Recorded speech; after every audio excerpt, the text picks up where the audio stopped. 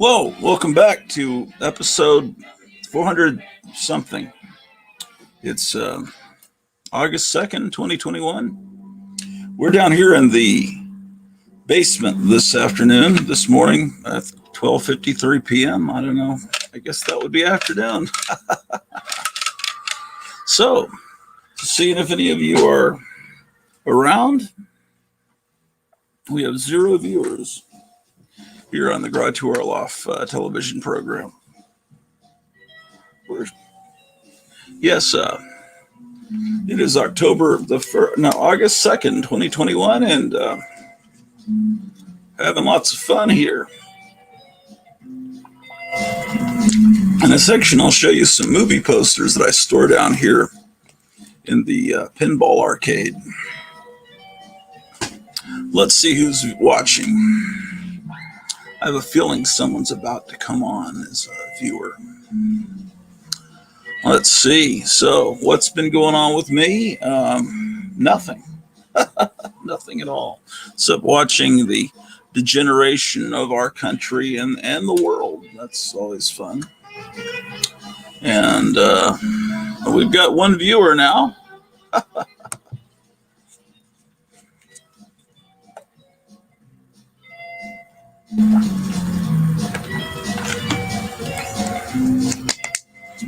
I've been doing some tidying up down here. I was dusting upstairs with what I thought was a feather brush to dust with, but I was thinking these feathers are awfully stiff. This isn't working at all. I later realized it was a cat toy. It's supposed to make cats and dogs go crazy, jumping up to bite it. You're supposed to taunt them with it, but I was trying to use that to dust Aurora model kits. It doesn't work. So when I came down here to the basement, I found this, and that's what I will take back upstairs to the 7th floor to sanitize the model kits from dust goblins. So it's been raining for the last 2 days. And what's going on with you guys? Let's see what's going on in the world. Let me share my screen here.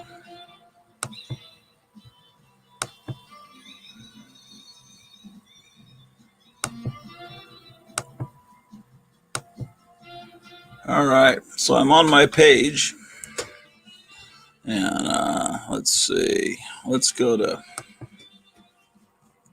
look at the news. I always instinctively go to the Drudge Report, but it's a communist site now. Let's see what it says. Cuomo tells businesses Biden declared too soon. So a Gallup poll says optimism is plummeting. Australia deploys helicopters and soldiers to keep people inside during that. Yeah, it doesn't look like things are going too good right now.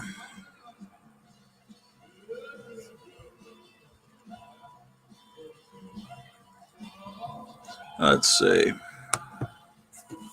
Let's try the Upstart network that looks like Drudge Report, but is actually not run by communists. Let's see what.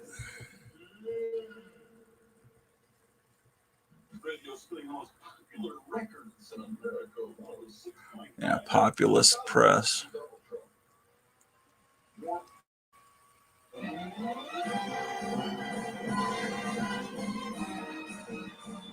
Oh my gosh.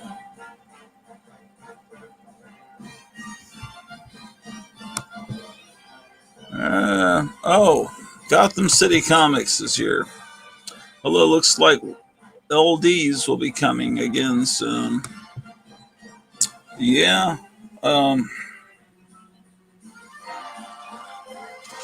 Let's see.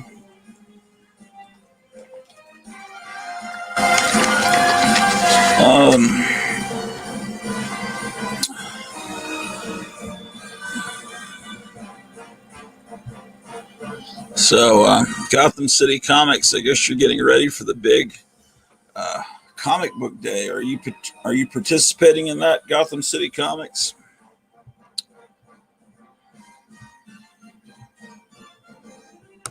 Let's see what else is going on. Let's go to Rotten Tomatoes.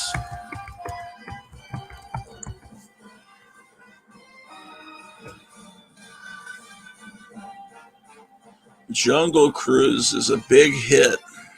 Wow.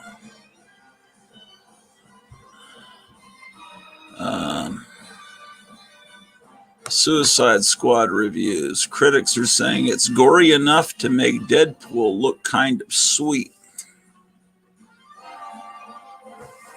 Say it's hysterically funny, brilliantly acted, and so entertainingly gory it makes Deadpool look kind of sweet.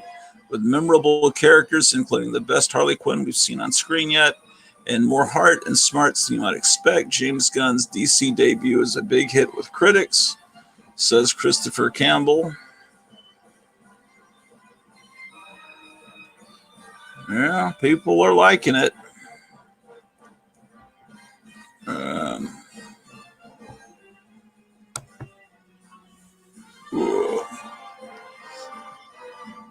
What are the movies are coming up? Do they have These are the current movies. Oh, I haven't heard of half of them. That was actually a fun movie, The Tomorrow War. The critics don't like it because it shows an intact family and the father isn't an idiot. So that's a no-no in Hollywood. I mean, it's not an intelligent movie. It's fun. I just had fun watching it. My wife thought she'd hate it, and she wound up absolutely loving it. We just watched it on TV the other night. Okay, wonderful. So, what am I doing? I forgot how to even navigate this stupid site. Oh, okay. So it's got 96% positive fresh tomatoes.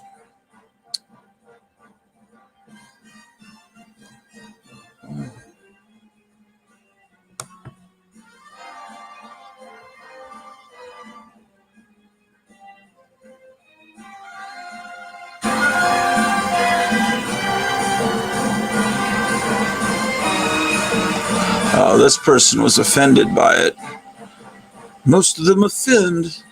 This actually might be worse than the first one. I find that hard to believe. Let's go back and see who's.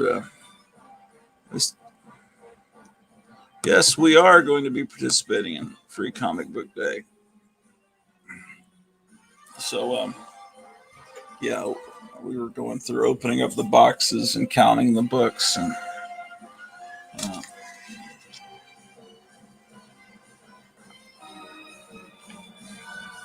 So, a couple of those books look kind of good.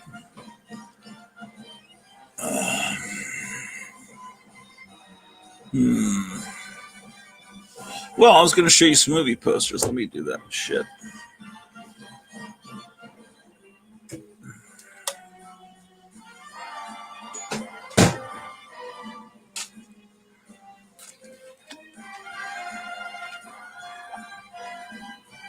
I don't know if we have the proper light to do this, though.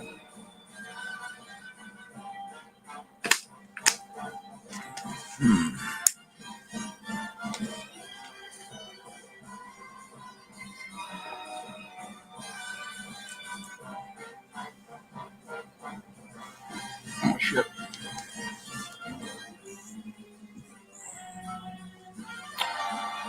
Okay. Let's see what we have on the bookshelves down here.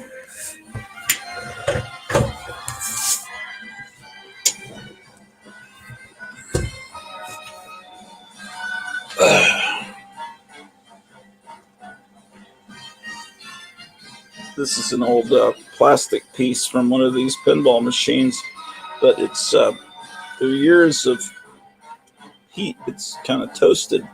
So I've got a replica plastics in the machine, but I saved one of the originals. These must be little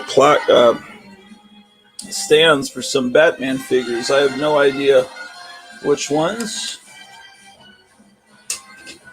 Oh, here's some comics. What do we have here? I have comic books. Let's take a look. These look to be heavily damaged comic books.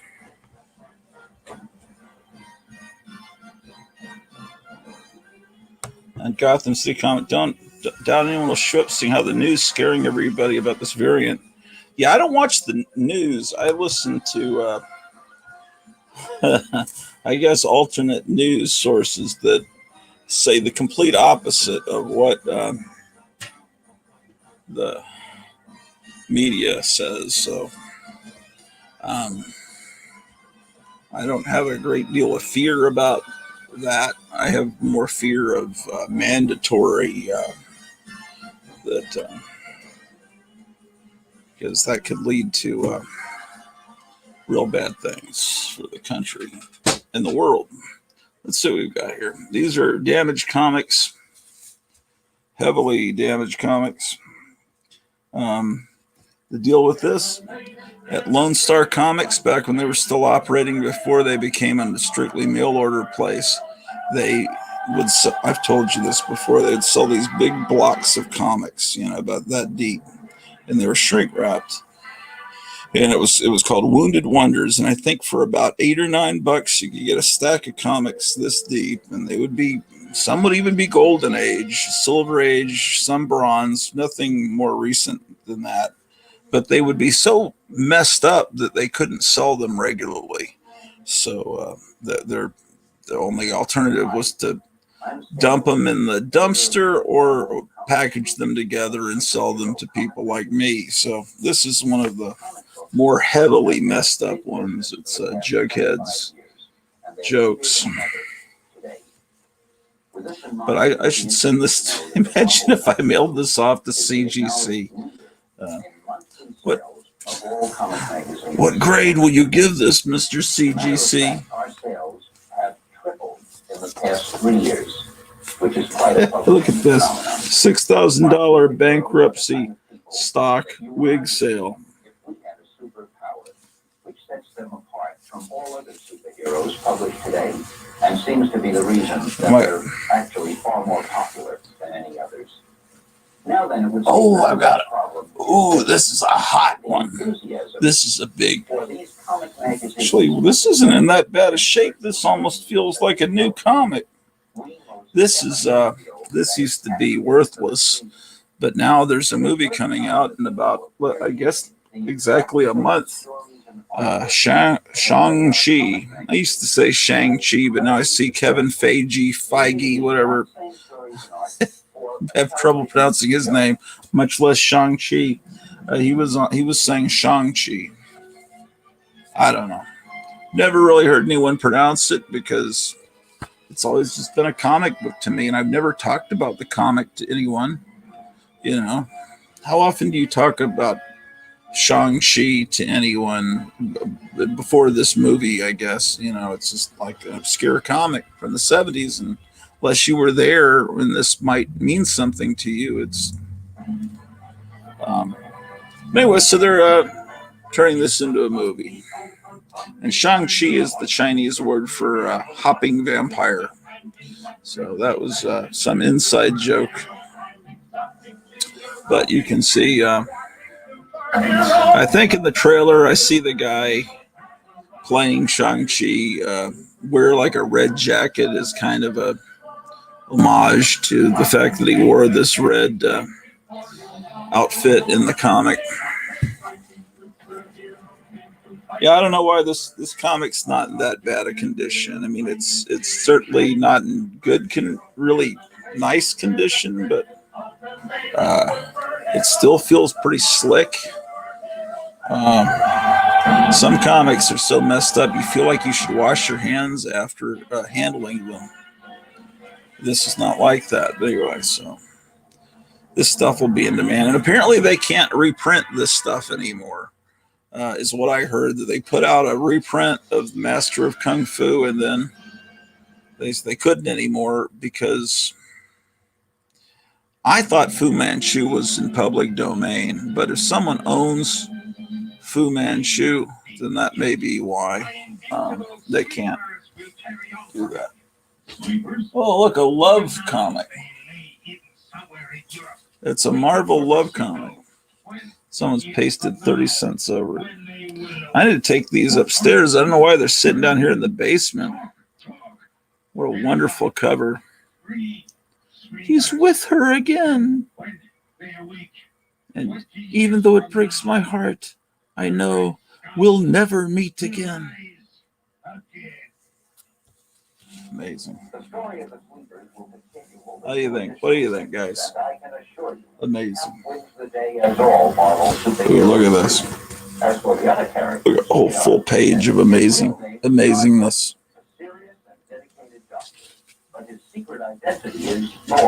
What's just going on my phone? His strength is legendary, as is his power over the elements. And the mighty hammer he fearlessly wields. A coverless Archie. As Peter Parker, a typical college graduate, We had joy, we had fun, we had season in the sun. Oh boy. Doesn't that song make you cry? He can walk on walls and has great athletic prowess. Oh, here's another one of these pages without panels. Isn't that cool? By the very people he risks his life to help. Behold Prince Namor, half human and half descendant of the underwater kingdom of Atlantis. In the water, he is supreme, able to outfight a whale. You ever heard the Poppy Family? Look up the Poppy Family. That's great music. Yeah, this comic's perfectly readable, just doesn't have a cover. What's wrong? I was just having some breakfast this morning. I got a little hungry. Actually, haven't had breakfast yet. It's 1:10. This comic really does need to be in the fucking trash.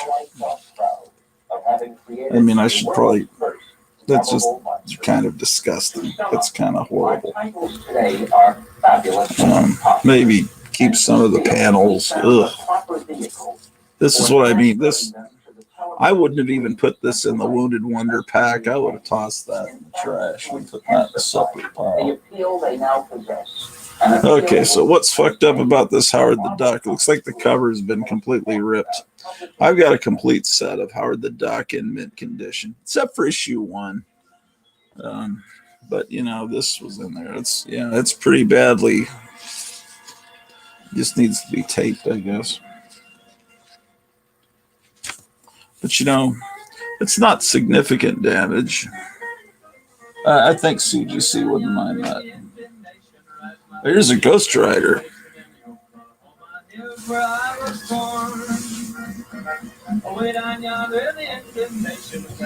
Let's see. Solid Forest Street Bend says, I still have a stack of coverless Archies, LOL. Howard. Yes.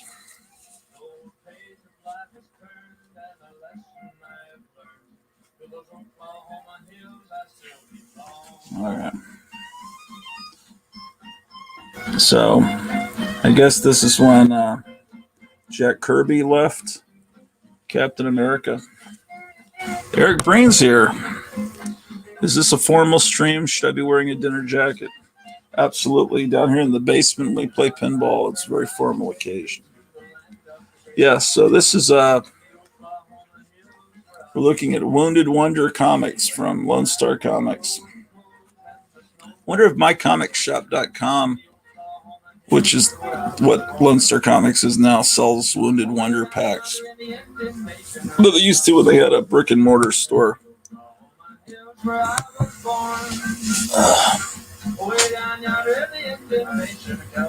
I'm still waiting for my wife to wake up.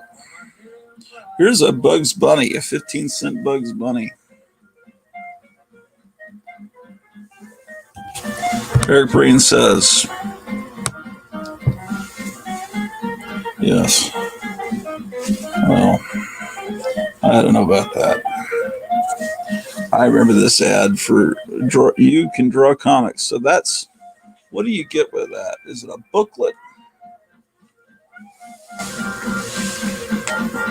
I got to use my damn phone for a light down here. Send for art directions, comics. No salesman, no.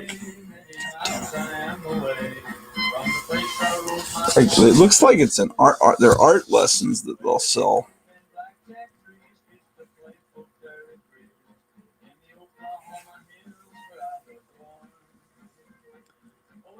You can learn to draw comics at home from experts. Earn big money. No salesman, no contracts. Send 25 cents for full information.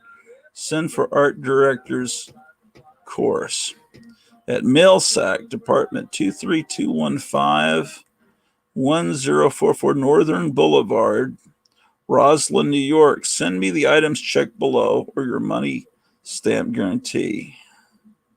So you're getting information in art director's course. So I want to learn how to draw that guy. So let's look up this address. Let's see, maybe they're still there. Maybe they can still teach us. So let's share the screen here.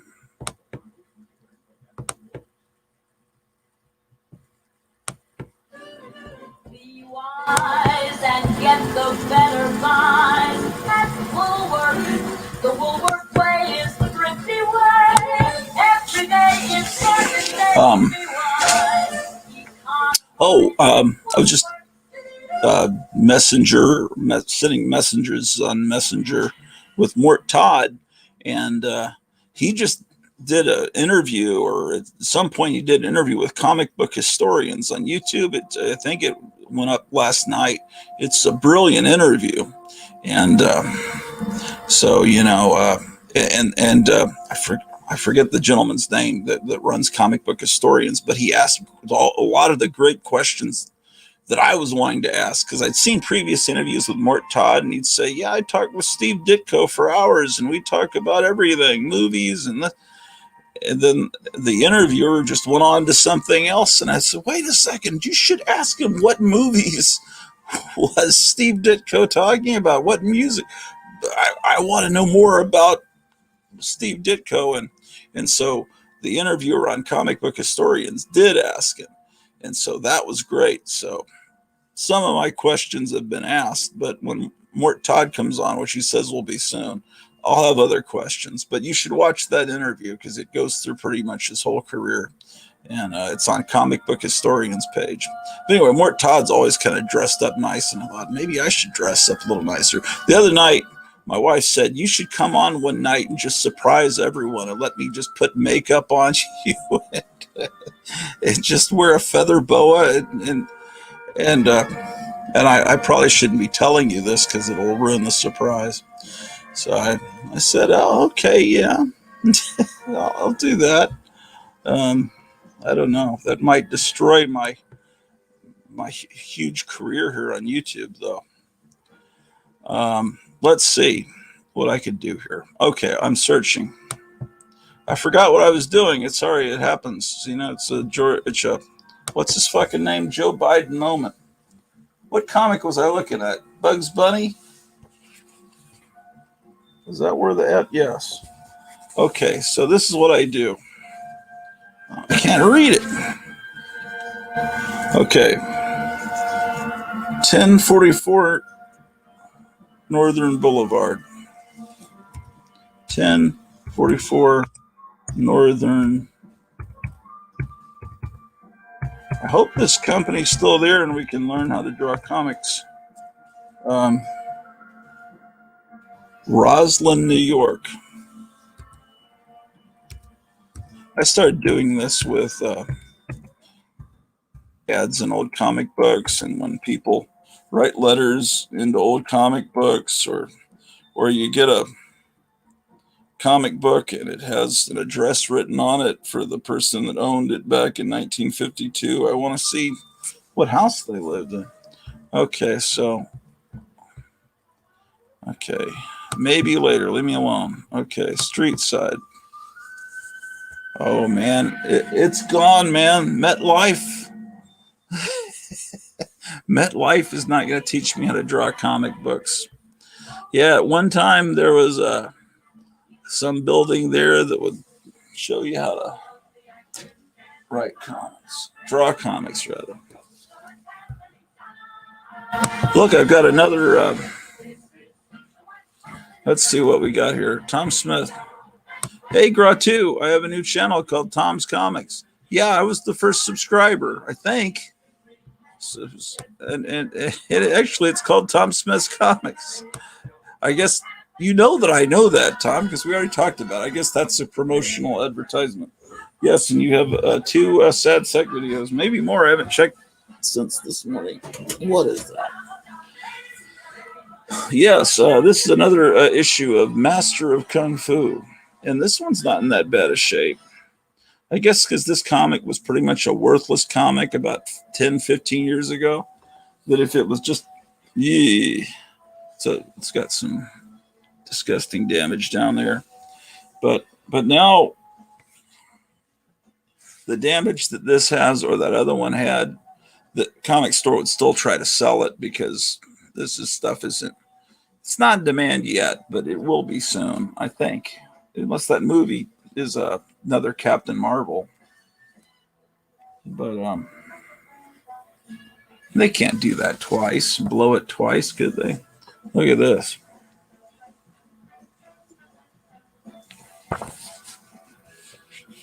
What is going on here? Tom says, did you mention it in a video? Yes, we were talking about your channel. I was talking to Meyer Greenblatt at the end of the last episode about your new channel. I have 11 subs so far, but I've been messaging everyone personally, and YouTube keeps deleting a lot of my comments. Like, are you putting comments under their videos with links? Because that may be what it is, because they may think you're spamming.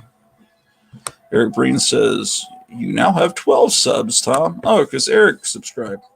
I mentioned you near the end of my new video and how you were my first subscriber. Right too. I didn't finish it, actually. You know what? I was about halfway through. You were reading the story from the last issue of Sad Sack. And then I saw Mort Todd had a new interview, and I clicked over that, and I was going to come back to yours, and I haven't come back to it yet. So I didn't get to hear, but maybe we could play that part here. Thank you so much, Eric. And D. Jones says, greetings, Gratuians. Oh, that's a good word, Gratuians.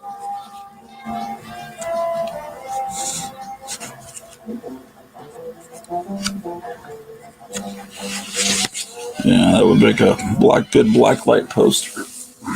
What is this?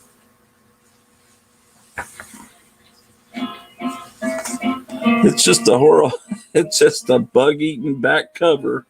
That's like Marvel right about 1980, wouldn't you say, Eric, if you're still on? Is this about 1979, 1980 based on that ad? I could probably look at the copy. Pretty sure. It's another Archie. This one's got a little more age on it. I can just tell from the art style.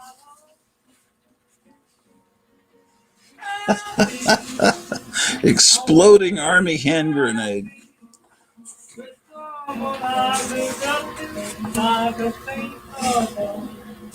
Yeah, you can tell it's a little older by the recording stars. You don't have any Cardi B's in there. No, those are photos. Shit, who's sending off for a photo of Raymond Burr? Oh, record hits. What are the record hits? It's rough getting old.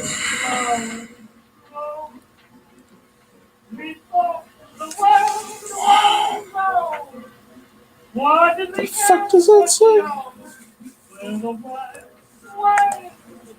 I gotta blow it up. So you use your camera, and you can, if you don't have your magnifying like glasses on, you can use your camera to read. Something to remember when you get a little older, folks. Actually, I don't have anyone young that watches this channel. Show you. Let's see. What are people saying? 13 subs now, Tom. Eric Breen says, I need one of those exploding grenades to use on new comics. Hello, everyone. Agreed, Eric. You know, there were 2 comics from the new the free comic book day.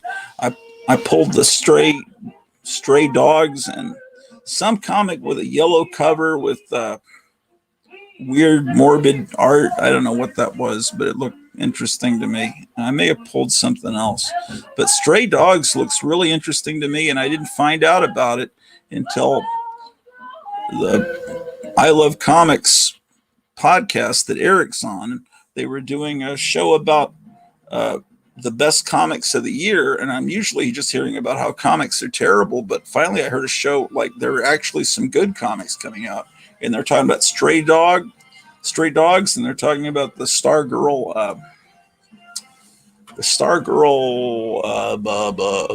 spring break special. So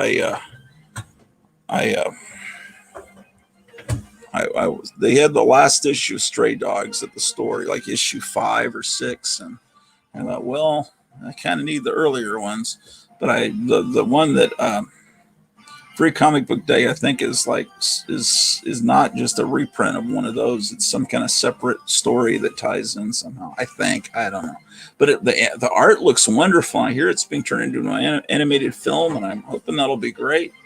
So, and the Stargirl thing, the TV show's great. Let's see what people are saying here in the chat. Oh, Myers here. He says, hello, everyone.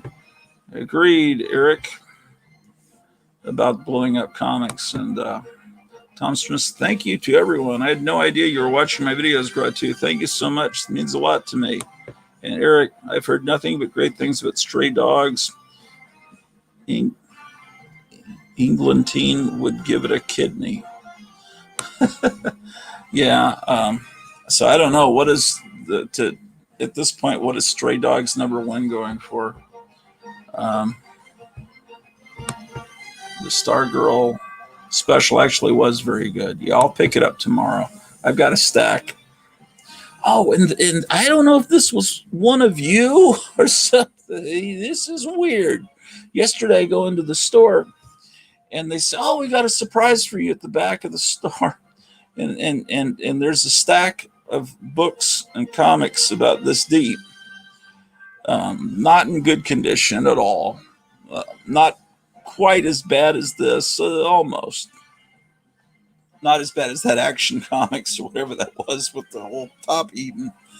But she said someone brought these books in, and they said they found them in a barn, and they just gave them to us. They didn't, they just gave them to us. I'm serious. I swear to God, I'm not lying to you. Tom, at the top were I think 1 or 2 sad sacks. That was right below an issue of cartoons from 1969. There was a Drag Tunes from about the same age. There were 3 Mad Specials. One was 60s. One was the EC reprint stuff with Bat Boy, which I already had. There was a couple of Westerns from the 50s with cool horses on the cover. And I don't know. It's all the stuff I talk about on this channel and that we talk about. And someone had just found those particular comics in the barn and brought them to this particular store. And they had brought them back to me as like a little present. And it's like, what's the chances of someone for just finding sad sack and cartoon? I don't know. I'll show them tomorrow night. They're still at the store. I'll bring tomorrow night. Maybe I'll come on after work and I'll show you what I've gotten. Let's see. Tom Smith says, are you dressed up and get a haircut? I need to get a haircut. My wife says I should get a haircut to meet the CEO of Guandanaland Comics. They should pick a company name that's easier to spell and remember. No, because Guandanaland, I don't know how to. I mean, I've talked with him, but I sent him a message this morning, but I want to bug him if his family member is sick. It's like, come on, you don't care about that family member. I mean, let's see, maybe he sent message me back. No. Last thing he said was that he will reschedule. He says family. They always mess things up. I mean, he was being funny. Says nothing serious, just enough to mess up my plans. Why do I make plans? Masochism. He's apparently got a pretty good sense of humor. So anyway, I'm not going to keep bugging him, but I'll have him on when I can. And same thing with Mort Todd. I sent him I sent a link to the Milton Knight interview this morning, and he said,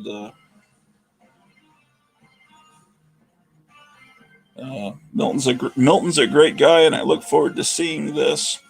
And I said, man, comic book historians asked a bunch of the questions I was wanting to ask, but not all of them. Can't wait till you're free. And he says, soon.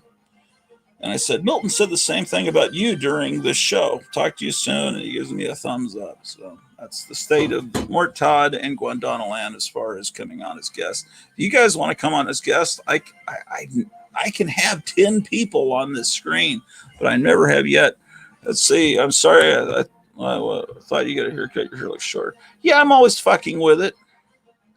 Something because I've got OCD, and that's a vestige of it. I'm always fucking like, oh, that looks too long, and I cut it. And then my wife, who's a cosmetologist and could actually cut my hair, tells me, oh, plus it's wet. I just got out of the shower. She said, that your hair looks like shit. You should let me cut it or go to a real hair. But I haven't had my hair cut professionally, or have I? No, I haven't since COVID started. I've been to dentists where they have to get up close to you. But yeah, I don't want to. I wasn't telling you to get one, LOL. I let my hair grow long because I'm cheap. Yeah. My almost 80-year-old sweet mother is still my barber, LOL. I've got OCD too. Really? I could never have guessed, huh? Never. I think your hair looks great. Oh my God. Does anyone want to come on as a guest? I'll put the link here again. Put the link. Let's see. Gotta press enter chat. Let's see what we can. Let's give Tom a view, so he'll get another view. Tom, see, I've already looked it up. There it is. So I'm subscribed. I even rang the bell. So if you got he has 13 subscribers. So here's the introduction to his channel. Hello, everybody. See, I've given it a thumbs up. Oh, I can't hear it. Humor magazines and oddball comics Hello, everybody. This is Tom. This is my new channel. I have a large collection of humor magazines and oddball comics from the 1950s up to the present day. If you think you might be interested in seeing these things in my collection, I may show them in future videos. Well, that's all for now. See you. I think you were reading. That's my guess. Let's see. What else we got in this channel? History of Sad Sack. This is cool. Comic books from my collection. I thought for my first video, I'd like to talk to you about you got 3 likes. You guys need to give him a like so he can build up. My favorite comic book was Sad Sack, published by Harvey Comics. So I'm going to provide an overview. And then we go to this one, and you can see where I'm at in it. All right, you want one more story? I'll read you one more story. Okay, but you gotta, if you want any more stories from this, you have to try to find. It's like you're a kid show host. Where was I at? About 18 minutes. Okay, I'll come back to that. I want to hear my mention. Subscribers are because most people make their subscriptions private, and so I don't know, who they are. Oh. Subscribers are because that you subscribe to my channel. And it's just wonderful. It's just great. I'm having a great time so far. I don't know who the other subscribers are because most people Oh make their wait, I might subscriptions have just private. missed it. Watching the movie Graphic Man again, like I said already. Oh, you're mentioning Graphic Man too. Cool. You're saying this, but it's an app on a cell phone, and it takes them to a random location where they put in a word, like a keyword, like money or destiny or fame or anything, and it'll take them to some random destination. They drive around, and those videos are fun to watch. So check out his channel, Richard Maybe, and thank you for your support, Richard. And Graphic Man, thank you so much for maybe watching I my missed last it again. video.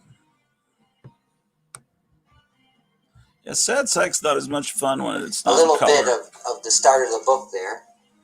So again, if you want to read the rest of this, buy your own copy if you can find it, if you can find it online or somewhere. But I hope you enjoyed that. So that was a little bedtime story for you. And I hope you have sweet dreams after Oh boy. hearing these Sad Sack stories. I hope you enjoyed the voices. And yeah, so that's the rare final issue of Sad Sack so far. It cheered me up. It made me forget big Joe Sad Biden Sack was book, president, and and that's it it made me for forget about today. So, lockdowns and I hope you enjoyed this video, communism. along with this one. Okay, it's about 27 minutes or so. Okay, that's good. So, until next time. Oh, before I go, okay. I do want to say here, I just said this at the beginning of the video probably, but I didn't think of it until now. Oh, I'm not sharing. But I want to thank Movie World Comics for his supportive comments that he's made, and I want to thank Meyer Greenblatt for his supportive comments. They both made amazing comments on my last video, and they watched the entire Sad Sack video. It was long; it was like an hour and 15 minutes. And I appreciate that so much. It means so much to me, and it makes me want to keep making these videos. So I appreciate that support.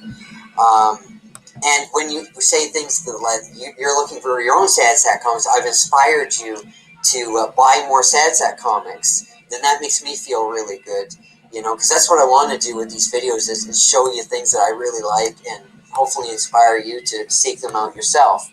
And I also want to thank some other wonderful people that made comments later on. Richard Maybe, I don't know if you're watching this part of the video, but you know I enjoy your videos very much on your channel.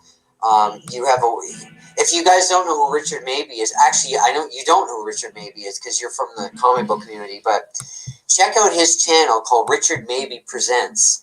And what he does is he presents like all different things, like different buildings around where he lives, different houses, different historical monuments, anything around where he lives. He does philosophical videos sometimes talking about life and reminiscing about things, and it's great, you know. And he tells you the story of his life, and he's just a wonderful guy. And his sister also makes videos, Patty Maybe, and she makes videos on his channel, and she gives like nutrition tips and things like that, and healthy eating tips. And when they go driving together, they do these random videos where they, it's called Random Nautica, where they put in a random location into their app, their phone thing that they have, you know. I've never owned a cell phone, so I know I sound weird saying this, but it's an app on a cell phone, and it takes them to a random location where they put in a word, like a keyword, like money or destiny or fame or anything. And it'll take them to some random destination. They drive around, and those videos are fun to watch. So check out his channel, Richard Maybe, and thank you for your support, Richard. And Graphic Man, thank you so much for watching my last video. He's got a great channel. You guys already know that, though. Meyer Greenblatt, you know that, Movie World Comics, of course. And thank you for watching the movie Graphic Man again, like I said already. Let's see. I think that was it. I think those are all the people who have made comments so far on my last video. And I have 10 subscribers, so that's really neat. That's really neat. I also want to thank, I know that that Gratu Orloff subscribed. I think he was my first subscriber. So thank you for subscribing. If you're watching this, I don't know if you are or not, but if you are, thank you for subscribing. And Captain Strangelife, Hans, Captain Strangelife, you're pretty much like the guy that I first started watching when I, started watching comic book videos on YouTube. And I've enjoyed your videos for many years, as you know. And I want to thank you so much. It means so much to me that you subscribe to my channel. And it's just wonderful. It's just great. I'm having a great time so far. I don't know who the other subscribers are because most people make their subscriptions private. And so I don't know, who they are. The only two that weren't private were actually Hans, Captain Strangelife, and Gratu Orloff. So I know, the people that commented, but the other people, I don't know who you are. I don't know who else is subscribed or anything. So it's kind of interesting because there's some mystery subscribers in there out of my 10 subscribers. Because let's see, how many people did I say there? I said Richard Maybe, Meyer Greenblatt, Gratu Orloff, Movie World Comics, Graphic Man.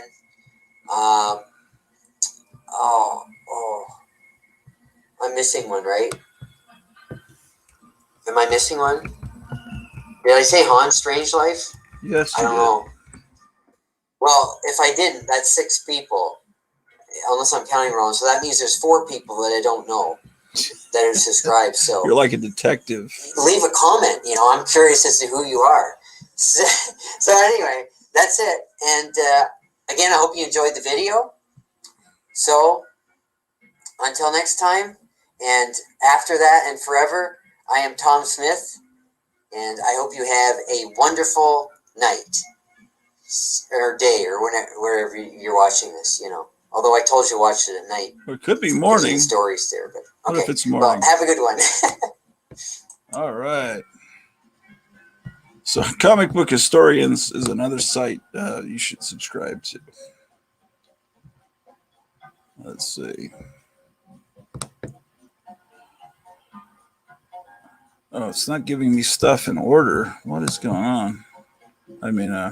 Oh yeah, this is the. Yeah, Introducing Life 360 SOS. To send a silent alert, simply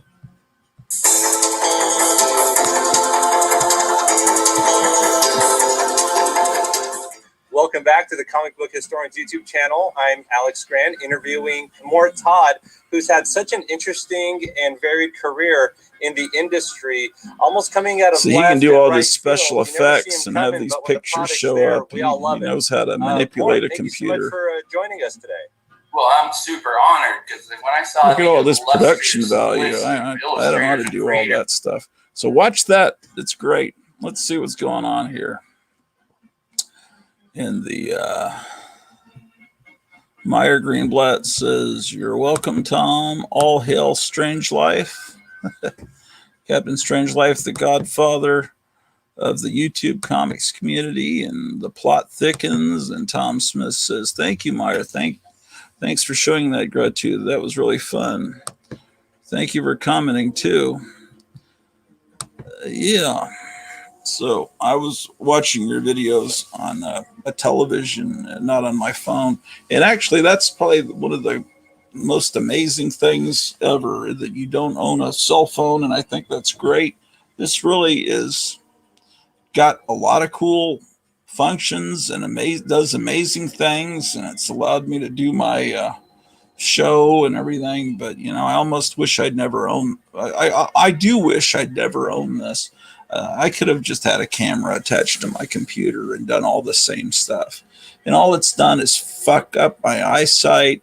It's a government tracking tool. It's the blue light messes up your eyes. It's all I see is people walking around staring at their phone. It's hypnotizes the masses. It's a dangerous thing, cell phones. I just had a flip phone. I was happy with that. And then I was given what do you call it? And someone's old Android.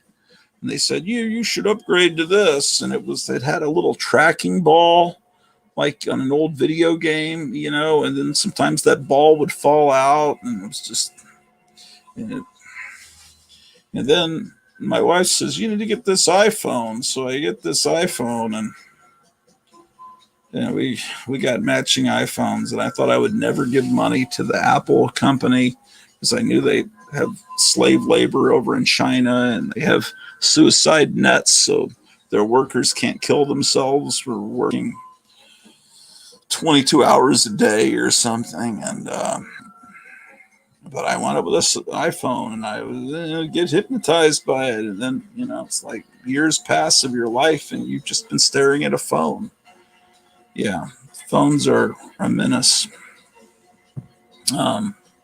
But now it's like we've been conditioned where we need that. It's an essential thing to leave the house. It used to be, it's like, "Oh, I called you, while I was out seeing a movie, or I was out eating, or I went to the library." It's like, "Oh, well, that's why I couldn't get a hold of you." Now people expect to get a hold of you wherever you go because everyone's supposed to have one of these government tracking devices. Let's see. Tom Smith says, "I went out with a girl once who owned a cell phone. She wanted me to order pizza with it, but I couldn't figure out how to use it." I like this is like the synopsis of a Night Gallery episode. Yeah, absolutely. This is the basement here at the Gratu Orloff Broadcasting Company. I've got a original promotional 3D stand-up for The Dark Knight. I wonder what that's worth. And I've got a Rambo promotion that's supposed to be like where you buy the popcorn, but it's got Elvis's face on it. I've shown you all these things before for those of you that are regular viewers. Let's see what else I've got here. Shall we? What do you think, guys? This is probably a 9.8 candidate, right?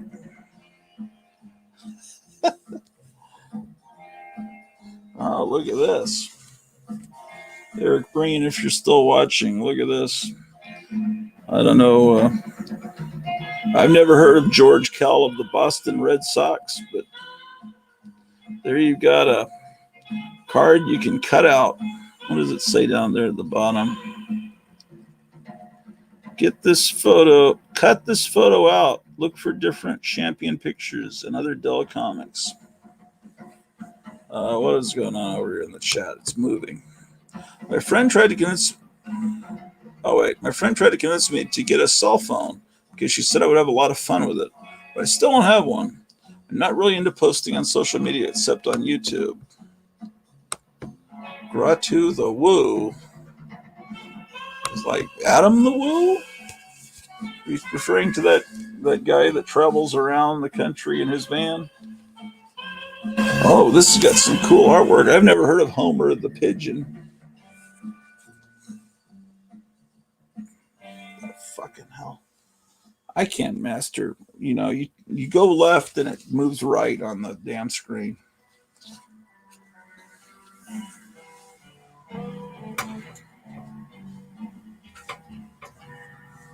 All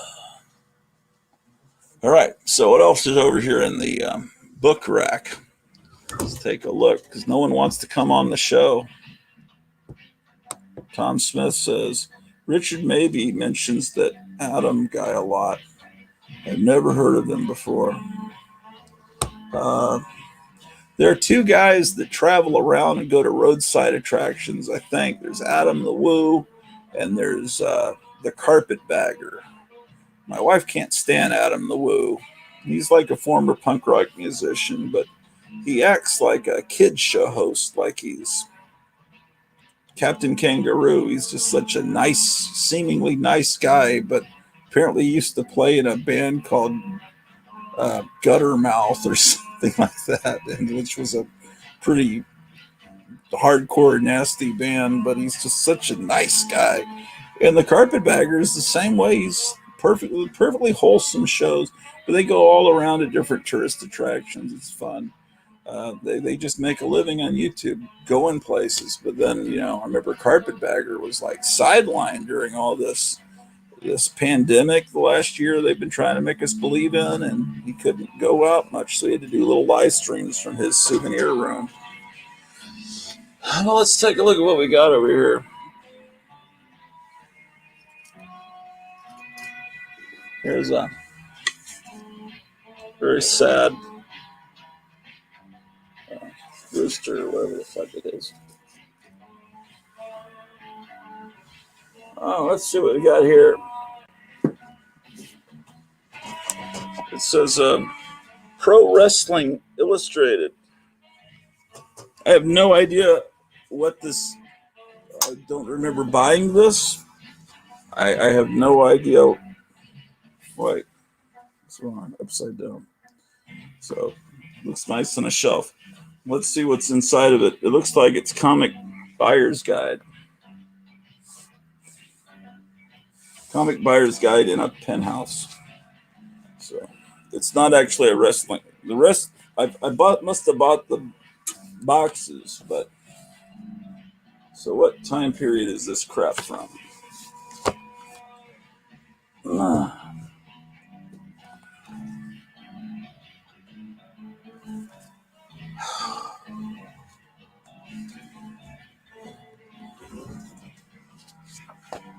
Damn it.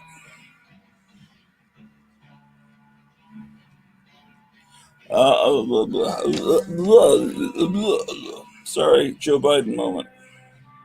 I can't see a damn thing. I need to have a light.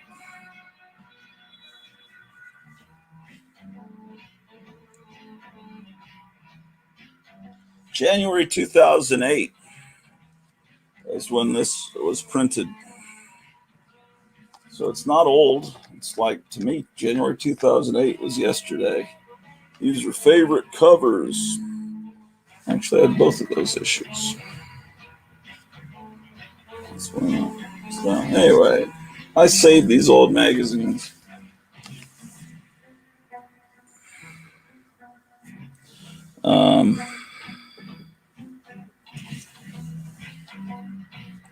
Get home. This shit. I don't know why I bought them. There must have been something interesting in them.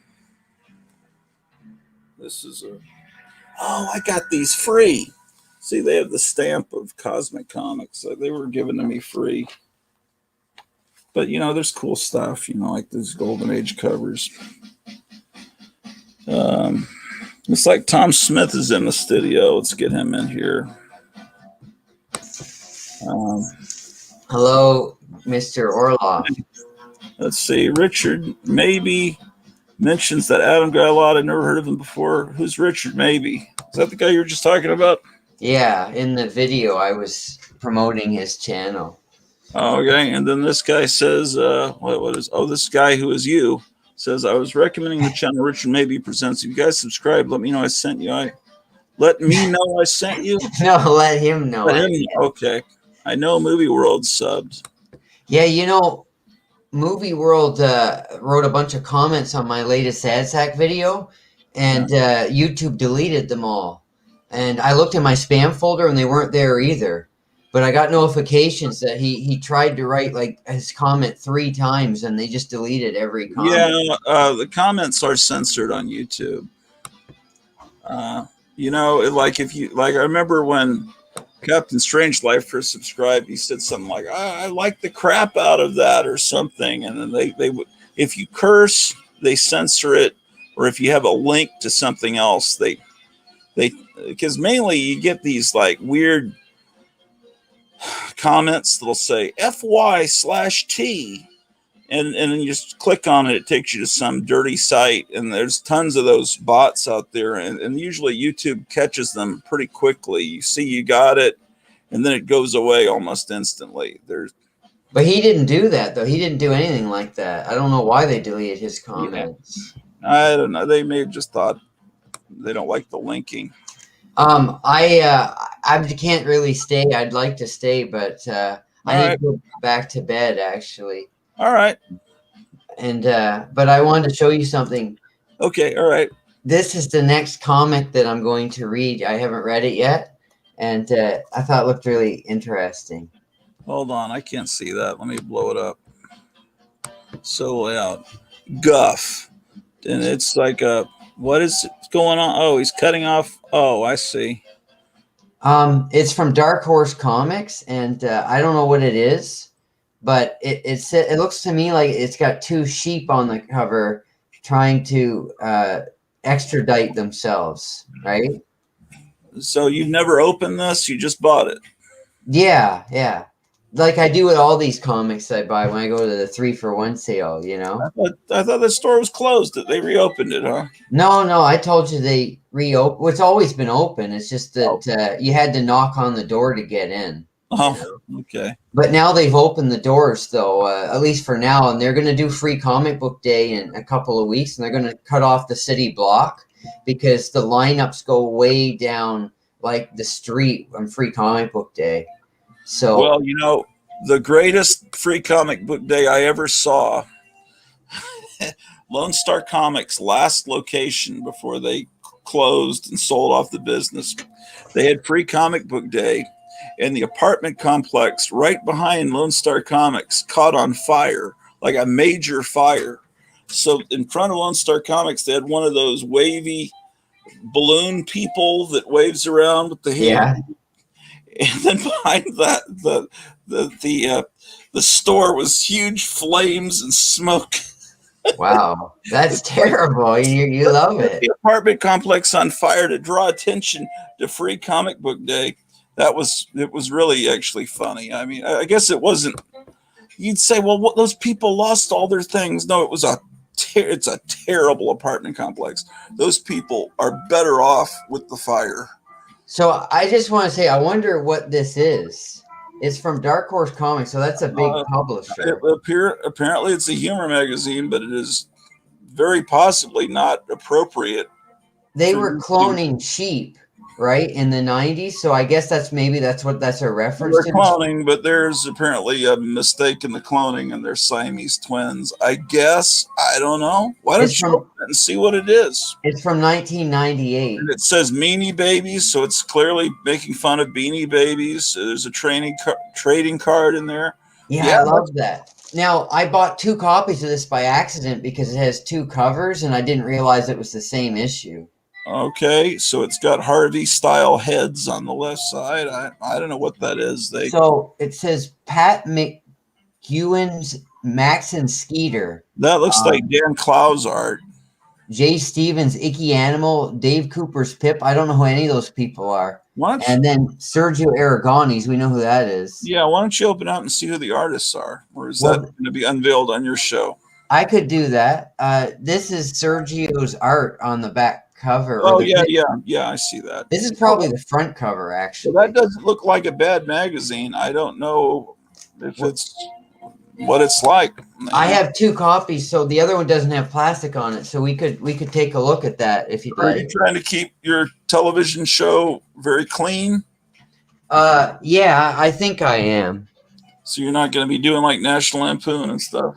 Well, if I do, I'll have to. Because right now it seems like a very kid-oriented show. Yeah, I'm kind of thinking of remaking myself because I might want to tell my friend about this new channel, so I want to keep it wholesome, Okay.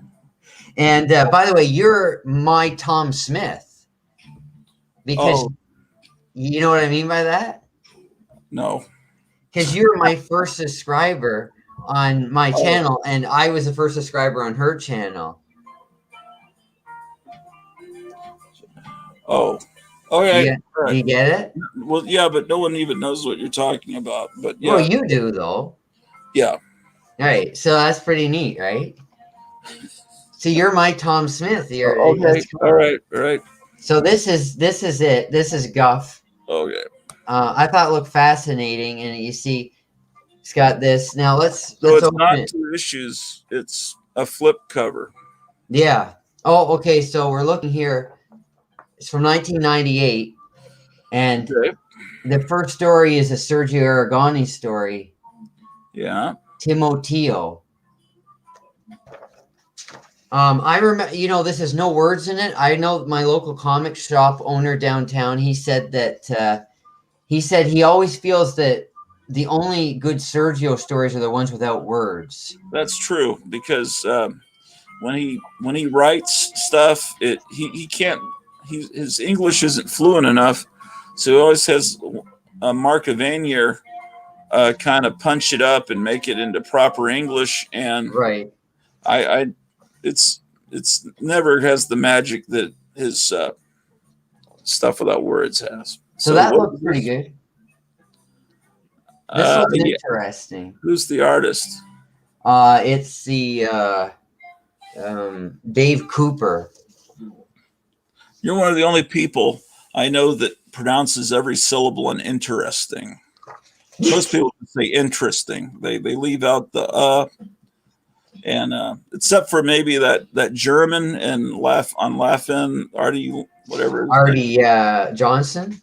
Yeah, he would say very interesting. Yeah. That's great. That's great. I'm glad that I do People don't that. say restaurant. They say restaurant. They turn This it looks pretty good. Yeah. That's not shit like the ones you were showing the other night. Okay. I like those, but okay. I know, but this one's far superior. You got to admit it. Yeah, well, this is professional. Well, Look at this. I love there's a trading card in here. Yeah. What is That's this so thing cool. valued at? Have you looked it up in mycomicshop.com? Not yet, but we could do that after we look at this if you want. Yeah. That's far superior. Yeah, I wouldn't be making fun of this one. Yeah, so I'm going to read this next. It looks like it's going to be fun to read. Let's see, Meyer Greenblatt. I just laughed out loud. I would come on, but I went surfing this morning and I have water trapped in my ear canal because of the earwax. Just laying down for my ear to unpop. Yeah, Oh, man. that shit happened to me. My ear was completely. Had to go to this ear, nose, and throat doctor to have that ear wax. What did Still having to pay off that. what was Meyer laughing at there? I don't know. This looks almost like an amalgam of Crazy Cat, like George Harriman backgrounds and some more modern thing. Yeah. Meyer's saying, I guess the Adam the Woo thing is because I say shall you, and he does say that. Let's go. He always says, Guess what? let's look at this, shall we? But I don't know if that started with him or if there's a old crank on YouTube called Montegraph. I'm not sure if he didn't start that. And that guy's he is so fun. If you guys don't know Monograph. So Gratu, it's a flip book. I thought it might be. So the back of it is Meanie Babies. So a parody of Beanie Babies, I guess. Yeah. That's great artwork. I like that. This looks neat. I'm excited about this. This looks better than I thought it would be. A lot of these comics have been that I bought at these 3-for-1 sales. Like I haven't shown you a lot of those, but a lot of them have actually turned out to be like quality comics. But I think, Tom, you should upgrade your vocabulary from 1945 to 1965. So instead of neat, you should say bitchin'. Oh, I don't want to say that. And all the way up to the 80s. What's another word Tom could use besides neat? Because I don't think that'll impress girls. You know what I used to say when I was in high school? I used to always say, that's Ginger Peachy. Ooh, that's not good one either. Because I got that from Meet Me in St. Louis, the movie, the MGM movie. That's what the young hero would say to Judy Garland. He said, I think you're Ginger Peachy. And that was set in 1904, and I really like that saying. Yeah, but you don't live in 1934. But hey, my friend says swell a lot and gal. So she says old things that people don't say. Gal can work today, I guess. What was the other word? Swell. She says swell a lot. People said that in the 30s. Well, that one can be kind of retro. I guess neat's okay. That the guy I was talking about, Monograph, uses neat and he uses shall we. He uses all, but have you ever heard of Monograph? I need to pull him up. I've heard of Monograph Studios, one of the earliest production companies in Hollywood in the early 1900s. This guy is. Was that Biograph? That was Biograph. Yeah, Biograph. No, this guy is named Monty. He used to. I don't know what profession he used to have, but he can find anyone's phone number. So, he gets pissed off. He just calls up Dr. Fauci at 2 a.m. and talks to his wife. And he says, well, I'm just wondering why your husband's saying this. And she says, I don't think he said that. It's like, in the next day, you hear in the news, there are people harassing Dr. Fauci. And it's That's like, weird. and I watched it happen live. This guy he's got 62.9 thousand subscribers I'm looking at here. And Did you he's still say not- that? huh? Did you say Fauci is like a James Bond villain?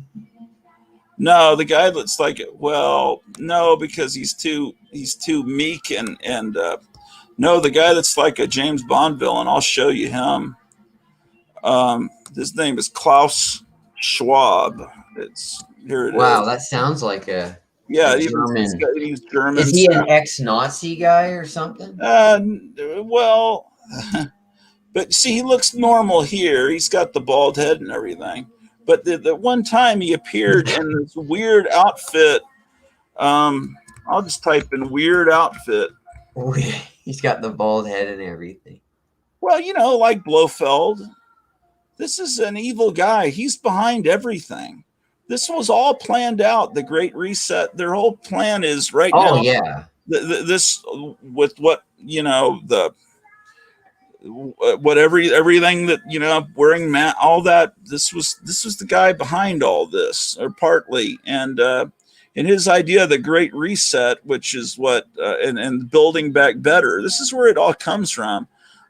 Is to make sure that we don't own houses, we don't own anything, we live in these little cubby holes. That's their plan, and so they're trying to wreck the economy, and that's all intentional. Yeah, if I we know. Go back into LDs. That's all on purpose to. Let me try doing a Google search in this guy. I believe you. I believe you. Yeah, but I want to show this outfit because it looks like he's Superman's dad or something. But you're asking, so about my new channel, I'm kind of thinking at this point of making it like a wholesome kind of family channel. And your channel, I can just do whatever, I could just, sit back. But not. I don't want you to do whatever. I mean, don't. No, I'm just kidding. I'm kidding. Okay, this is what I'm talking about. This look here is. Yeah, that's kind of. Yeah. He's is that real though? Obsessive and yes, and founder of the World Economic Forum. He has been quoted as saying he wants to redefine biologically what it means to be human. He hosted Event 201 in October 2019 together with Bill Gates, simulating the global response to a respiratory V outbreak that occurred less than a month later. So they were all planning this out, and it's all. And look at this guy wearing that. Seriously. This is you can't see it. I blew up the picture, but you couldn't see it. I could see the picture. Anyway, but yeah, okay. But actually, there's something I want to show you. Let me get it out. Oh. Let's see, Klaus Schwab. Because you got to hear him talk to get the full effect. I just like to do a quick show and tell with you. Hold on 1 second. Okay. We got to listen to this guy talk. List is now Angie, and summer is the perfect time to book your next home project. To fuck your next home project? I swear she said that. No. When you book and pay at Angie.com. Did she just say it when you fucking pay? Did she say that? I don't know out in Listen. November, but what we know is that we will end up with many more unemployed, and particularly also people in the gray economy, which are not counted for, who lose their jobs. So we will see definitively a lot of anger already now. But do you mean stores online or in my city? Until we really have found a remedy. All right, so yeah, he sounds like yeah, he's the real thing. And the thing about James Bond is those books are written by a guy that was really in intelligence, and there always been these crazy people that worship Lucifer and and all that are up in high positions, and he's just one of them. But I just want to say that To D Jones, I really only go to the comic stores downtown where I live, and I don't order online anymore because it costs too much money to do that now. So I mean, I'd recommend my comic shop. That's the only really great one online that I know of. Mile High is okay, but their prices are a mile high, except when they have the sales and their normal prices. You know? Yeah. I wouldn't mess with them. So I want to show Monograph you. real quick. 1 second. I got to show Monograph before I. But Okay. he just this guy that it looks like he's in a cell. He does these live broadcasts. Sometimes he gets really angry, and that he takes those down. And he has a way of talking where the censors can't really catch him. Let's get him a little care about further. that. Watch and see. They'll be talking about that for years. His taxes. He's out of office. What does it matter? You gonna get some digs on him for what? For what? What does that matter? Again, it's all about trying to get you to argue over piddly BS. He's great. That's it. Thank you very much, sir. Anyway. It's spelled Montagraph, Until somebody calls in, or maybe nobody wants to call in. Doesn't matter. but it's a lot of fun. And I think he might have been the guy that started the shall we thing. And he does say, isn't that neat? That's pretty neat. Yeah. But he's got all kinds of catchphrases. He's a lot of fun. Thank you, though. I appreciate that you trying to help me get girls. Oh, girls, what? Because you're telling me to update my vocabulary. When I was in high school, people would give me advice on how to pick up women. Like one guy, he told me I should shave my head bald. Some people told me that. And this one guy said I should get a belt. He said that'll attract women because he always wore a belt, this one guy.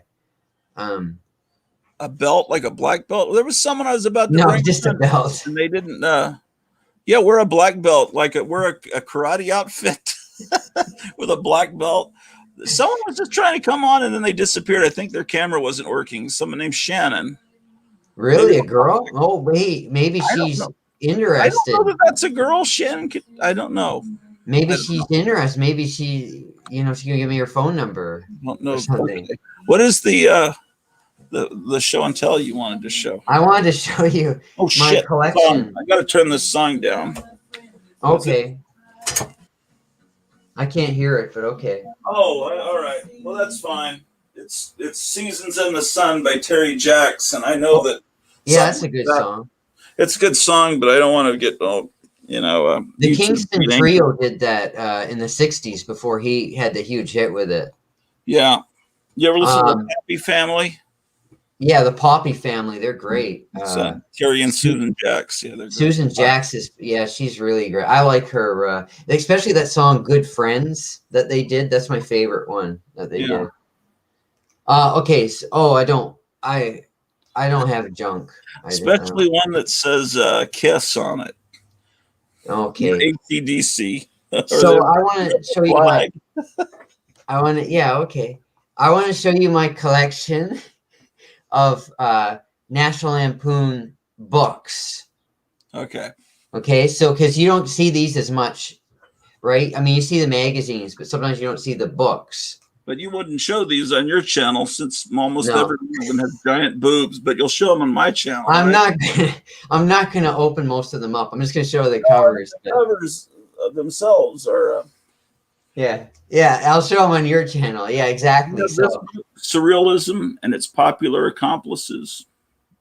That's wonderful. Thank you. City Lights books. I didn't even remember I owned this book. I'd love to hear more about that someday. Okay, so you ready? No, I'm just kidding. Okay, what do you got? All right, so these are the books I got. I don't have all of them, but these are ones I was able to get. Right. So here's you're standing up. Yeah, because it gets the blood flowing. That's true. I wanted to see your face, though. Well, I'm supposed to be astonished seeing these books that I've seen in my own collection. Well, you probably don't have. I don't think you have all of them. Do you have this one? Yes. The best of I National got Lampoon. that shit when you were born. You were born in '78. That's about the time I was buying this stuff. Yeah, so these are great. They have, you know, they have articles from the magazine. That's the best of number 3. Now this one is real. This was the first all new material book they did. Yeah. And it's largely Michael O'Donoghue, but a lot of the other writers helped out too. It's hilarious. So it's like an encyclopedia, but it's got comics in it. It's this really surrealistic encyclopedia, basically. And Michael O'Donoghue, for those of you that don't know, was Mr. Mike on Saturday Night Live and one of the head writers, and he's really twisted. Yeah, thanks for showing the nudity there, Tom. I just flipping it. It just happened. Yeah, how about doing that on your channel? It just happened. I just flipped the page. I didn't do that on purpose. All right, but you didn't know that there's tons of. Yeah, I didn't know it was going to show that right Never away. would have dreamed that would happen. Okay, keep going. All right. Anyway, this is a really funny book. It's really Yeah. funny. All right, so you do have that one, Yes, right? Honestly, I wasn't doing that on purpose. I know that you weren't. I know. just flipped it, and That's it why I did. didn't open that penthouse just now. Right. Yeah. Best of number 4. Yep. Do you have that one? Yeah. Can I flip it? Look, there's so much stuff in there. See, look, there's like everything. Yeah, Look at but that. I don't understand why you don't show this on your channel, though. You don't? Well, why? But why would you risk my channel but you wouldn't do it to yours? I'm not risking your channel's fine. Don't worry. You'll be fine. It's all right. Are you mad? No, I'm just you're saying I'll show this stuff on your channel, but on mine it's like shit. Yeah, well, your channel will be fine though. Yeah, usually I like hold my fingers are like, oh, see that's censored. Yeah, mine that's like must be a Canadian edition because that looks. Oh, this is a reprint edition. Oh yeah. From the 2000s. So this is their high school yearbook, which you've talked about lots of times, right? That's one of the greatest things in the history of mankind. Yeah. It's hard to, but see, it looks like a real yearbook. Yeah, and that's the basis for Animal House, and it's brilliant. They have the uncensored picture on the first page. Oh, okay, yeah. My copy, it's right on the front cover, but I guess things in the '70s were a little more freewheeling. What was streaming being popular and everything. I swear I'm not trying to hurt your channel. No, it's all right. I think you're fine. But you're only showing more wholesome stuff on your channel because but we don't want to offend that person you're trying to get to subscribe. There's been I haven't. I'm thinking about if I'm going to tell her about the channel or not. I haven't decided yet. Okay, Shannon, can you hear us? I guess not. It says the device is not connected, but there's someone trying to get in. I just want to say because you're making me out here, but you've shown naked people on your channel lots of times yourself. Okay. Okay. Well, all right. Well, so what else did you want to show? All right. I'm just saying that. Okay. Because you always make it out like I try not to. I tried censoring it. Okay. Well, I'll try to censor this. Okay. This is the 199th birthday book. Yeah. They're painted. They're nudes that are painted red, white, and blue. Yeah. You have that one? Yes. So it goes through like the history of the U.S., but it makes the U.S. to be like this terrible country, basically. Yeah. So basically, that was funny then because people were still patriotic then. Now it's just like a normal textbook. But yeah, absolutely. So no hard feelings brought to you. No, just no problems. Okay. Here's the Gentleman's Bathroom Companion. Yeah. Do you have that one? Yeah. This is I think I've got all of. I mean, I was obsessively collecting the National Lampoon for a lot of years. I won't flip that because there's a lot of nudity in that one. But just on the cover, isn't that woman nude? No, she's not. Oh, I thought. Okay, I guess not. Yeah. So what this is it's like reprints of their more sexy stories, the short stories, Chris Miller, and Right. It's more sex-oriented articles and stuff like that. Now this is my favorite one. I think it's your favorite one too. The Very Large Book of Comical Funnies.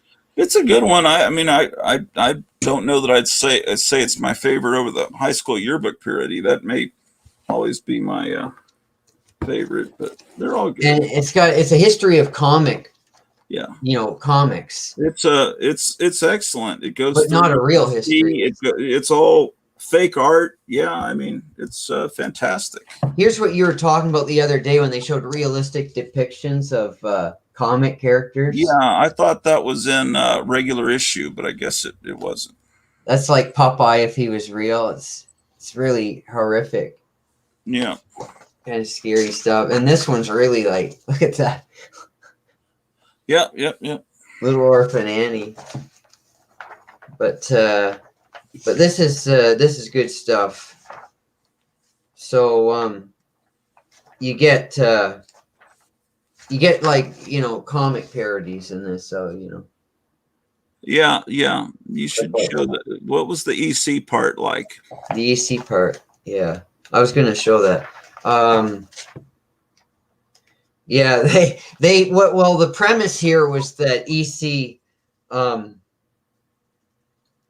they near the end of their run, when they're going to be canceled because of their questionable content in their comics, they started to go overboard, and these are the endings you never saw to their stories. So they're super like crazy endings. Yeah, it's a very realistic recreation of what that stuff looked like. So they go through the whole history of comics, but it's a fake. It's all fake. Yeah, it's great. So yeah, there was good stuff. And yeah, cool. I think is that Al Feldstein they're cutting off his what there? It's probably supposed to be Gaines. Yeah, you think it'd be Gaines, but it doesn't really look like him though. Well, looks more like Al Feldstein. Could be. If you've ever seen him. Gaines wasn't well, he was overweight then, but he didn't have the beard and everything. Yeah, but it still doesn't look like him though. This here, okay, this you may have never heard of this. This is 100 years. You have? Yeah, I got Harvard Lampoon on it when I was collecting. Yeah. So this isn't National Lampoon. This is like reprints from the Harvard Lampoon, the college humor magazine at Harvard. Right. Which is where the National Lampoon came from. So the later excerpts in this are like from the Playboy edition, the Time edition, things that, Doug Kenny and Henry Beard did work on. So, but it's really good. It's goes like right from the 1800s up to the 1976. Let's try to bring Shannon on. It doesn't look like there's a picture, but maybe there's sound. Shannon, can you hear us? Oh, she's solid for St. Bend. She's that person that's been commenting. I don't know that it's a she. You're making assumptions, but okay, I didn't know that. Have you heard of a guy named Shannon? I don't know, maybe. Besides Del Shannon, but that was his last name, Okay, well, anyway, I don't, Shannon, I don't, there's something up with your microphone or camera. Do you have this one? Yeah, I have that one. This is the best of number 6.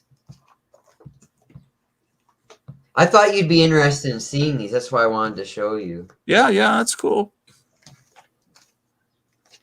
How about that? You probably don't have this one. Yes, I have that one. Oh, okay. This is a history. The problem with mine is it's like when you open it, it's kind of wonky, like almost like it had been exposed to moisture. It doesn't. I'd like to get an upgrade of it. Not that way. This is weird because it's really just like a novel about the history of Hollywood, a fake history of Hollywood, of course. Yeah. It's okay. It's not as good as some of the others, but it has its moments. And it's got Al Jolson on the cover too. Yeah. So that's really cool. That's what attracted me when I first saw it, because it's like, whoa, Al Jolson. And this, how about this? Have you ever heard this one? No, that looks like it's from the wrong period. No, this is really good. What year is it? 1977. That's from 77? Yeah, well, I'll explain it. A lot of people don't know about this, even National Lampoon fans, but the whole book is most of it's by Gerald Sussman, who's a really great writer for the Lampoon. And what it is it's about it's a self-help book. It's a parody of self-help books. And these two like hippies type people, they go to all these different camps where it's supposed to teach you how to become a better you and all this kind of stuff. And it's about their experiences in each camp. And it looks like this because it's supposed to be completely done by these hippie people. So it's supposed to look really cheap and amateur. Okay. You know? But it's really funny. So, yeah, it's about their adventures at all these camps and the things they make them do. And it's just really hilarious. I've never seen that one.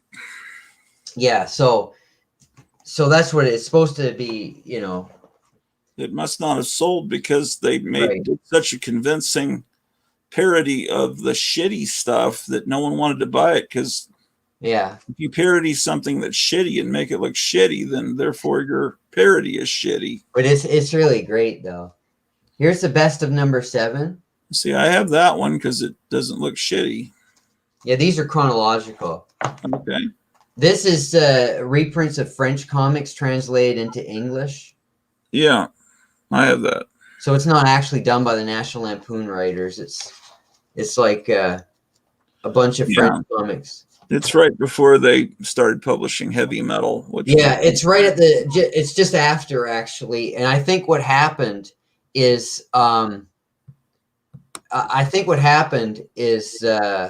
they were doing heavy metal and they had all these humor stories. So they said, well, let's put them in a National Lampoon special edition instead of in heavy metal. I think that's what happened. Yeah, that could have been.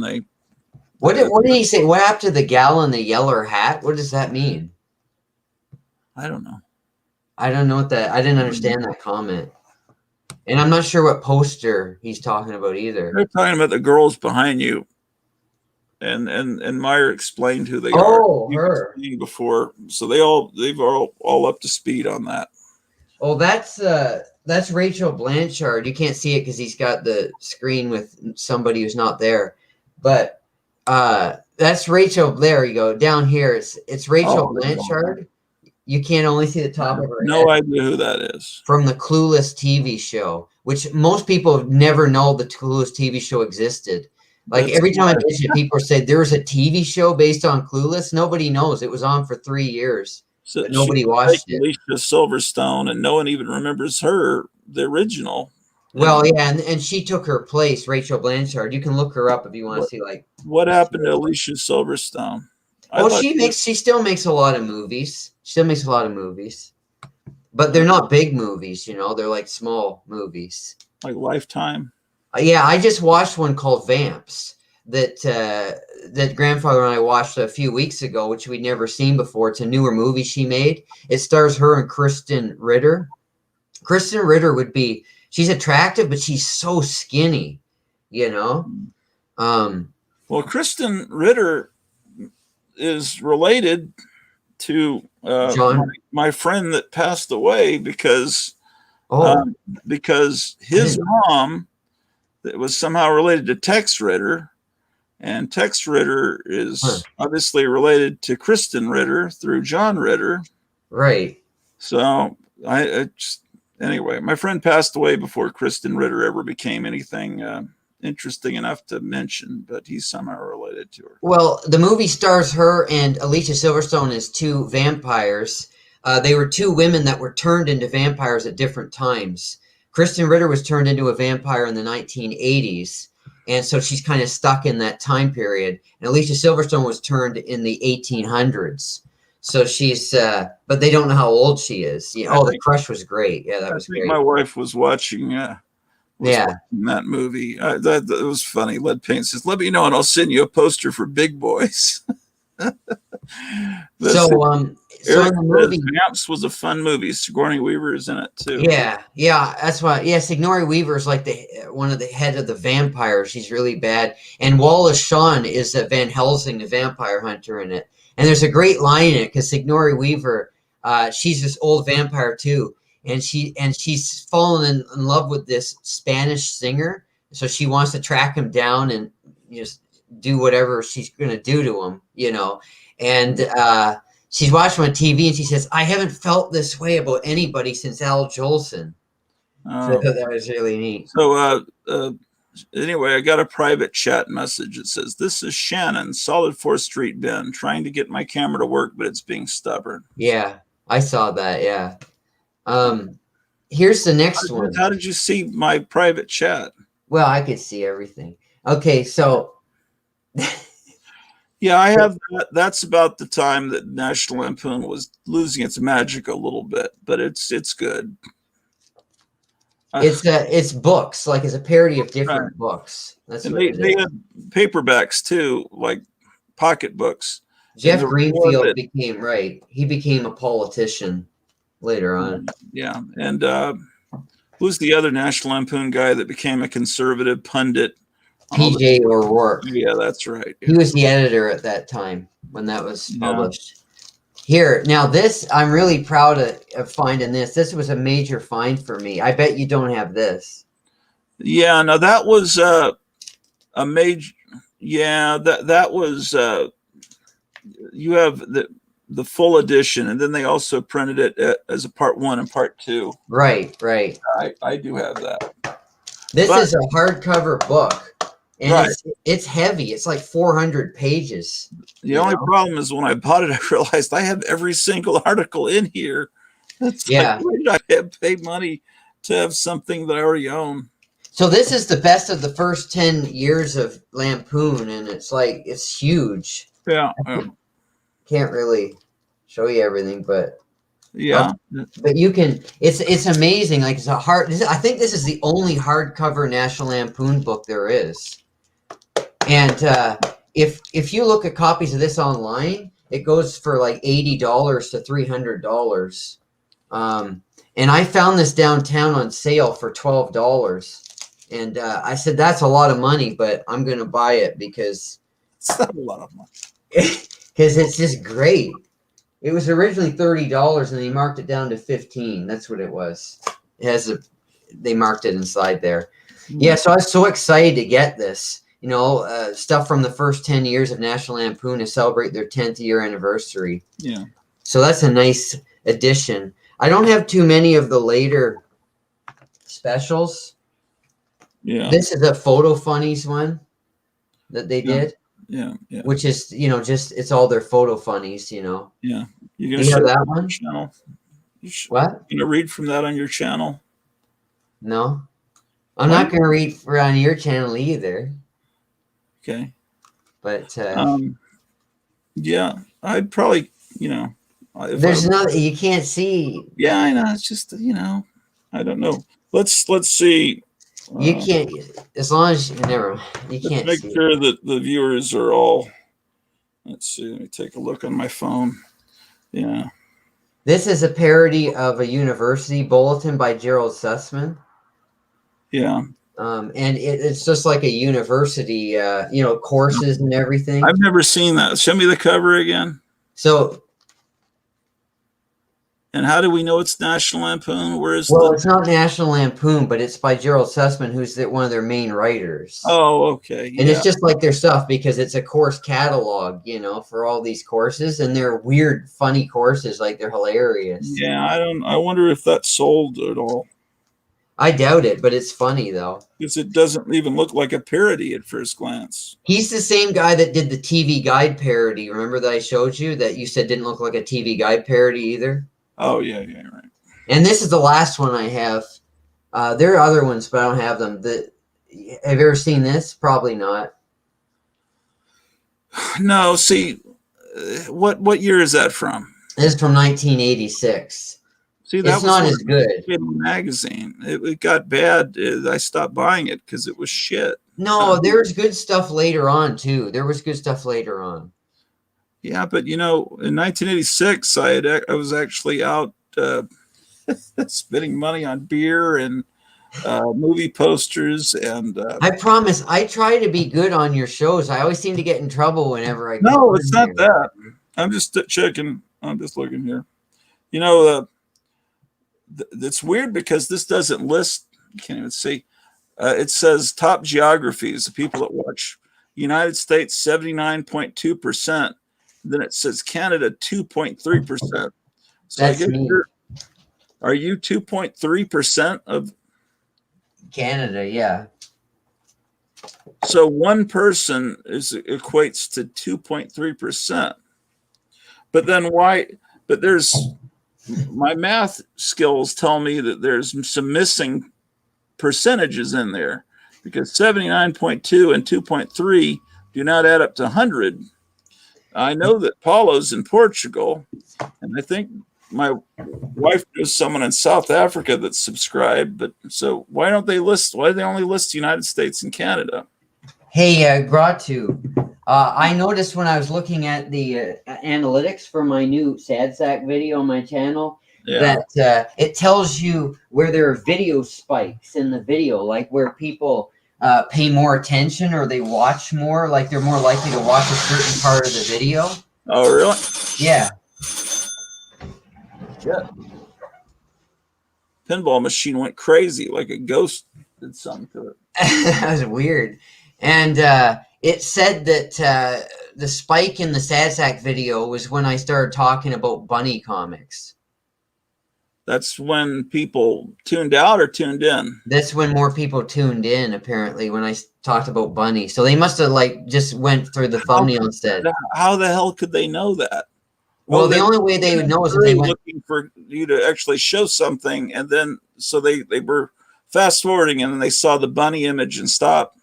Yeah, you know, on YouTube, you can, if you have a desktop, you can go at the bottom and see a thumbnail, a preview of the video, so you can see what's in the video without watching it. Well, the bunny comics are amazing. Is there any way you can get those books back that you sent? For my friend? Yeah. No, I'm not going to ask for them back. I gave them to her as a gift. I'm not going to say send them back to me. I figured you gave them to her so she could read them on her show. I did, but she's afraid to read comics because of copyright. She's afraid her channel will get a strike if she reads comic books. But I told her it won't, but she's... Okay. Because one of her friends got in trouble for reading Dr. Seuss from Random House. Yeah. And she got copyright strike, but that is such a rare thing to happen. Yeah, but that's how she makes a living. So she didn't want to risk. Yeah, and you can understand that she didn't want to have to start over again from scratch. Like, so she's, so she doesn't want to take a chance. But she did read some Sad Sack comics just for me. She took a chance to do that, and that was really nice of her to do that. Yeah, there's a video where she reads Sad Sack. You shouldn't send comics off. You shouldn't do that because then you're doing a show. It's like, well, I could show you these books, but I don't have them anymore. It's like, well, okay, those are the coolest things. Oh, but here's what it is: those bunny comics. I wanted to get those for years and years because I could never find them. They're so rare to find. Yeah, absolutely. I finally found them. And then I found like 3 copies of them, and then I sent them to her because I thought she liked them because they're like girl comics, and I thought she might read them on her channel and show them. Then buy some 1985 Betty and Veronica and send it to her. Don't send her vintage shit from the. Oh, 60s. I sent her a 50s Maisie and her boyfriend's comic from Barbie as well. Yeah, I don't even want to hear that. See, that all that does is that brings up PTSD for me because I used to do that same stupid thing, sending off stuff to girls that I thought. Well, you understand, but she deserves it though. I don't regret it. She deserves it. Why did she deserve it? She had no idea it even existed. If she deserves it, why doesn't she seek it out herself? Well, Maisie, she did read the Maisie comic in a video. There is one where she reads the Maisie comic. Maisie is amazing. I think I'm not sure. I think Guandanaland reprints it. Well, you should look up her video reading that because she reads the entire issue that I sent her. Okay. And it's good. It's great. Yeah, but would you rather have the comic than you could read it on your No, show? I don't regret it. No, I'm glad she has them. But you're not still sending gifts, are you? Well, not comic books now because I figure I've sent her a lot of comics and magazines, you know. But So I figure when I buy a birthday present, I do something different now, you know. what? But you're sending her gifts now?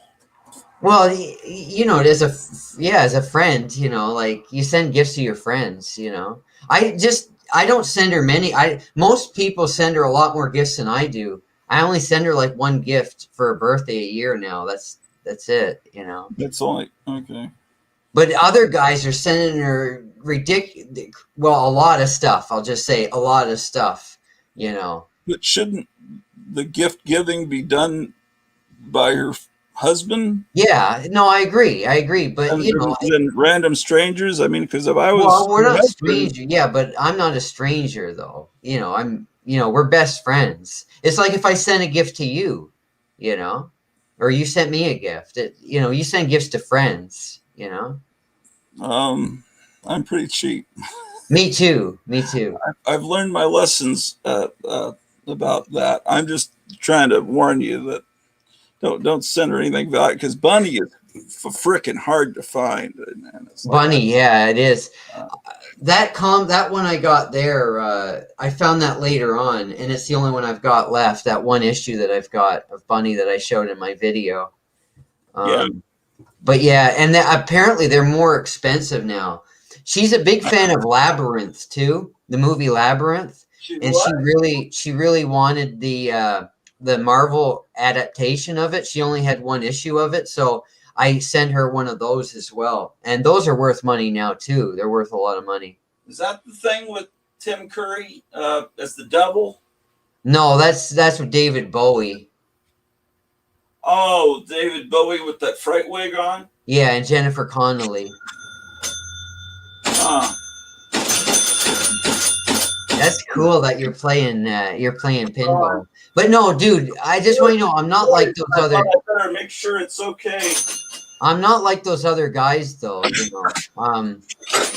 But we're close friends though. We're best friends. So I mean, I should say this. She sent me gifts too. She sends me gifts too sometimes. But are you 100% sure that there's not a whole lot of people that think that she's their best friend? No, they don't. Dude, I talk to her. Like we talk a lot, you know? I know, but I have this natural instinct to not trust when it comes but no, what we talk a lot. Like we talk, you know, privately and everything. I'm not going to go into the details, but I mean, we talk as friends, and you know, we send each other videos even sometimes talking about stuff. And but I think you'll find someone that lives in town near you to do that. Yeah, I want to see. Like she sent me this. I'll show you here. Hold on. She sent me some candy, like her favorite chocolate bar. She sent me a Bob Ross calendar for this year. See? Oh shit! I'd never talk to her again if she sent that to me as a gift. Well, you don't like Bob Ross? Am I supposed to like Bob Ross? Well, he was a great painter. I mean, this is This is a beautiful calendar. That's not a calendar. I don't know. Maybe it's great. Are you talking like in an ironic way? Like, no, I'm serious. It's a great calendar. It's great. But anyway, no, we're great friends, like you and me. You know, she's one of my best friends, just like you are. And so sometimes we send gifts to each other. You know. Yeah, I'd send her stuff that's not old though. Like that calendar can be easily replaced. Those bunny comics are not that easily replaced. Let's see what they're going for. Yeah. I send her all my crack collector's editions, the monster ones too. Oh shit. Fuck. The from the Mort Todd era? No, from just before that. Wow, your reaction there. You know the ones like I made that mistake myself with, and it's very traumatic to even think about it. I don't think it's a mistake with doesn't her though, she because doesn't she's a give really a shit. She's how old? 22 years old. She didn't care about, 24. she didn't care. She didn't care about Cracked Magazine monster stuff. She From cares. No, she 1974. cares. She likes older stuff. See, you have to watch more of her videos. She's into vintage things. Well, You know, she likes older things. yeah, but you know, I won't have a marriage very long if I sit around watching ASMR videos. It's like, what am I going to convince my wife to watch this girl who looks like she's 15 years old? She's 24. She's 24. But You know we're live right now, right? it's all right. I just think that she looks young, and that's a little creepy. But you know, No, what's creepy? What's it's creepy? creepy how young she looks. No, she She needs doesn't to look. get out in the sun and get some wrinkles. Have you ever seen people? Some people just look. They're youthful looking. You know. I mean, she's 24 years old. You know. Yeah, And that's public knowledge now, so I could say that it's public. I knowledge. believe you. That's cool, but I told you. I can't really watch those videos too much. You know, am I supposed to watch them with my wife and say, "Hey, this is cool, don't you think? Let's watch this girl." That wouldn't go over too well. Well, I'm not married, so you know. Yeah, so you can watch them, but anyway, she's why my did Bunny friend. not come up? I get Bugs Bunny. I'm looking for Bunny from Archie. No, Harvey. It's a Harvey. comic. Yeah, If you put Bunny Harvey in, it'll come up. Bunny Harvey. Oh, that's another good name. We're trying to think of these names like Rusty Staples, and I don't write them down. We come up with these great names that we can, you know, pseudonyms like. I just say she is 24. Okay, I don't want. That's I don't. cool.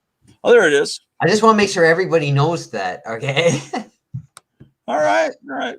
Oh man. Let's see. Here we go. Let's see. You want me to put on one of her videos? If you want to, I guess you could. If you will want.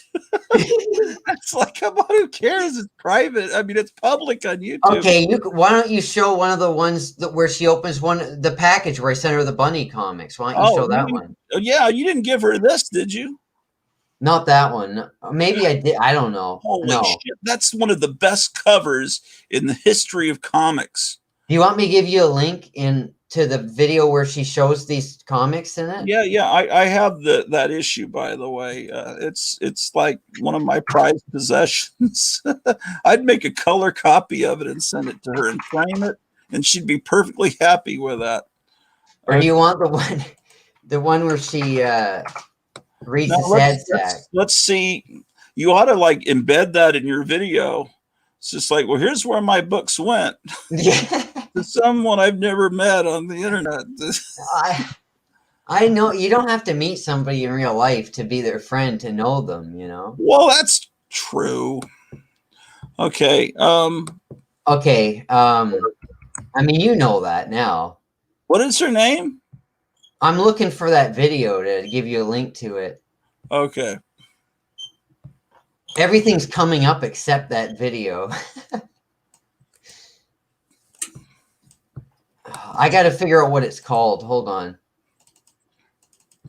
We watched this guy, David Nino Rodriguez. He's this boxer from El Paso that is always very conservative conspiracy guy. That's something. I know it's like some people they're like that and they don't believe it because they say, oh well, you just think you're their friend, but she is my friend though, you know. Yeah, I know, but people have been burned enough that they're trying to warn you. And I she would never burn anybody. She's not like that. That's how I always said about in the past, and there were friends that went so far as to, I think. Yeah, well, I'm a good judge of character. My friend Joe Riley stopped talking to me for a good 10 years is he didn't like the girl that I was. Yeah, well, you probably did. about.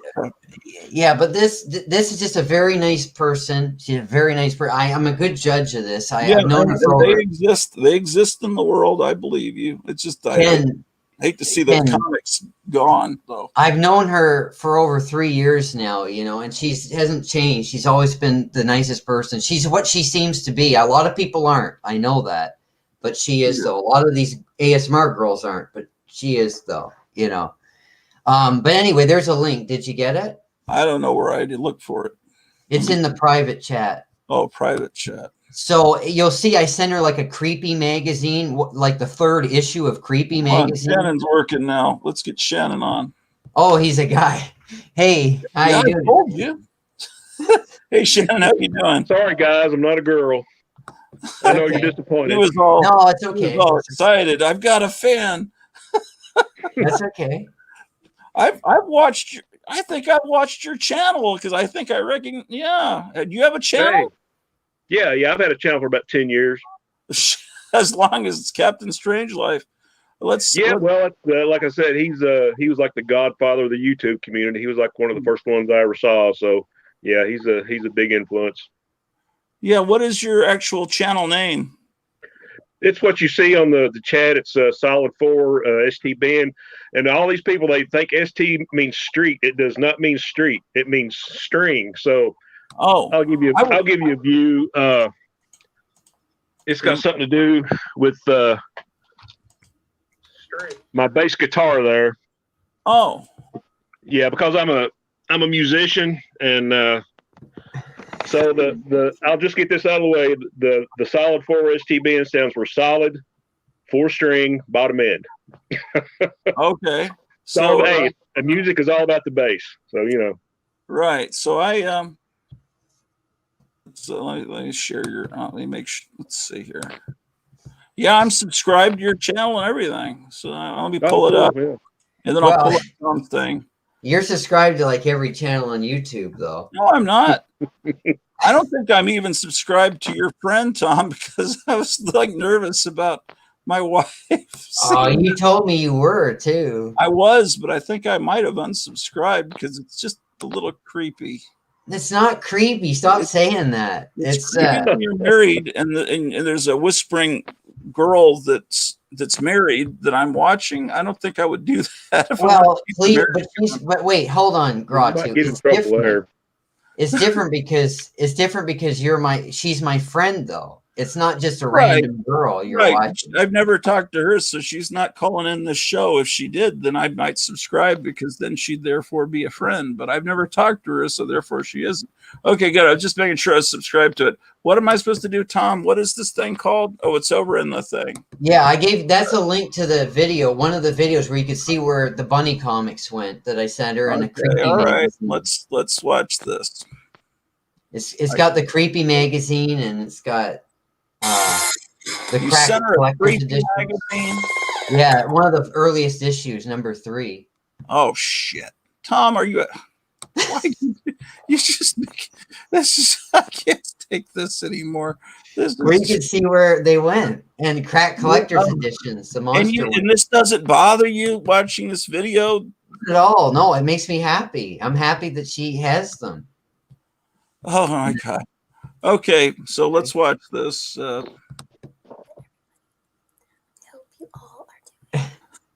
Jesus Christ, Tom. Is this phone sex? She's not in 7th grade, man. She's graduated from, cosmetology school years ago. She's 24. Yeah. She's 24 years old. All right. And she's married, so she's not. Turn the volume up anymore. You're supposed to be this way, right? Supposed to make you fall asleep or something. But she's talking about me like at the beginning of this video and how. Okay. Hey, let's get subtitles. Is there subtitles? Let's get close. Because what if a deaf person wants to hear? Okay, there we go. Because we're never going to be able to hear her, man. Yeah, she does talk about me. There it is. See? Did you see that? Oh, I don't think ASMR is meant for 56-year-old ears because you can't hear it. Yeah, my grandfather can't hear when she's Hello there, talking. everybody. I hope you all are doing a super good today. Today's been kind of busy day for me, so right now is my time to unwind and relax. Okay, you're not making fun of her though. Like, So no, I'm not. I'm just doing it in my okay, voice. I want her to, in case she sees this, I want her to I've know been that. filming it lately. Usually, I've been filming standing right by my lights over there yonder, which is on the other side of my room. See, when a girl talks about her room instead of her apartment or house, Tom, it's a warning sign. Or still What? right over by my dresser, which is, just around my house, to be honest. So tonight I thought I would do kind of just laid back, more cozy video for myself. Just sit on my bed, surrounded by pillows and all kinds of stuff and comic books Tom Smith sent me. Just kind of relax with you guys. So in today's video, I'm gonna be opening a gift from a very awesome friend who's very neat, very kind person. Someone that has been watching my channel for a very long time. And I want to say thank you to that person. So Tom Smith, thank you very much for being so nice and very kind. You sent me something for my birthday, which I've made a video. He sent me all kinds of nice comic books, funny books, but I'll be able to read on my channel. So I'm so excited. So he also sent me a couple things for Christmas. Shit. And I have not peeked inside these because my husband gets jealous. Wait. I have no clue what they could be. I'm very excited to look. So I have some sharp scissors here. Yeah, this is getting just a little bit strange, guys. That way it can help you kind of open them up because they There's look nothing creepy about it at all. No, nothing. There is nothing creepy. Okay. A girl I don't want to be involved in nothing creepy. So just cut this little piece. You guys are reassuring me here. No, it's perfectly normal. I got to be very careful. Only show very small parts of the packaging because you might find out where Tom Smith lives and get all his sick magazines from him. There's 2 different packages, I think. I counted them at 1, 2. I think. Therefore, I think first. I think I'll open this one second because it's a little bit heavier. Okay. So I got the box open. There's a layer.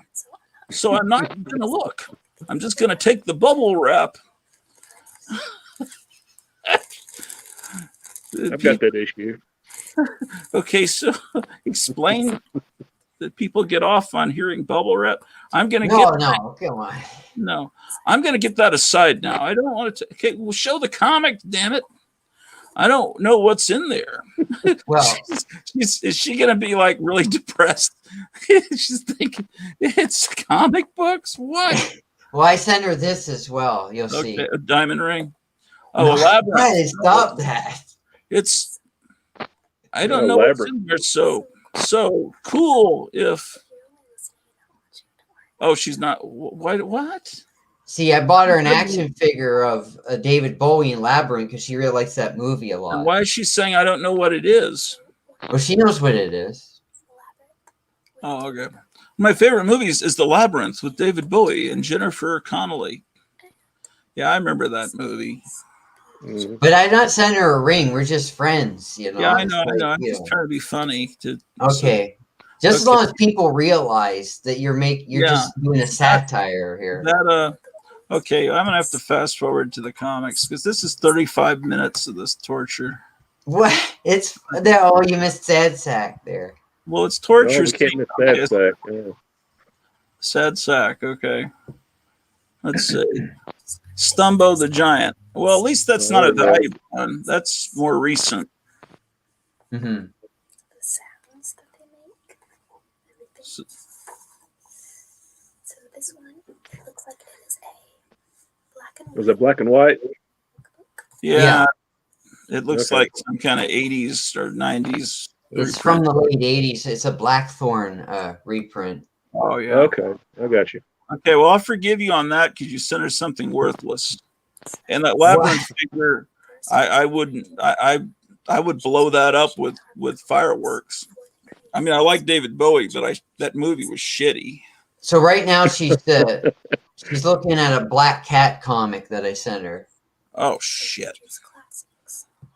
Yeah, Mort Todd just has reprinted some of that. Is it a Black Cat reprint book?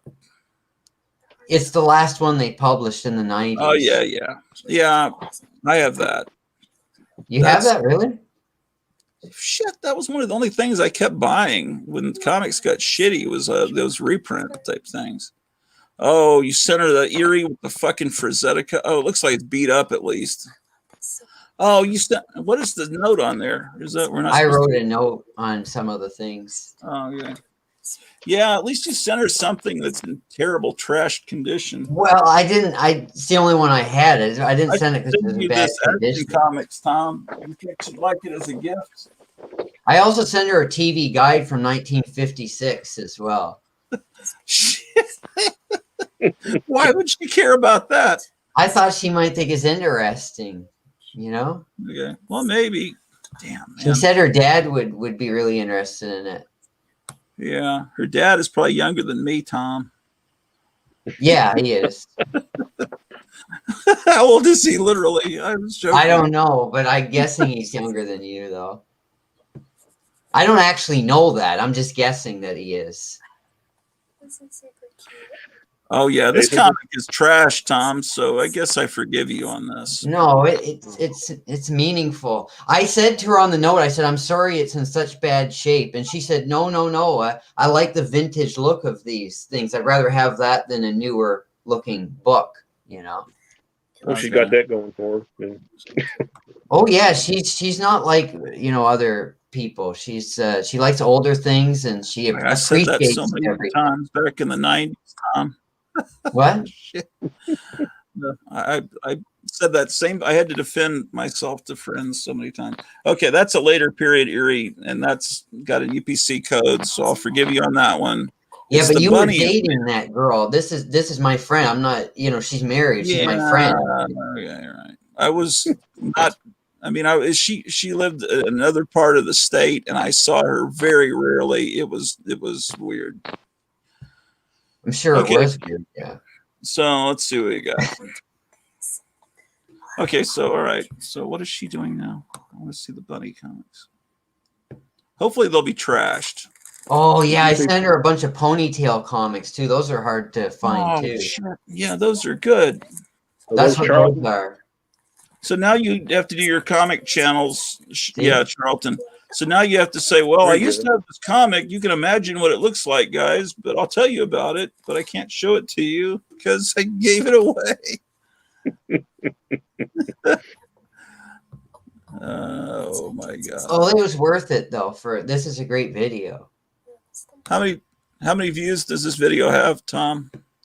I don't know. A lot. Well, she's got 175,000 subscribers, so. Hopefully they don't all think they're her best friend. They don't. They don't. Okay, 10,261 views. How many of the views were yours? What? No. I don't know. That's ridiculous. Tommy's just not going to let you off the hook on this, is he? I'll be quiet. No, I need to be quiet. He's being funny. He's being funny. It's like a roast. He's roasting me like a Dean Martin roast. It's a Dean Martin roast. Yeah, that's why I have the jacket on. I knew it was going to be a roast. Oh, look at that. There's a sad sack. There we go. Talking about Dean Martin, I've got the complete DVD set of that. Yeah. Well, shit. What part of the country are you in, Shannon? I am in Kentucky. Oh wow! I did the same thing twice, and one time was a girl in Kentucky that I sent all kinds of stuff to, but it wasn't as bad as the first time. But because I never even met her, and I thought I was gonna marry her. I just want to say, if you're watching this, the girl in this video, if you're watching this, he's talking about something different. There's a TV guide there. See it? Yeah, that's cool. That's Who's that cool. on the cover? It's Giselle McKenzie. I've She heard of was her. a singer in the 50s on Your Hit Parade. Oh, okay. Canadian singer, but American show. But anyway, but she's my friend. Okay, he's talking about people he dated. So if you watch this, he's talking about people he dated. You know, this is just a friend. But he's making fun of me. He's just roasting me. So this is the disclaimer, right? Huh? What's that? This is the disclaimer. Is that what you're saying? Yes. Yeah. Okay. All right. So the bunnies are at the end. There's a you Go-Go. see a Go-Go comic. Go-Go, that's cool. That's a great comic too. Yeah. You're giving her all this cool 60s stuff. That's the only one I've ever been able to find of that Go-Go. This girl's got the life. Yeah. She just I've gets got one pregnant. issue of it. Yeah. And I don't have that issue. That's a great book. Yeah. Yeah, I've got one issue, but that's not it. I mean, you think I sent her? You should see one guy sent her like $1,000 worth of gifts for her birthday last year. It was insane. And this other guy gives her $500 for her birthday and stuff. So you guys are making fun of me, but no, I guess it would be great to be born a girl and just not have to work. I guess. But she's a really sweet person, though. Like, she's the nicest person I've ever known. So yeah, but there's a lot of sweet people working in Taco Bell's over an oven.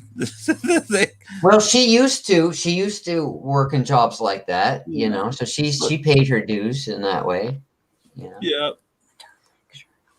Okay, so what's gonna be next? What is the next horrible torture? What is it gonna be?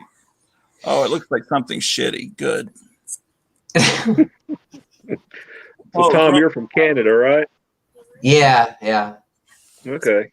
I like Grumpy Cat, but I didn't know there was a Grumpy Cat comic book. Yeah, there is. Yeah, it's pretty good. Is it only sold in Canada? There they are. Oh God. Let's see. I think I have. Shit, I'm not even sure if I have either of those. I don't have any of those. Is that like Archie type stuff Harvey did? It's Harvey trying to do an Archie thing, but it's over the top, psychedelic, and 60s weird. And it doesn't feel like an Archie clone like a lot of them. It's really something that's quite magical. All right. This is just one video. She's made a bunch of videos for me. Yeah. I send her some others too, other comics and things, and she's showing other videos. So this is just one of them. Yeah.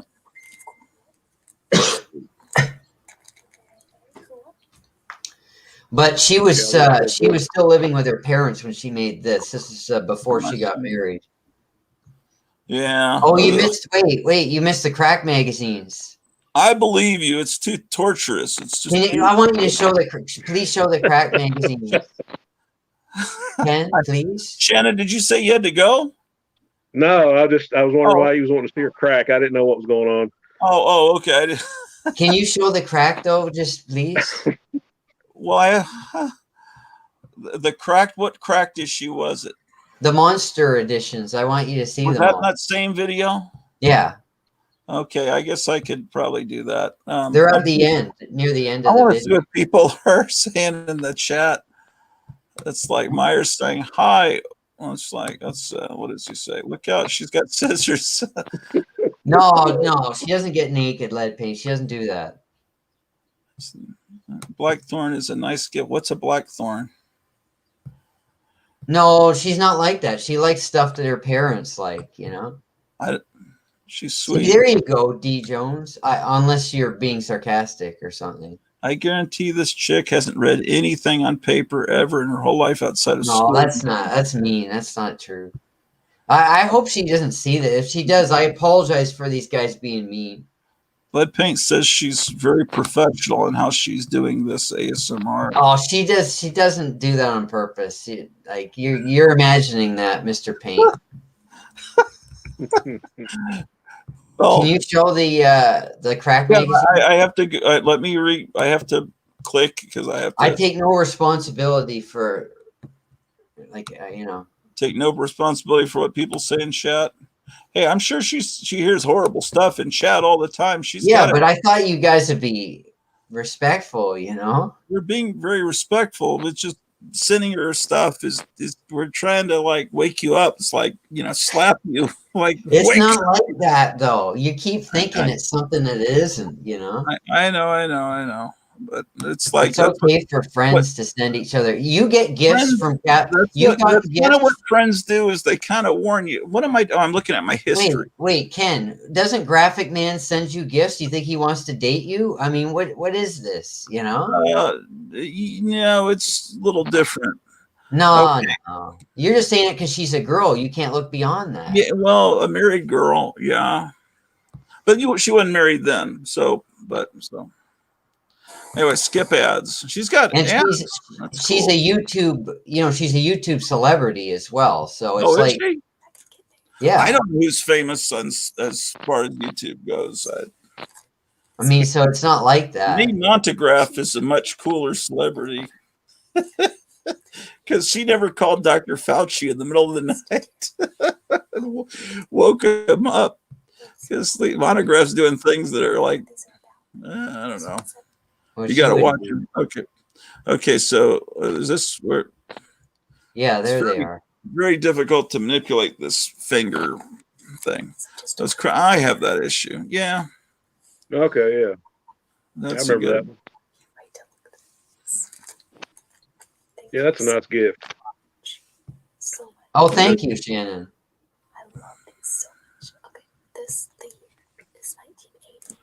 This is cool, Tom, because you're like on screen together with her. It's probably because have you ever been on screen together with her at the same time?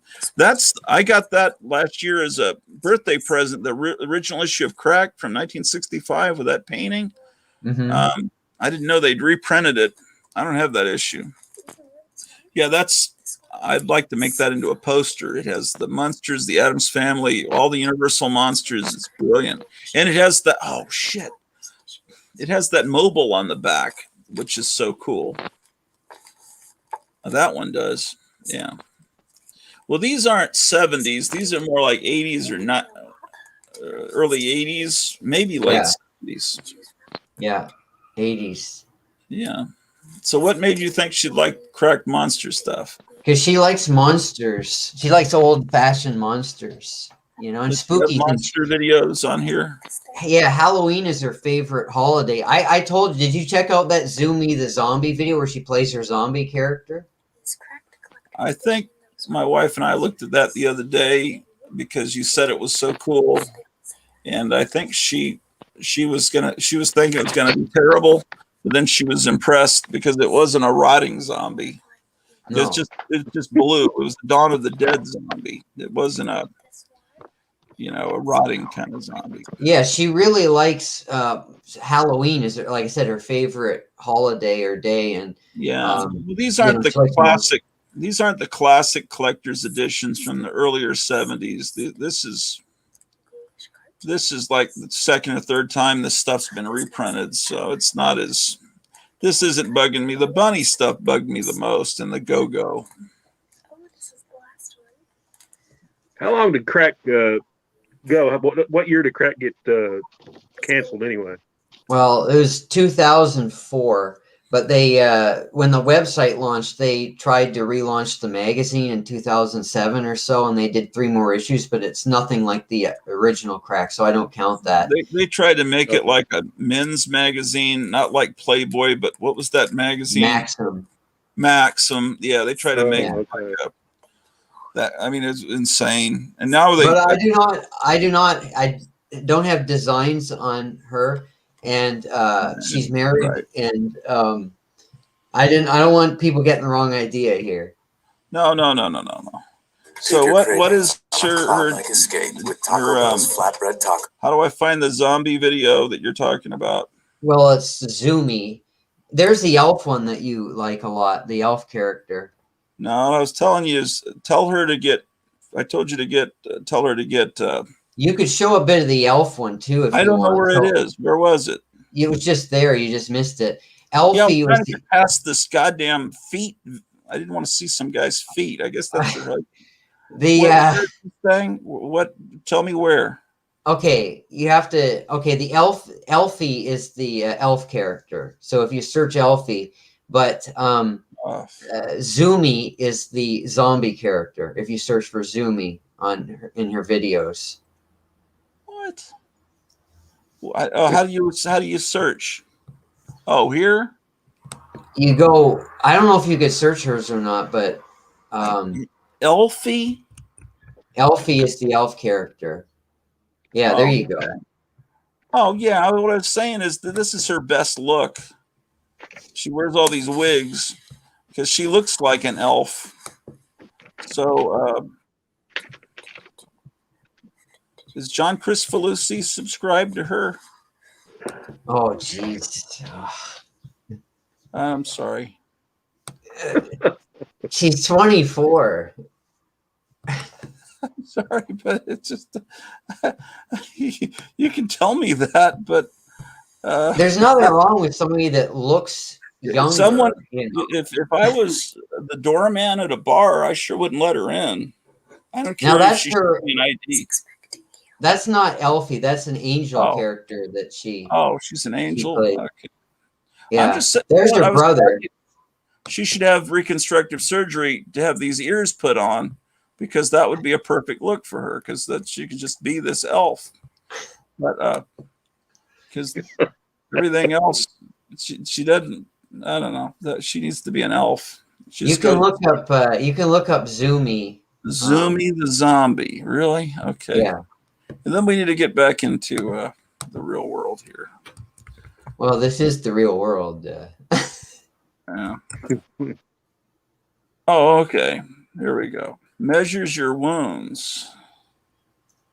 Yeah, that's that whole measuring thing is a kink. Well, which one should we put on?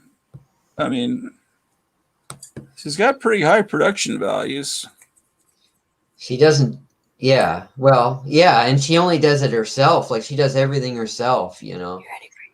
Some of these see, bigger Monster High stuff is a warning sign too. But What? yeah, that's a cool look. Yeah, but What? the What'd thing you say? about it, Tom, is what you don't get is the scissors thing, that she's always got scissors in her hand, and the measuring tape. Those are pornographic kinks. She does not. She doesn't- does not do that. No. No, She but doesn't. You're watching imagining this. it has meaning to. It's one of those things, you know, they used to say about the old 1950s horror comics and crime comics. There was stuff in there for those who knew how to look. And, You're you know, imagining. I swear to you, she doesn't do anything. I know, like but, that.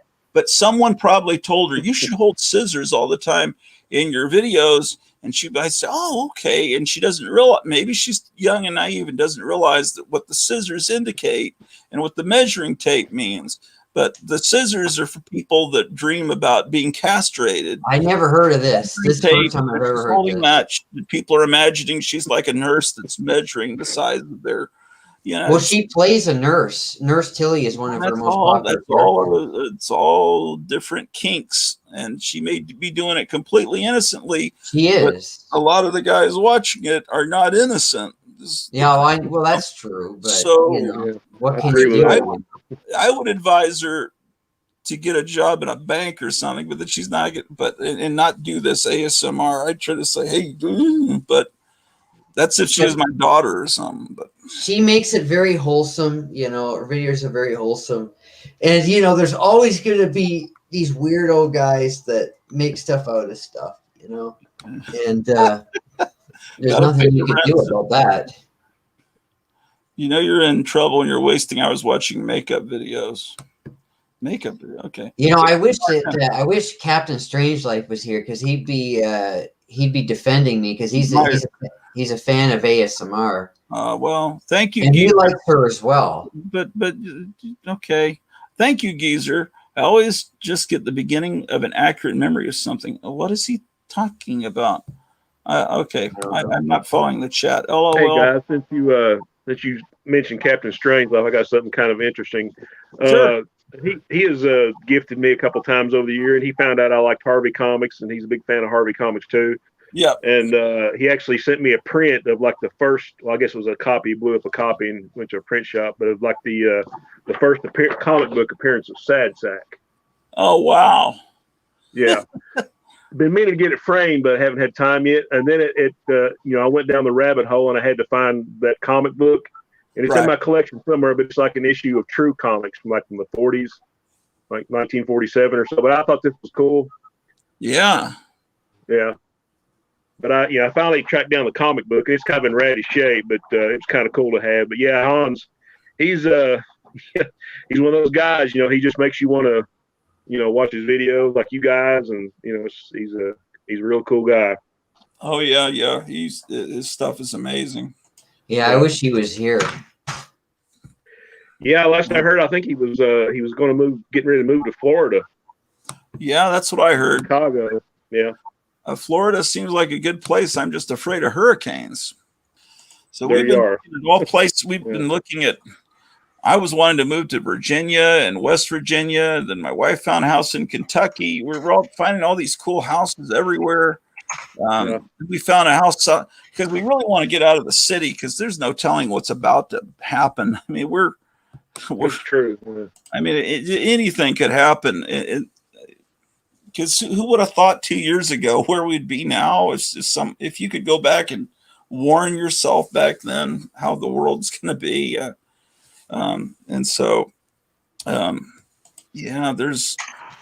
We gotta like get out of here. There's the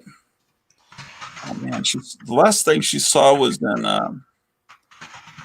it's like a house, and it's like literally a block away from Mark Twain's boyhood home. It's right at the river. It's and it's a house from the 1890s. The house wasn't there when, Mark Twain's boyhood home would have been there 50 years earlier, but it's really cool. It's like it used to be a bed and breakfast, and it's if we sell this house, we could afford that. That would be a cool thing, but we just know. I was really fascinated when you were telling me about, I guess it was the funeral home or the morgue or something you were thinking about. It was a funeral home, but it was so amazing. I don't remember if I could find pictures of it now, but yeah, it would have been pretty cool. That was in Indiana. Right. But yeah, and there was a place I really liked in Virginia that was a old hotel that it was pre-Civil War, but that turned out to have a lot of problems, and the roof was leaking and it messed it up. So, but I don't know. Virginia doesn't seem like a safe place to move to just because of how this government is right now, and it might just be better to stay in Texas. But I don't know. It took me forever to figure out that that's where you were, because you were like, okay, Grotuville, New Hampshire, and Grotuville, Minnesota, and Grotuville, Georgia. I'm like, where the hell does this guy live? And then I finally figured it out. Yeah, I just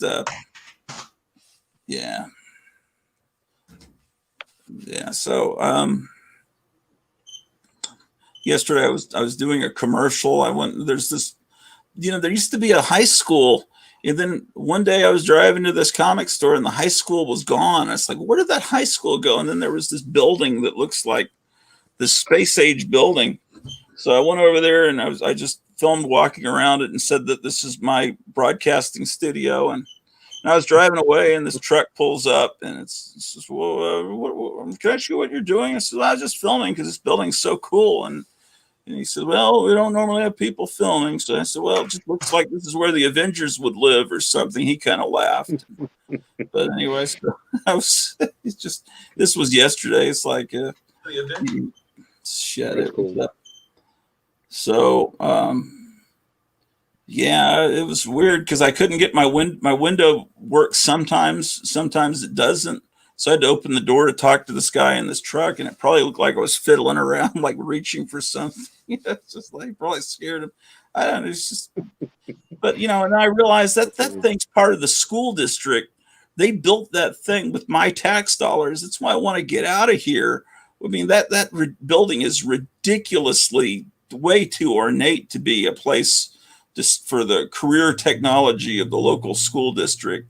That's ridiculous. They don't need something that looks like that. They could have just used that old high school and not torn that building down and just used it as a teacher training or whatever the hell that's for.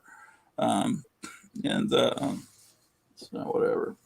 And I said, oh, the guy, there's a name on the front of it that someone I knew, that I graduated high school with this guy. So he's from this wealthy family here locally. And I said, well, yeah, I went to high school with blah, blah, blah. And he says, oh, really?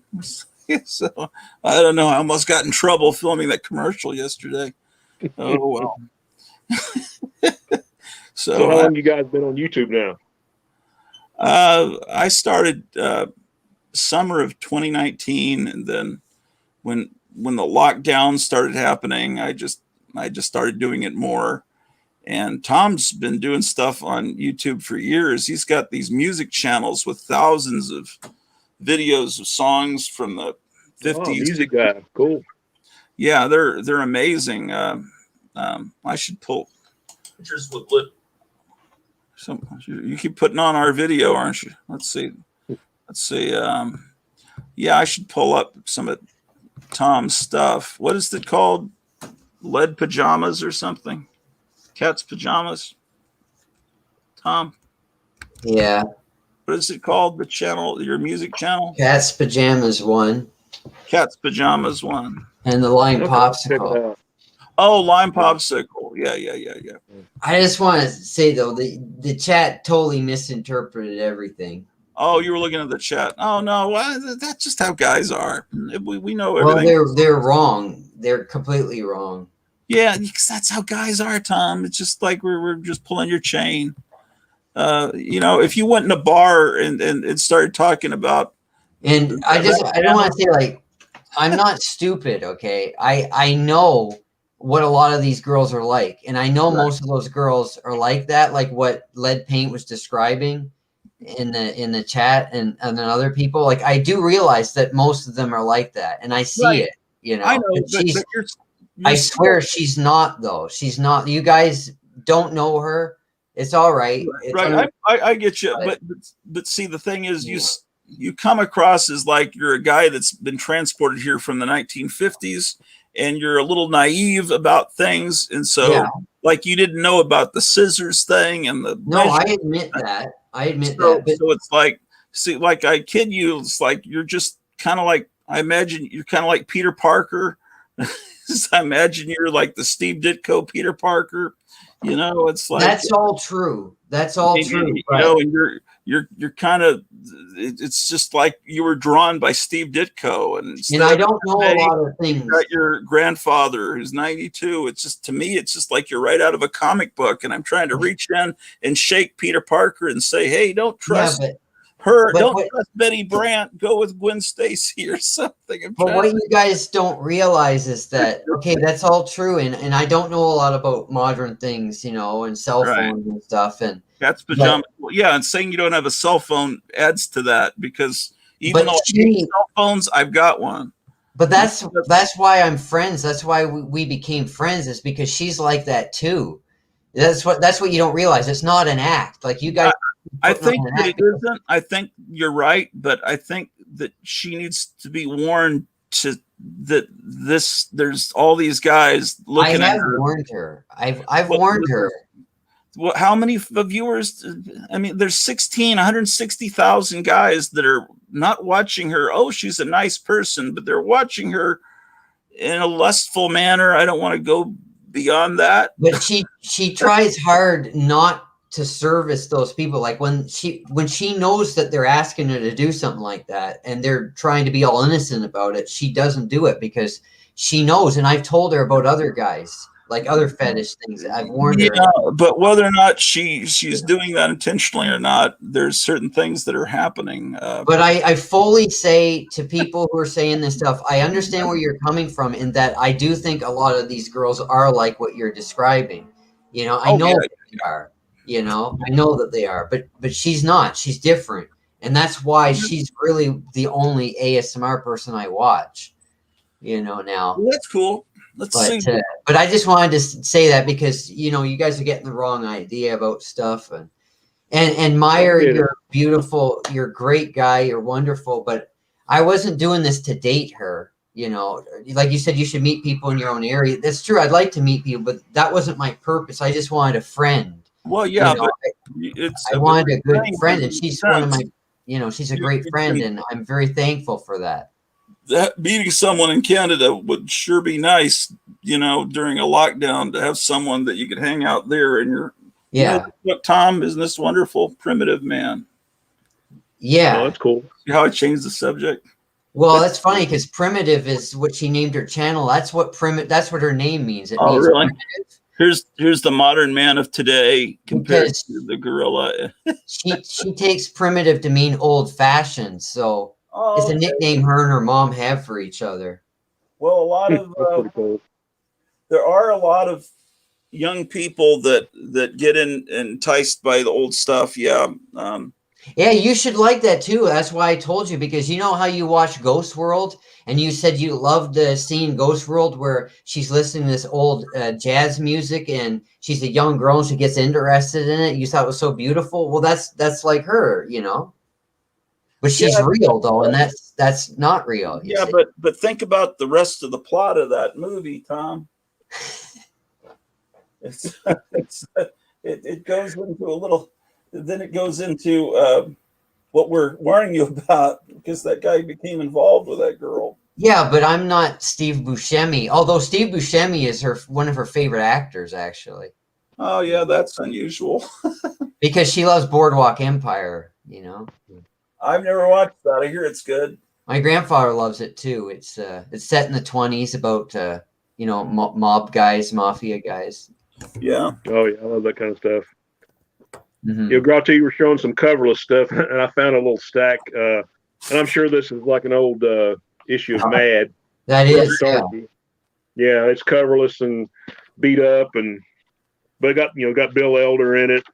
They're making fun of Archie, and that's number 11, maybe. Is it? Yeah, from Attorney to Here. Okay. I used to have that issue. That is not the just right out of a Mad special from the 70s. That's actually an EC Mad without a cover, right? Yeah. Right. Yeah. I had that issue with a cover. I had that with a cover, but I don't have it anymore. Yeah. And speaking of Sad Sack, here's another one. Oh, that's hold on. I need to make you full screen. Probably like the early 60s. Of course, I'm a big fan of these square bound books, just because of the history and everything. But that's great. Just some classic Sad Sack stuff. And show that EC Mad again. I made you full screen where we can see the pictures better. Okay. Yeah, it's beat up and got pages, covers missing and everything. Oh yeah. Starchy. That's so cool though. Oh yeah. What else? They got some black and white stuff in here too, which is kind of cool. Oh yeah, yeah. When they would. This was issue 11, Tom. I'm sorry. What? I did. Tom say this was issue 11. Yeah. I think that was issue 11. Okay. Yeah. See, I didn't. Yeah, I think I had probably the earliest one I had in Mad is like the one where they did the parody of Superman and Captain Marvel, or Captain Marble as they called it.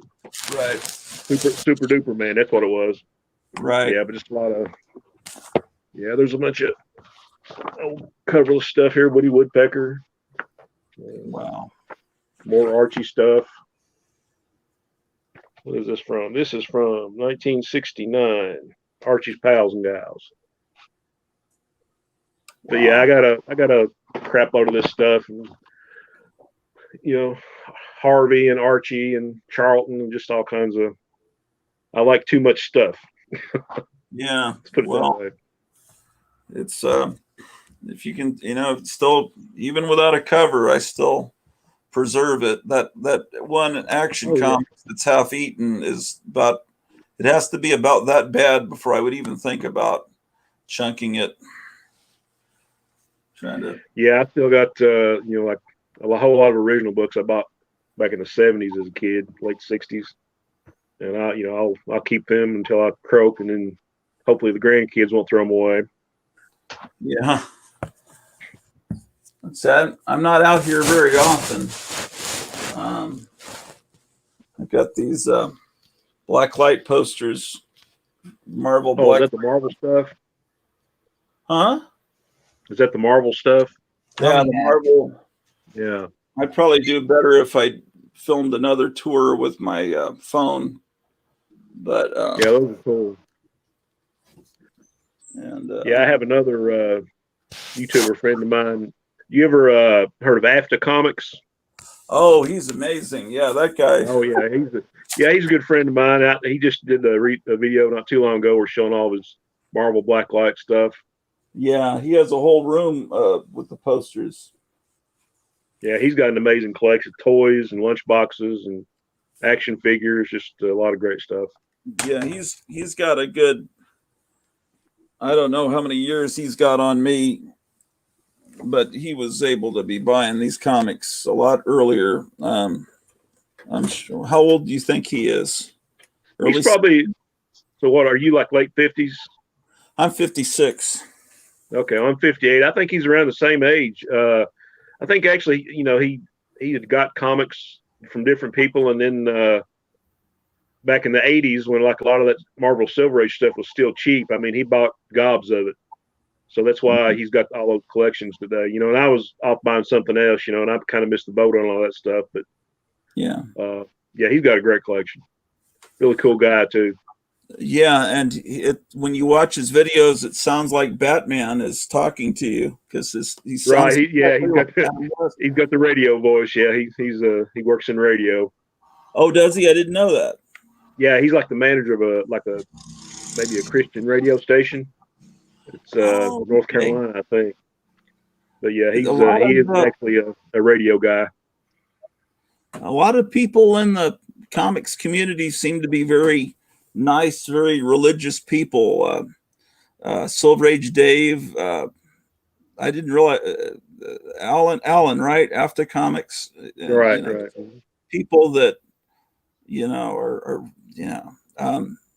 But yeah, I love his voice because it just sounds like the 1960s Batman is showing off his comic collection. Right.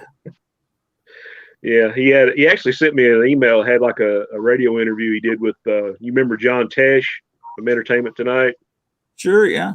Yeah, I guess he had written a book and he was interviewing him about that. So it was a pretty cool interview. Wow. Said he was like a comic book fan when he was younger, and so that was kind of cool to hear.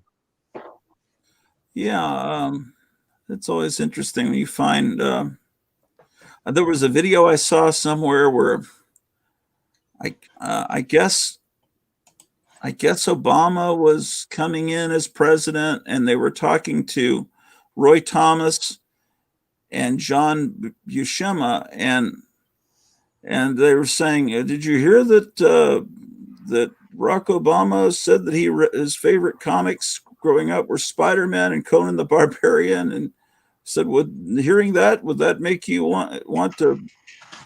I don't know. They said, "What do you think of that?" And Roy Thomas said, "Well, it wouldn't have changed my vote, but it's real nice." He liked it. Yeah. And then John Buscema was a lot more harsh. He said, "I'm sorry, I just don't like it." They were hoping he'd say real nice things. They both would say nice things, but yeah. Yeah, there are a lot of good people on YouTube. Like I say, I've been on here probably 10 years. Probably 10 or 11 years. And, like I say, Hans, Captain Strangelove, he was like the first one I discovered. And he was just showing, okay, this is just part of my collection. He showed like a whole room with movie posters and toys and Harvey comics and Archie comics. And, this is my bagging and boarding station. But I got my main collection downstairs, So, yeah. I remember just like, those. You got like rooms full of it. And, I started talking to Eric Breen. He's just a couple hours up the road from me, I found out, in northern Kentucky. So I think he's working part-time in a comic shop, actually. Yeah. He hooked me up with a Fantastic Four annual #1. Oh, cool. Yeah. For a really good price. Because I was talking on the show about, I've always wanted this one comic. And it's like, hey, look at your private messages, and it's like, oh wow. So Yeah, he's got a nice looking collection. The guy he works for actually, there's a local convention, and I buy off that guy all the time. He's a really cool guy. He's got all kinds of great silver and Bronze Age stuff, and so yeah. well, it seems like is Kentucky. What is it? Pretty safe there? I mean, is it are people crazy there now? Or No, I mean it's pretty mellow. I mean you still have your conspiracy theorists, because I actually work with a guy, Tom. He was asking me about the COVID vaccination. Of course, I'd already got like my first one, and he was like, Shannon, what do you think about this COVID? I'm getting ready to do my second shot. Oh no, don't do that. I heard about in Canada they're doing that and everybody's dying and they got locked down and they have no food and I was like, Jesus. Yeah, I was like, don't do it, man. And there's like 2 or 3 of them that are hardcore that way. And to me, it's just a personal thing. You do what you think is best for you and your family. Anybody else can do what you do you, and I'll do me. Yeah, so I don't get into all the politics of it. Right. It just gets scary when people are talking about forcing people to do things, and then it's like, right. Oh, yeah, I don't agree with that at all. Gonna happen. They're gonna hold people down, and that's yeah, that's the first picture I got in my head. It's like, oh no, hope they don't. Okay, so Eric Breen wants to get on, and he says he needs the link through Twitter. Gee, I don't know if I'm logged into Twitter on my laptop. Let's see if I am. Hey, do you think we could get Meyer Greenblatt on here? If he wants to come on. I'd like to have Meyer here. And Eric Breen would be good too. He's trying to get in. I'm trying to, let's see. I don't know if I can send a message. I'm not, boy, how do I send this link? Maybe I could send it. Oh, I know. I can send it on my phone. Okay. So,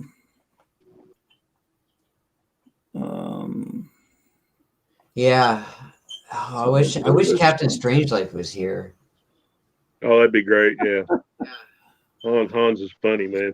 I like having Shannon. You're good too. I like having you here. It's the first time I met you, but you seem like a nice person. Yeah. I mean, I'd watched you guys before, and when you're doing your live stream, and I love all that stuff you showed. All the old cartoons and the Cracked and all that kind of stuff. And I was okay. These are like kindred spirits. Did you subscribe to my new channel? Yeah, I did earlier. Oh, thank you so much. Yeah, you're welcome. Just if you want to subscribe to mine, feel free. Oh yeah, maybe I should do that. So your channel, oh yeah, it's the Solid 4 ST band. Yeah. Let me see. I'll just retype it into Twitter. Okay, Eric Breen. So it's Solid. What was that? The number 4, then ST, and then the word band. Okay. That's a hard name to remember. Yeah, I know. I thought about changing it years ago, but I would have to do a whole new channel, and get a new name. I was like, no, it's unique, so we'll just leave it. Can't you change it without doing a new channel, though? I think you can. That's the way it was. That's the way it was years ago. I'm not sure how it works now because they changed YouTube a whole lot. Because I changed my channel name. It was Tom's Humor Magazines and Odd Comics, and I just changed it to Tom Smith's Comics. Okay, well, I didn't know you could do that, but this was probably 6 or 7 years ago that I looked into that, and they said I had to shut the channel down and come under a new name. So I said, okay, I'll just leave it. There's nothing else close to my screen name on there, so it's pretty unique. Oh, I just subscribed to you, Shannon, and also Meyer. I'm so sorry, Meyer. I forgot that you had the water in your ear. I forgot about that. So I hope you feel better. I hope you feel better soon. Yeah. Has D Jones, he ever been in the stream? I don't remember. And Lead Paint, has he ever been in the stream? I don't think so. Yeah. 8. I should just like say it out loud and then Eric can type it. T. I don't know what I'm doing on computers, guys. I have no freaking clue. Do you have Twitter? Do I have Twitter? Yeah. Yeah, I have Twitter. I don't use it. I don't like Twitter. I'm on it. Just I'd like to say hello to Dr. Silver Age, and I'd also like to ask D Jones where he's driving. Dr. Silver Age where he's driving. And Lead Paint, where do you work? What do you do? I'd be interested in knowing. He's at work right now, so I'm just wondering what he's doing. All right, Eric's here. Eric. Howdy, gentlemen. How's it going, Eric? Eric? Let me see him. There he is. Hey, Eric. It's great to meet you again. Down here. There you are. Shannon, nice to meet you. We should try to get 10 people here. So, we Kentuckians, representing right. the bottom row here. So you guys are both from Kentucky. One of my favorite groups is from Kentucky. My singing groups, called the Hilltoppers from the 50s. Have you heard of them? I've heard of them, yes. Oh, yeah. They're great. Yeah.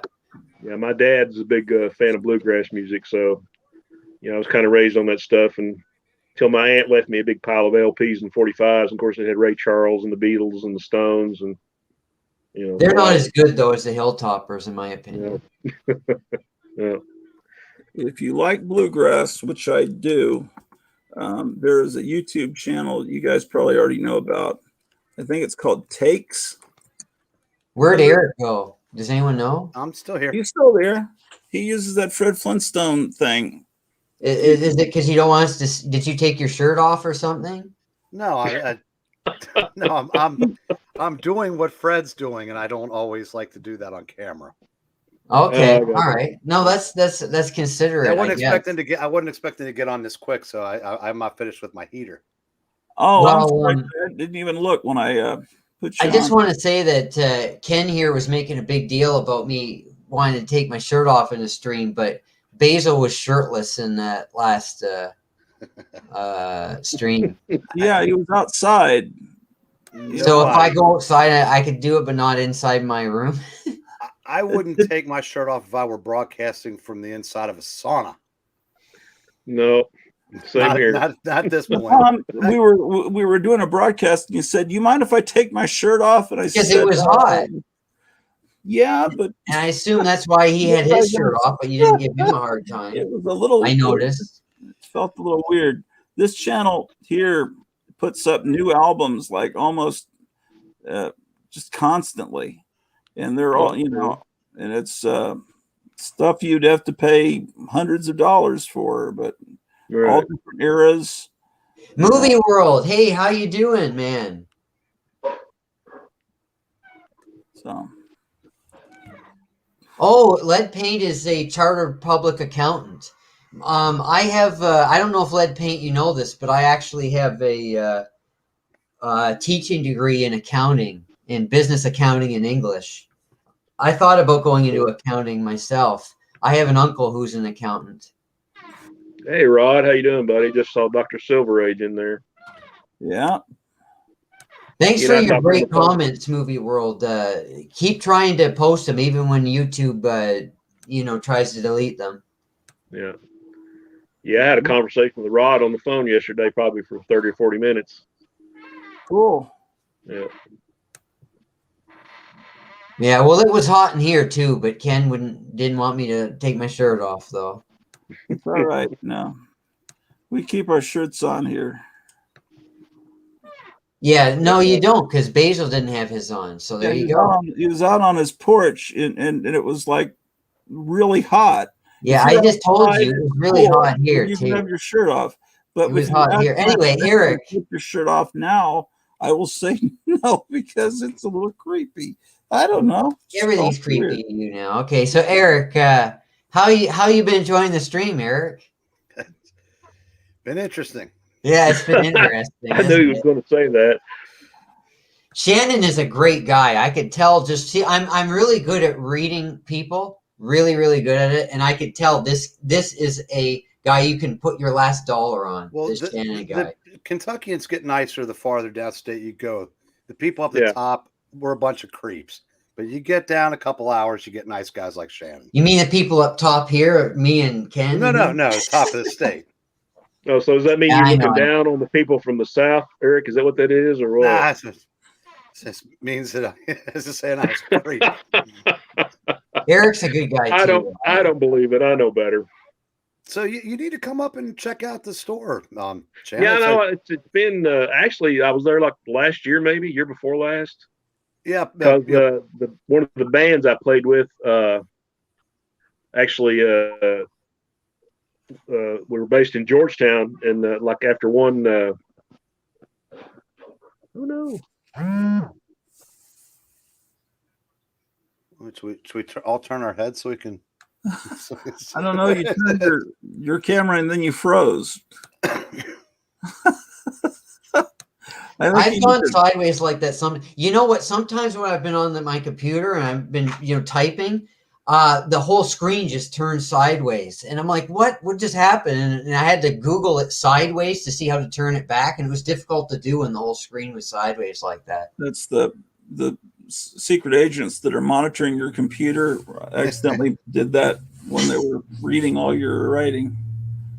Okay. See, how close to Cincinnati are you Kentucky boys? 10 minutes away. Shannon is considerably farther than that. Do you guys know the song "Hello Tucky" from 1924? It's a great pop song. No, I was in grade school at the time. They didn't let us listen to that. Hello, Tucky, Tucky, hello. Hello, Tucky, why did I go? It's like that. It's really great. Are you going to do music on your new channel? I was thinking about it. I might post some songs sometimes. Did we determine there was a Sad Sack record? Yeah, there were two, I think. I think there was a Sad Sack song, and then there was a Sad Sack and Knapsack song. Are they on YouTube? Probably. So why didn't you play it? I can't do that on my show. Well, I could do it. Yeah, you could hear it, but you wouldn't see the video, though. You ought to download StreamYard because you can get 20 hours free. I thought about it. I could have you on so you could, make fun of me some more. that blow through those 20 hours like that. I never made fun of you. I was making fun of those horrible black and white independent comics from the 80s. I mean, I don't just mean that. I mean a lot of stuff, but it's all right. That. I mean, I'm just warning you. I don't want you to get crushed because I've been through it. I'm not crushed. I know what's going on. I'm not like these other guys. Because I was about your age, and I started talking to a girl that was about 26 in Kentucky that was into Universal monsters and comic books, and she was just all gouged out and everything. She's the one I painted that stupid painting of Morrissey for, where he looks like he's a saint or Jesus.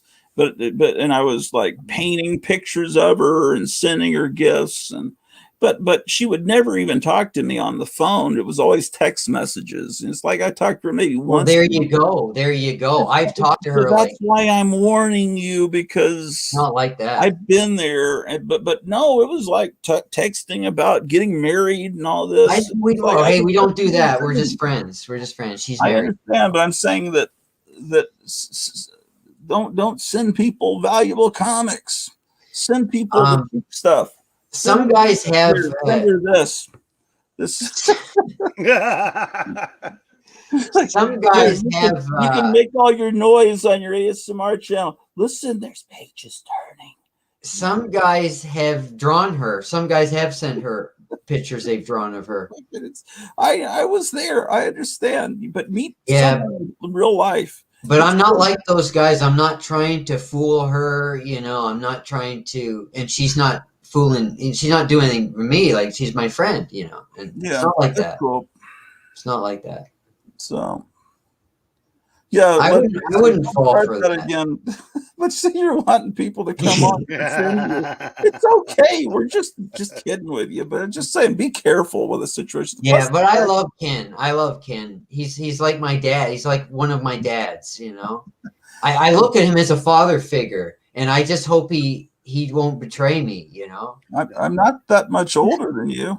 I think it's Yeah, I get what you're saying, but yeah, I think Tom Tom's got his head screwed on straight here. I said, if she were sending a message saying, "Oh yeah, I'm going to leave my husband," kind of thing, but she's not, and he knows that. I mean, no, right? They know where they stand. Yeah, right. I just value our friendship. Is like I've been her friend for over 3 years. It's been an amazing friendship. We have a lot of fun talking to each other through voice. Whatever. I don't want to go into detail because if people get jealous, But if you have any more of these and want to send them to me, I will accept them. We'll put on a wig and it'll whisper to you. but Eric, thank you for understanding. Yeah, I know exactly what. I'm not delusional at all. I know, where everything stands. I've always. I had a girl use me to get a grade in college, and the joke was on her. She didn't see my GPA, but. I used to do when I was in college. Girls would ask me to do their homework or help them with their homework for them, and then I'd ask them, ask them out, and they'd be like, "Oh, no, not that, no." But they'd always call me. They'd phone me up when they wanted me to do their homework because I was a straight A student, and honor student and everything. So I got that. Zombo's saying I'm offended that I should be more like an uncle, not like a father. But I could technically be your father if I was 12 or 13. I think you could technically have a kid. Uncle Grotto does have a ring to it. Yeah, Uncle Grout. Yeah. Yeah. Yeah, maybe. Tom, how old are you, if you don't mind me asking? Oh, yeah, I'll tell you that. I am 43 years old. Yeah, so I'm 56. So there's a 13-year difference. How old are you, Eric? Let's put it this way: I keep rooting for Strange Life to come on, so I can not be the oldest person. So, are you 51? I wish. No, I said I'm 59. In fact, really? I thought when Rod came on it one night, I said, "Oh man, I got a shot." Nope. You look about 50 to me. 49. Well, I spent a decade pickled. I'm preserved. Yeah. And Ken is a really good looking guy. I mean, he's the best looking of everybody, He is the John Buscema of our little 4-color fossils. He's like Neil Adams or something, Without the crazy. Yeah. Neil Adams was a good looking guy too. What's up? We do a thing on Monday nights. We used to called Shit Neil Adams Says. Oh. Because when he gets on Twitter and just like yells at the clouds for an entire thread. Does he? It's hilarious. Because he had TDS. I mean, he had a terminal case of TDS. Oh, is he? He's not conservative. Oh God, no, he's far left. Because it seems like, that makes sense. The older comic book guys were, I think, mostly conservative. Maybe with the exception of Stan Lee was an ultra liberal. Or you could say they were classical liberals like Roy Thomas. But he, as he got older, his politics kind of, shifted.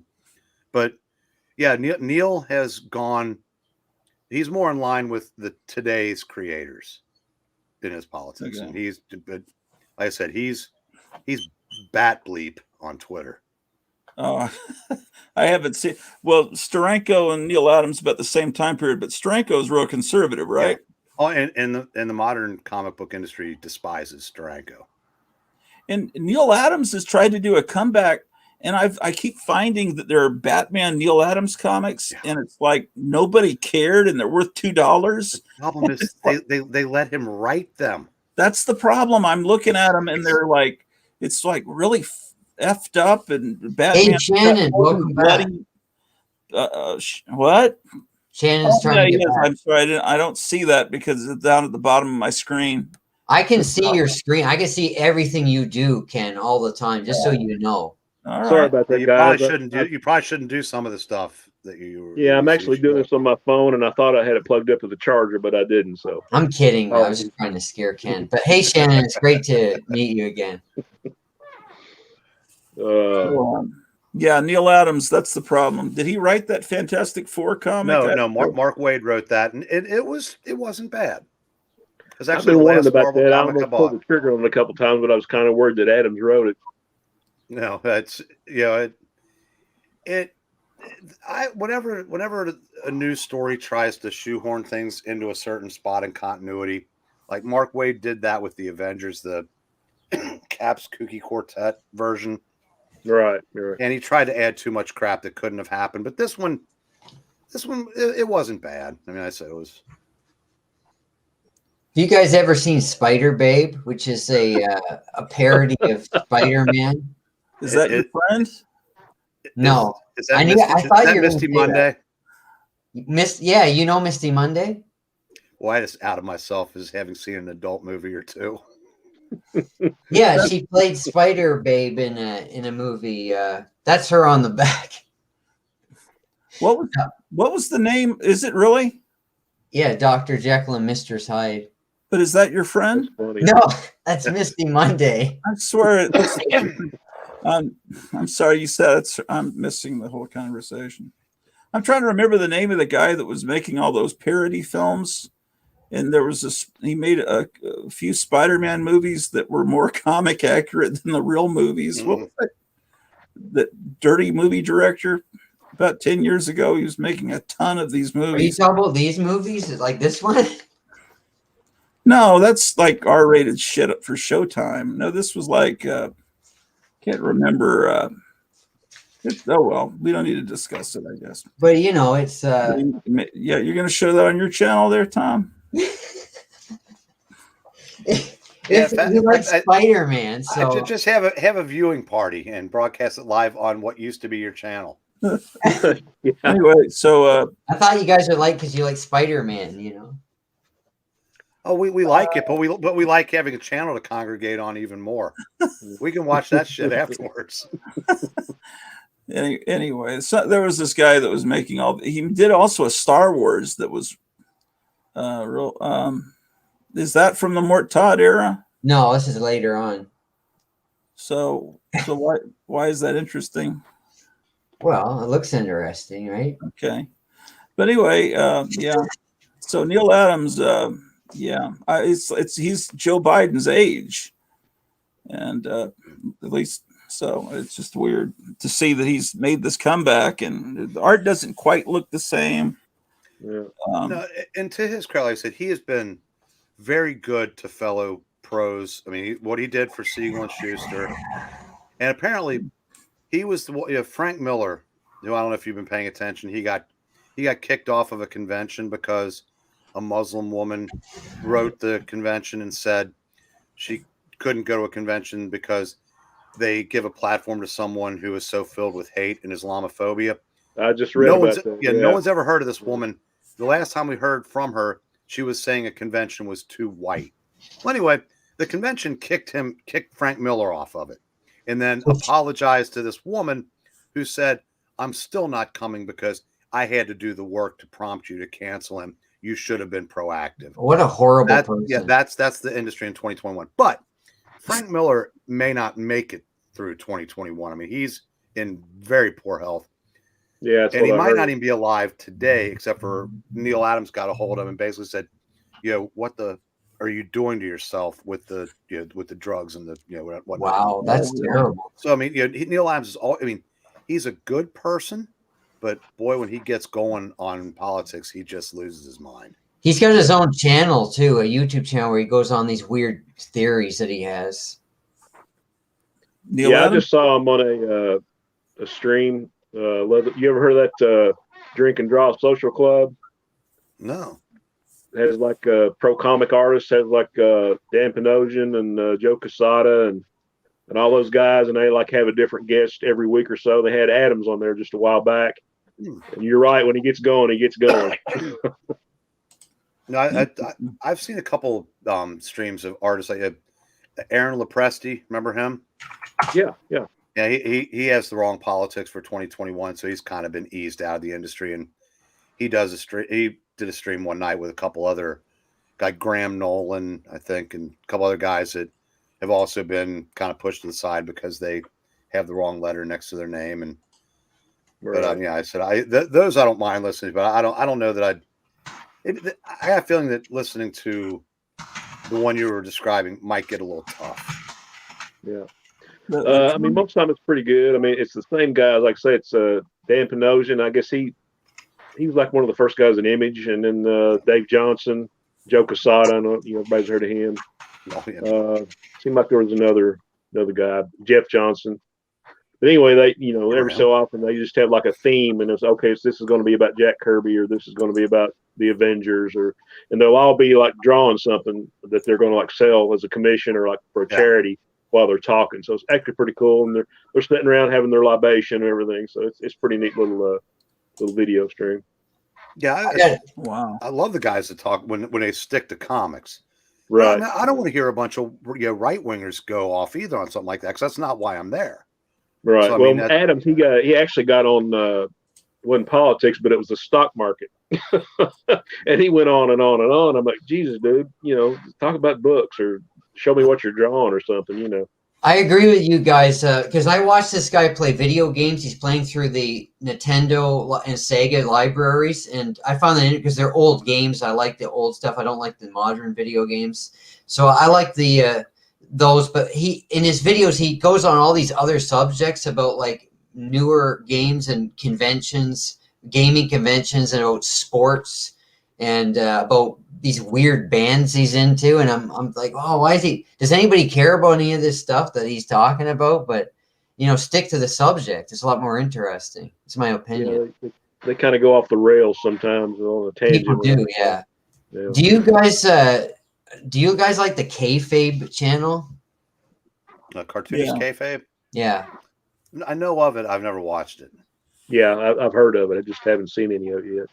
I used to like it, but I unsubscribed because the one guy, Ed Piskor, I can't stand listening to that guy for too long. The other guy, Jim Rugg, I like, but Ed Piskor, he's kind of like he never shows his eyes. He always has sunglasses on all the time. He's always got a hat on, and he says "man" every 5 seconds.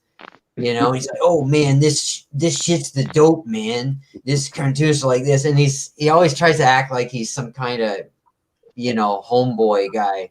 And I just Kayfabe, isn't that the channel that shows all the weird independent stuff? Yeah, which I like that. I like that they do that, but this guy, I just wish he'd just talk like a normal person. Like he's a geeky looking white guy, but he talks like, he's not.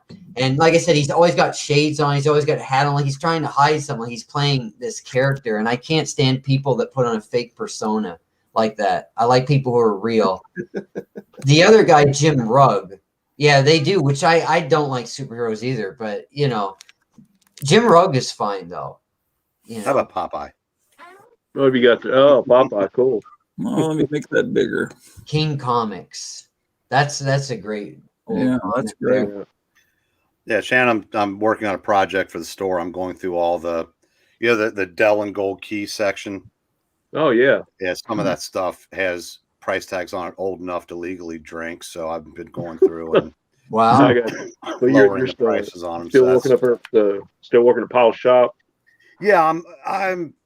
The next 2 weeks I'm covering for my brother who's on vacation, but then after that I'm pretty much out there all the time. Have been for months. Oh, that's cool. Yeah, if I get time, I'm gonna have to go up there and check it out. Just let me know when you're gonna be there. Jambo has been in the store since I met him. Oh yeah, where's he from? He's from downstate somewhere. I think he's from Kentucky also. Oh yeah, I think he's probably closer to you than me. Yeah. And he does some kind of service where he like services vending machines or something. I don't know what it is he does, but he's got routes that take him up into northern Kentucky. So I got you. Came in the store and I'm terrible with names and faces. So when you do come in, please introduce yourself. Yeah, because I'd love to have you come up because I said it's changed. I mean, unfortunately, and I don't know if you're having the same problem, Ken, where you work. The 12, 15, and 20 cent books are drying up. They're just not coming in as much as they used to. Yeah, that's it. Last Avenger. That's what I'm saying. Sorry to interrupt you, Eric. Go ahead. No, Yeah. and I said that all the Marvels from those price points have been just gutted, and we're not getting the replacements as quickly as we used to. Yeah, no, I don't see any of that coming in. There was one. They're getting rare. The old stuff is getting rare for sure. Oh, on that subject, when I was a kid, I used to see old humor magazines all the time in local bookstores and comic stores, like in old crack magazines. And now they rarely ever show up anymore. And I didn't ever think there's going to come a day when this stuff is hard to find, but that's what's happening with these older items. Well, people got in their heads when the speculator craze took off again. People got the idea that everything was worth money. So if you go on eBay or My Comic Shop, if you find like romance comics or horror comics, they're all so overpriced. And then you look 2 months later, those same issues are all still there. And it's the same thing with old doesn't necessarily mean valuable, and people forget that something's only worth as much as someone's willing to pay. That's right. And it's insane. So I'm hoping that I can get some of this stuff to move, because I say, coming across like a little dot or a little lotto and $12, nobody's going to give you $12 for that. Right. I mean, so like that. So I mean, it's but on the other hand, the people that are putting this stuff on, I mean, you can find all this stuff. You just have to look on eBay and then see the price and go, well, no thanks. All right. Yeah, the shop that I have close to me, I mean, he's a great guy, and the shop is nice and clean, and but it's like 25 or 30% of it is dedicated to pop figures, and trades, and like the only like silver and bronze age stuff you're going to see is like on the wall, Yeah. So I was in a shop yesterday, and I was going through the dollar stuff they just put out, and I went to look at my records and elbowed a girl in the head who I didn't realize was standing like 2 inches away from me, looking at Funko Pops that he had put on a piece of wood over his Delrin gold keys. It tells you what they think of those. But and then about a minute later, there's this little kid just looking through my notebook as he's staring at those Funko Pops. So it's like, now Dr. Silvage he's right about those romance comics. I remember when they weren't worth anything, and now they're quite collectible. Now they were always a little pricey because 90% of the print runs were bought by girls that didn't collect comics, so obviously they didn't get put back into circulation. Right. But the number of people I said, I mean, there's people like us that like them. There's that YouTuber, I can't remember. I know if you said it, does a lot of videos about romance comics. But if 100 people walk into a comic book shop, 101 people don't give a shit about them. Right. And that's so I said, you could move that stuff if people were willing to come down off of the prices a little bit. Yeah. But everybody's saying they're so rare, I'll get them eventually. Yeah, you'll get them eventually. But Shannon, the guy that runs the store where I'm in the comic book world now, he had a great point. He goes, he goes, they're sale items. They're not museum pieces. We don't want them here for 20 years. Right. Move it. Yeah. That's the smartest thing I think I might have ever heard in a comic book shop. Yeah, that's amazing. Yeah, a lot of people don't have that mentality. And you're absolutely right. But the store I go to downtown is their prices are very reasonable. I'm very fortunate for that. And they have a wide, diverse selection of things. And they realize that, there's certain comics that nobody really wants. So other people say, oh, this is scarce, like the stuff I like. They say, well, there aren't many copies of this, so it's got to be worth money. And they say that's crazy. It's ridiculous because nobody's going to pay it. So it all goes in the 3 for $1 bin. And which makes perfect sense. Yeah, Rod's right. They went from being like $5 to $7 up for 12 to 15, like for the ratty stuff. Yeah. I know several years ago I was trying to complete my set of like all the DC 100 pagers, and like the hardest ones you can imagine were the romance books. And I just, it took me forever, probably 2 or 3 years just to get all those, just because I didn't want to pay some kind of ridiculous price for them. So you were able to find an issue 5? Yeah. I think I had that once. Yeah, I had to pay. I think I had to pay like $140 for it. It's like in VG Fine, Yep. Which I didn't think was that bad, because I saw that book going for $700 or $800 at one time. So yeah, Paul sold me one for $50 many moons ago, and I have literally not even seen one. I haven't seen one come through the store since then. Haven't seen one on my comic shop. I think I've seen it on eBay, like you said, for ungodly amount of money. But I'd like to have that again. Yeah, it's just because just for the scarcity. I mean, I just like that. But congratulations on getting that finished. Oh, I appreciate it. Yeah, thanks. Now, how about the DC? The other ones Didn't you do a video about the DC Super DC Giants? Didn't you finish that recently also? Yeah, I did probably about a month or two ago. Yeah, guys, that's an accomplishment because that means he's got Love 1970 and Love 1971. Yeah, those are actually I got those in the middle of it. Found a good price, and the others are like the teen humor stuff and like the Western, the ones that had the Joe Kubert covers on them. Yeah, those are like the last ones I had to get. I pulled the trigger on Love 1970 last night. Good man. That's actually the only that I got that cheaper the second time around because that was one of my big purchases at a convention one year. So that was kind of nice to actually get something less, in 2021. But so I'm not sure how smart that was for me to do, but I'll be happy when I get it. Yeah, I think I got one of those. Yeah, I got both those actually. But nice. Yeah. So you really do have to be one of us to get the the Right. wow factor of what you're doing right now. Yeah. And here's one that I hadn't even heard of, and I might have found out through After Comics or somebody else. But this one, have you seen that one? Yes, I used to have that. I was looking for that last time I went to my comic shop and couldn't find it. Yeah, because that's one of the. This is almost impossible to find, and I think I found it on eBay for I can't even remember what I paid for it. It wasn't a whole lot though. It's the only one. It's the only romance book part of the Giant series, right? This is actually not part of the Giant series. I think I mentioned this in the DC Super DC Giant video. It says Giant, but there's no numbering on it, so it wasn't part of that series. I guess I'd forgotten that. Yeah, that was what was so odd about it. And of course, if it's odd, it makes it attractive to me. So same here. What number is issue number is that? It is Young Love number 69. 69. Yeah. She looks really pale, like she's a vampire. Yeah, Good girl. It does. That looks like a Dick Giordano cover. Is that who that is?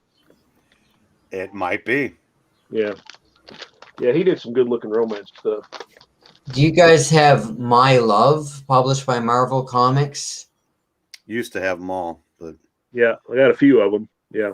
I think I have the annual, but none of the issues. One issue. I do have that one. I have that one, and what's the one? What issue was it that Steranko did? Number 5 of one of the. I can't remember which one of the two, but Steranko did a story. I think Neil Adams might have had a story in that same book. I mean, there's an embarrassment of riches in that one romance book. Yeah, I've got that somewhere. I think. I had number 2, but I sent it to my friend. It's just okay. Oh, is this the same friend that they're showing the videos of? Or yeah, she showed it in a different video. Okay. She loves romance comics. She was hoping to get more 50s and 60s romance. She said she went to comic stores all over where she lived, but she couldn't find any vintage romance comics anywhere. But then some people sent her some. And I always wondered if the Captain Strangelove was the one that sent her some of them, because she got some in pristine condition, beautiful condition from the 60s. And I asked her, I said, did Captain Strangelove send those to you? And she said, that's a good guess, but it was a woman that sent them to me. If I had some of those books in that kind of condition, I wouldn't send those across the bed to my wife. Wow. I'm just yeah, saying. it might have been Sarah, Bronze Age, silver hair, Bronze Age babe. You seen her videos?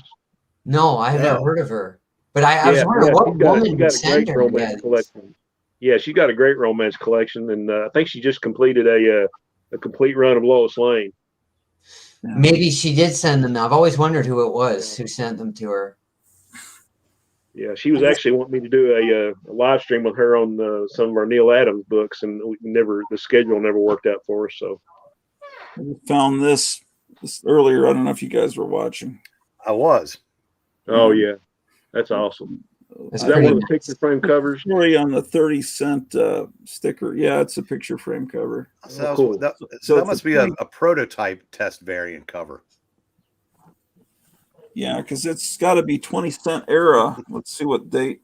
Did somebody just put a sticker on it, or was that on the there's book? a sticker that says 30 cents, but it looks like, it's not like it could be from a garage sale for all I know. Yeah. But I have a Bill O'Reilly comic book. Yeah. You have a what? I have a Bill O'Reilly biography comic book, which I like a lot. That's interesting. This is December 1971. So this must be, I think this is like right after the box ended. When did the box end and they go to the stripe? Because the stripe even looks a little, when they first started it, the letters are a little different. Yeah. I think that was after the 25-cent month for the 10-year anniversary, maybe. Okay. Yeah, they came back to the 20 cents in December. Right. Yeah, I love those window box 20-cent comics. They're just a wonderful time period. Oh yeah. But this stuff it never gets out on the floor. I think if comic collections were bought in the 70s, 80s, 90s, whenever that people might have just chunked these Love comics and the Charltons, and they just thought it was worthless, and it was just because no one went into comic stores. They just wanted superhero comics. And Tom, as far as old Cracked, but beyond the date when I started buying Cracked around 1971, I've only maybe 2 or 3 times in my whole life gone into a store and seen Cracked magazines from the 60s. I've never seen Sick from the 60s. Well, once or twice at Duncanville Books, but that store is an anomaly. Mm-hmm. I mean, I rarely ever see them in the wild either. And romance comics, you just never see it. Who's my new subscriber? I got 14 subscribers now. Does anybody know who the new one is? No, but you can look, but I'm not smart enough to tell you how to do No, that. it only tells you if they're not private. And you and Ken and Hans are the only ones that weren't private so far. I don't care if people see who I'm subscribed to. I guess some people are keeping secrets. I don't know. Yeah, I don't show mine either. I got mine private too. I can't even remember about mine, so been too long. But let's see. Is there anything you guys like to see? Silver Age is your new subscriber. Oh, thank you, Doctor. So much. Unless you have another one you don't know about yet. Movie World was trying to get in touch with you, Dr. Silver Age, to tell you about my channel. So I don't know if he did. If he did, thanks to Movie World for that. And Meyer also made a comment. He said that I'm a very essential aspect to the entertainment medium of your channel. And I'd like to thank Meyer for saying that as well. Hey, why not ours on there? That on the screen. Friend Tony, yeah. Did he say that on our stream or in your video? He did. Yeah, it was really nice of him. How far back up was that? It was a ways up. I didn't see it until I looked through the chat because you didn't show it. I don't know. I might have been playing pinball. No, that was nice. I like that when you're playing pinball. That was fun. Hey guys, just to interrupt for a second. I don't know if you do or don't. A good friend of mine, Why Not Art, just commented. That guy, he's a great guy, great channel. He collects all kinds of great stuff. Oh, hey buddy, how you doing? Yeah, he's Yeah, him and Rod are like two of my oldest friends on YouTube. Cool. Tony's got a great channel, and he does all kinds of stuff. He's got some great art. If you want to check him out on Instagram, he does comic book art too. So Yeah, Lead Paint's asking me what the channel title is. It's called Tom Smith's Comics. And yes, it was Movie World that told Dr. Silver Age, and he subbed. So thank you for that very much. So where are you going to go with the channel? Are you sure you want to leave it just Tom Smith's Comics and you don't want to make it broader? Well, I was going to call it Tom Smith's Humor Magazines and Odd Comics, but I think a shorter name is better. I was thinking of changing it just to Tom's Comics. You think it should be Tom Smith's Comics or Tom Smith's Comics? What about just making it a pop culture channel, because you have all these musical interests? Well, I can do that if I want. Also, Movie World wants to see my Paul Rubens Pee Wee Herman biography comic, so I'll dig that out for him. All right. I found a Michelle Bachmann comic book. Yeah. Well, I said I got a Bill O'Reilly one. I dig it out. It's at the bottom of a pile, though. Yeah, but I've never seen. I wonder if that's. I'm going to look to see if that's on mycomicshop.com. It is. It's published by the same people who did the Bill O'Reilly comic book. Oh, Bill O'Reilly was done back then. Yeah, he's a good, at least 20 years old. So why not? I just sub to your channel. Let's see if I can find this comic. They should do like a Ben Shapiro comic where he's got like some little magic bag or a magic ring or something, and can. You know what I was thinking? For Hero with Ben Shapiro. You guys remember how they had Sad Sack's Funny Friends, and they'd have like his friends featured in those little TV sets on the side of the cover, you know? Yeah. I was thinking when Barack Obama was running for president, they should have had Barack and his funny friends, and they'd have like all these people like that hated America and stuff, like that Reverend guy that he was friends with, you know? That'd be a funny satire of Obama, I thought. How about a Sad Sack comic done like Blazing Combat or EC War comic or just like Saving Private Ryan, where heads are being blown off? Yeah, you have to get Graphic Man into that. Yeah. I could probably draw it myself. I could simulate that style of art because it's very easy to copy that art style. Not insulting it or anything, but it'd be like Sad Sack's Gobs of Guts and Gals. Yeah, it would be like the comic that warped me forever was actually Inside National Lampoon. I just flipped through it while I was waiting for my parents to finish shopping at the PX in Virginia, Hampton, Virginia. And I opened this. I didn't know what this magazine was. I thought it was like Newsweek because National Lampoon sounds like National Review. I didn't know what Lampoon. And as a kid, you were really into Newsweek. So and I see this damn comic book looks like Tom and Jerry. It was Kit and Caboodle, and they're like horribly disfiguring each other and losing arms and blood everywhere. It's what Itchy and Scratchy stole from, and I just couldn't believe it. Yeah. I found the comics, so Movie World, don't go anywhere. Okay. Okay. Let's see here. My wife is texting me. I need to see what she's. Okay, so this is it. This is the Pee Wee Herman biography. Let me blow you up. Not with a grenade, but let's see. Thanks. Yeah, you tried to do that earlier, That's but disturbing. Yeah. This is really you, Tom. I'm sorry, but it looks a little bit like you. That it doesn't look like Pee Wee Herman much. It's kind of bad art.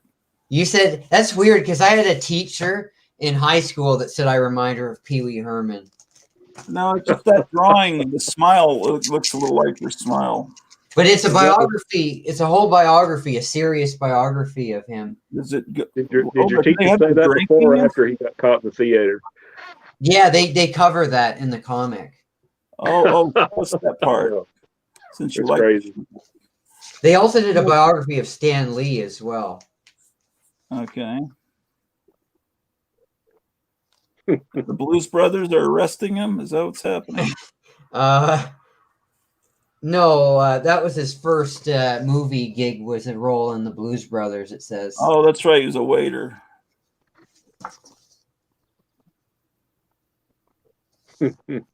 Well, you know, I'm showing it to you. Here's the part in the movie theater here. See? Oh boy, that's really not cool. It's pretty graphic. Well, it happened. You know. Yeah. Yeah, you gonna show this on your channel though, Tom? No, I would show this comic. Yeah. You'd show someone spooging on your channel? You can't see anything. It's done tastefully.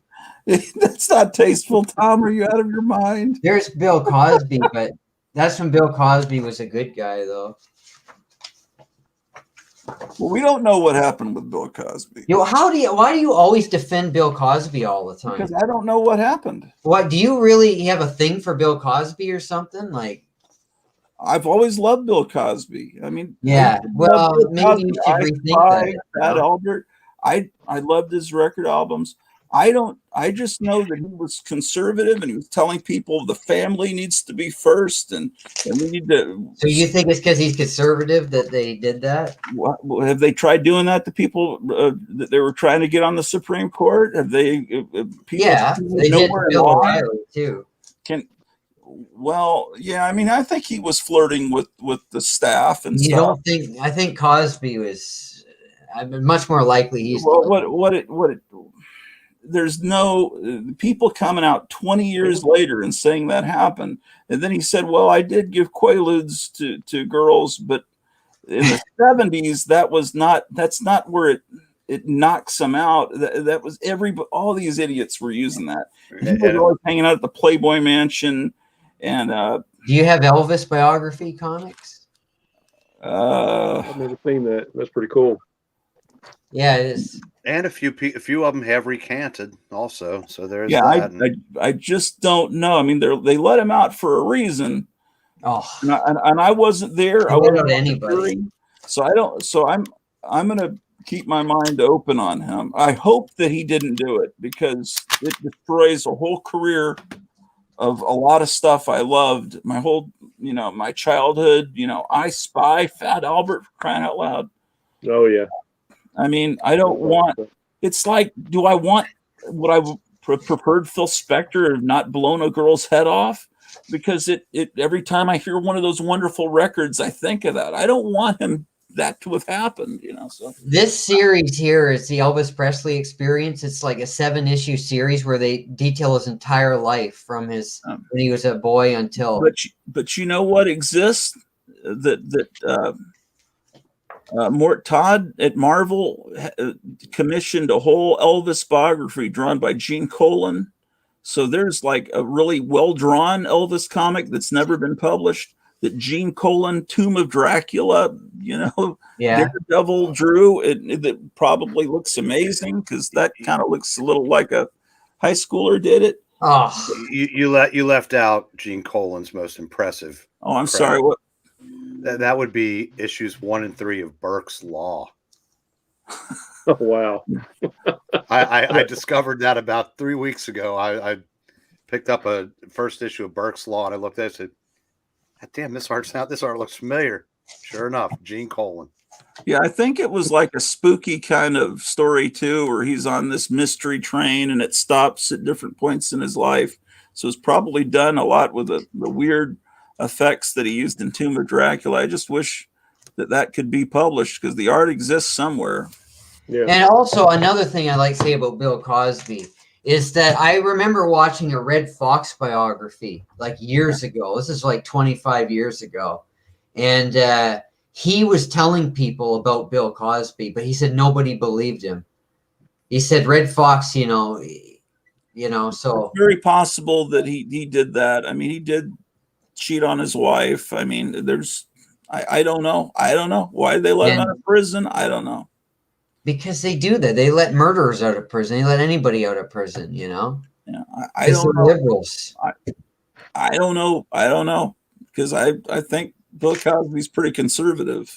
I think they would have rather. Well, his persona that he manufactured is, yeah. Elvis Shrugged. I've shown you that before, I think. I hope he's innocent. Yeah. Yeah, well, I'll tell you something to check out if you like Gene Colan. It was later on in his career, but he did some work for Dark Horse. I think he did like a Predator series. And I think the art was like, I think the art was like reproduced from his pencils. So it was really cool. You know, I loved. I remember going to see the first Predator movie and with my friend that went off to Hollywood, and I remember just that it was really badly made. I mean, the acting was really bad, and we just didn't like it. And now Predator's become this iconic thing that and it's just I never really got into it. It was like one of those things like Freddy Krueger. I just never could get into it. I don't like my monsters that have dreadlocks, and I just thought the design of his head was a little weird. If you were watching Predator for the first time back then, and someone had told you this movie was going to produce 2 future governors, would those have been your first 2 choices? Yeah, that's right. There were 2 governors in it. Yeah, and that's I remember it. We thought it was like it's about as good as Commando, the other Schwarzenegger movie that was really bad after Terminator. Don't you besmirch Commando now. I mean, it's like, but we had these expectations because of Terminator. Yeah, I guess but that was the most gloriously entertaining schlock I think I've ever seen. Commando? Let off some steam, Bennett. I mean, it had every bad pun. I eat green berets for breakfast, and right now I'm very hungry. Come on. I need to see it again in the context.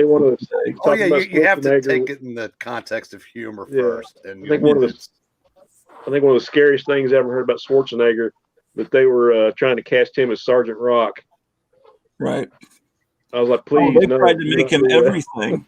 They tried to make him Doc Savage. They tried to, and I didn't mind. You know, I still, you know, the Conan. Okay, so Conan might have an accent like that. Then why didn't they? They should have. William Smith played his father, right? And he's a brilliant actor, but they should have had him do a German accent, or because it would make sense if you show his father talking to him about the riddle of steel or whatever at the beginning. If he had the same accent, where did he learn that accent from? The people. And I didn't like him being a slave throughout his teen years. But anyway, the movie was good. I really enjoyed it. But would you like to see Gary Brodsky's some of his comics? Do you guys know about this Gary Brodsky? I don't know if you were watching. Because I have him right in front of me right now. So. Saul Brodsky's son. Are you aware of the train wreck of Saul Brodsky's son? I don't think I've heard about that. Okay, I have to show you this. Thomas, I liked him. I wouldn't call him a train wreck, but yeah. Tom was showing me Saul Brodsky's channel. What is it called, Tom? Well, Gary Brodsky. Gary Brodsky. Yeah. Okay, so he Saul Brodsky's son did some comics, like a one about where Ronald Reagan was like Rambo and stuff, and some humor comics is what you were showing. Yeah, I could show you. I'll show you some of his comics you haven't. Yeah, seen. but you were showing me these his YouTube channel. He's passed away, but he did this channel where it's about how to pick up girls, and and he's this guy that looks like this sleazy mafia guy, like a mafia hitman, and it's just horrible. It's horrible. Wow. So this is the son of the guy that designed the Amazing Spider-Man logo. Why guys not confident picking up women? There's a reason. They don't know how. It's that simple. Yeah, Brodsky, he was like in production in Marvel or the editor or something. He was like a production designer that made Marvel look the way it did. Like, okay, yeah. I mean, he used to sell pills on his website too that you could take that would help you be more attractive to women. Pills? Yeah, pills and stuff. Yeah. I thought you would give the pills to the women to make you look more attractive to women. Not Bill Cosby. No. Okay, but wouldn't you think this guy should be in prison instead of Bill Cosby? No, he didn't do anything. Perfect reality. No, you're being ridiculous. Doesn't he look more like someone that would be in a prison? Yeah, I saw him on The Sopranos, I think, or maybe Casino. I'm closer to that. Yeah, I think what Saul Brodsky did was things like the Amazing Spider-Man logo, and he might have designed the Fantastic Four logo, just all the things that made Marvel so wonderful. But his son did. What are we showing, Eric? The King Kong comic? This is Solson production. This is Gary Brodsky's comic company, Solson, because it means Sol Brodsky's son, Sol's son. And that Reagan's Raiders, that was them, wasn't it? Yeah. Is that a gold key, Eric? I can't. I'm yes, on the it phone, but I can't see it. So. Yeah, let me show that too. Well, hold on. I got him on full screen. I'll show it again in a second, Eric. Sure. It's what I had was the 70s. They did a Treasury edition of that comic when the movie was coming out and the shitty 76 remake was coming out. And that's the one I have. He was selling shirts that you could buy. Gary Brodsky loves comics, and so do I shirts. But no one knows who Gary Brodsky is. So yeah, I thought that was weird. I wonder if anybody bought any of those. And that's Reagan from Reagan's Raiders. I see that. But the Reagan's pretty well drawn, but that front cover was terrible. Samurai. This is Jim Lee's first work was with Gary Brodsky. Okay. So this is Jim Lee artwork. Okay. And they were making a movie with Rich Buckler, but it never got got made totally, so it was never released. Yeah. But they advertised the movie on a lot of issues.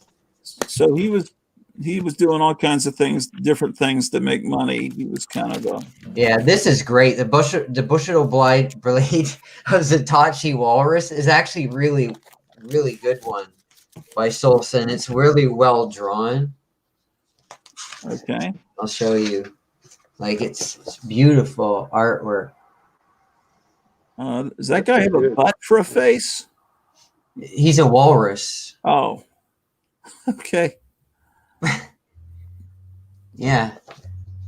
And he's a this is just beautiful. So they thought this would be the next Mutant Turtles, huh? Yeah, it's better drawn though. Probably. Okay. Right. Here's and then samurais and ninjas are really popular, so he combined with horror movies, the Texas Chainsaw Samurai. It's pretty good. Here's another one. I think he didn't quite meet up to his father's legacy, I guess you could say. And I don't know, some people think this is, but he tried. For some reason they think this is offensive. I don't know why. Sultry Teenage Super Foxes. Let me see a little better. This is his super powered heroines comic. I don't know. Is something offensive inside of it? Well, I guess it's feminists don't like it, I guess. And I'm sure that's recent, if anybody remembers it. Yeah. It kind of looks like something Innovation would have came out with in the late 80s, early 90s. It does, yeah. I mean, if they want to be offended, they should look at Legion of Superheroes circa 1976 or so. So it's not bad. Like it's pretty good. He was going to come out with, he advertised a bunch of other comics. I told you this. He was selling live man-eating piranhas through the mail. This is a real ad. Sweet. Oh, yeah. Wow, that's pretty stupid. But he got. There you go, Eric. That's what I'm thinking of. Hero Alliance. I remember Hero Alliance. I used to love that have series. I got most of those, and I got that the end of the Golden Age graphic novel too. It's the difference between this and this was actually legitimately a good comic. I mean, this was well thought out. It's just it was also done by a company that understood that comics were for boys. Yeah. And if girls wanted to read it, they had to assimilate and not vice versa. Yeah, people don't get that. They don't understand well, that. it's long forgotten now, but Yeah, yeah. but there's the. Good. You see that, guys? That's the man-eating piranhas there. And so he sold living piranha through the mail. And then what Yeah. happened to him from that because of that? Well, the postal authorities put an end to it because, you know, you're not So that was supposed a to little do bit that. more hardcore than the sea monkeys, right? Yeah, I yeah. was about to say the spider monkeys that they sold through the Famous Monsters and Warren magazines. That was pretty horrifying. But And I they gotta say sell this. dogs too. There was some old ads from the 50s that said little teacup chihuahuas can be yours and stuff like that. There's a Reagan's Raiders ad there, Okay, yeah. and that was done seriously. It wasn't a humor comic. Yeah. Actually, still have those. Because he's a Trump supporter too. I mean, he's a real right-wing guy, Gary Brodsky. And he was going to publish Buckwheat comics, but it never came out. I can just imagine what people would say if it had have come out. I know what people would say if they came out now. Yeah. But anyway, this comic is actually a good story, and it's well drawn. So people they look at the title and they say, "Oh, I'm offended" or whatever, and then that's it. What, Reagan's Raiders? No, the Super Foxes one. No one ever saw it to be offended by it. Cat Claws. You guys ever heard of this? No. By No, that one I Eternity? haven't. Yeah, these are it's reprints of a European comic. It's translated in English. That's really good. It should have caught on because it's a female super, like she's sort of a superhero, but she has the powers like of a cat when she gets bitten That's by never a been cat. done before. But there was It's so good, much though. of that stuff out there in the 80s, it was hard to stand out. Yeah. Ken, do you know the Saul Brodsky What If story? What's that? Where he's the part of the Fantastic Four. I think was he the Thing, or no? Kirby was the Thing, probably. Yeah, when Roy wrote the story, he put himself in as the Torch, and Kirby was the artist, and he changed it to Sal Brodsky because he felt that, well, for one thing, he hated Roy Thomas. Yeah, they didn't get back. They didn't get back on the same page until a few years after that. But because if you remember when he worked for DC, Funky Flashman and Funky House Roy, Flashman and House Roy. yeah. But he felt that Brodsky, being an original member of the bullpen, was more fitting that he be one of the four. And even Roy said, "Yeah, looking back, that made sense." But I bet there was a little salt flowing at that time. Yeah. You were going to show us a comic there, Eric. I think you were. I did. I was holding up the King Kong there. It's never seen that before. Yeah, that painting's beautiful. That is. It was definitely eye catching. Yeah, a little bit more so than Kid Coco. Well, there's those scissors. So there you go, Ken. Were they trying to do a sexual thing with that cowboy pin? Yeah, look at that. What's going on? Yeah, look what he's about to cut. Yeah. You know what I'm talking about there. That's almost like the Rifleman cover. Yeah. I never heard this scissor thing. I don't know where you got that from. Kid Slade, gunfighter. Kid Slade. I'm coming across all kinds of things I'd never seen before. That's cool. Yeah, that's cool. So the store you're at, does it have a lot of oddball stuff like that? Well, I'm going through about 20, probably somewhere between 25 and 30 long boxes of this stuff. And a lot of it is on top, and the boxes are a little longer, so it's probably even another long box or two if you factor that in. And they're all filled because nobody even looks there. And hell, half the time, that's where they pile the stuff for the gaming. Yeah. I can't blame them. I mean, it doesn't move. But I said when I went through and started looking at these, I mean, the prices, you would have to, I mean, if you can afford that stuff, you're not into comics. I mean, I ran across a gorgeous run of, I mean, I see like a gorgeous run of Looney Tunes and a couple other old Disney titles that all had like $36 or $40 on, and in the guide that's probably low. In reality, it's fantasy. Right. There's just if you were anybody that was into that, you know, most of them are either past the age of having that kind of disposable income or past the age of breathing.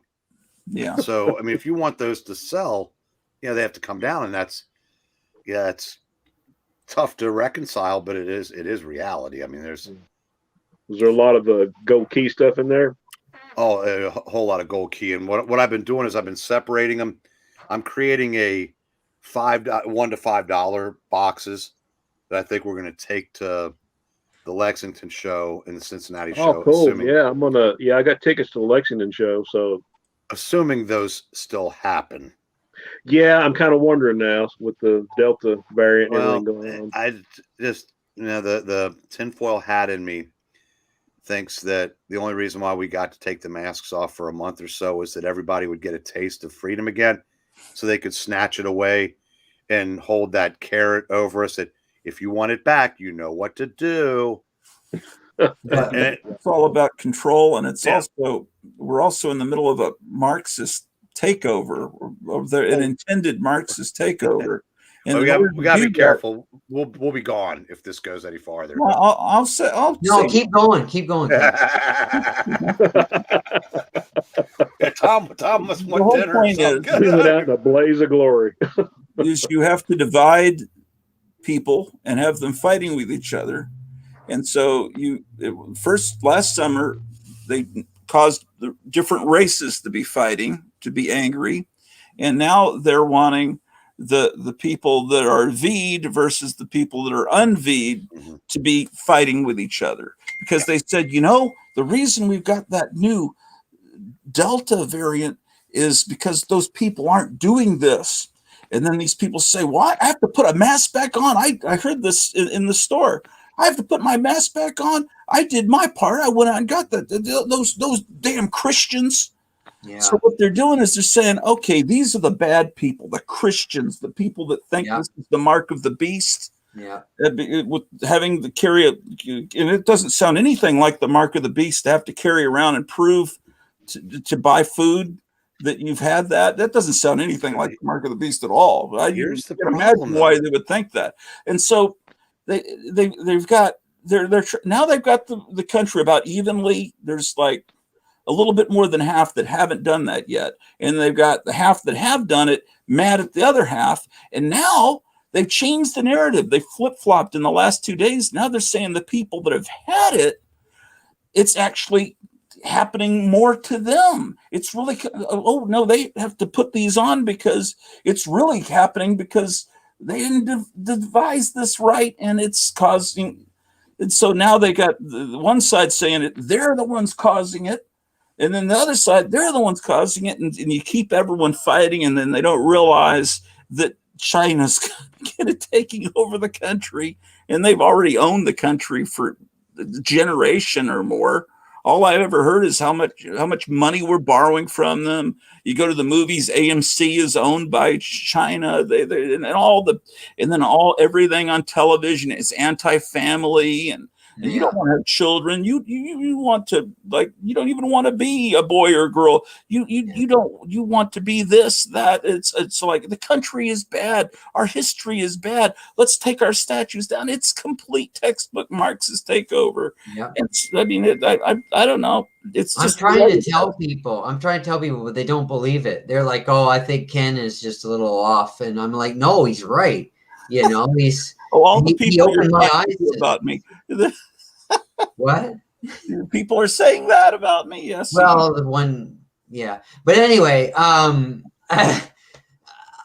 believe you. And they know things are happening, but people don't know the extent of it. They don't know it's all tied together, that it's all working together like this. It's probably not a good idea to tell someone that you're talking about them with someone else and then just say, well, I'm not going to say who that is, because then that kind of makes me a little paranoid. That's probably not good form. Oh, I'll tell you then. It's my grandfather, he thinks he thinks you're a great guy, but he thinks you're a little out there on some of your theories. But I try to tell him, No, the world is fine.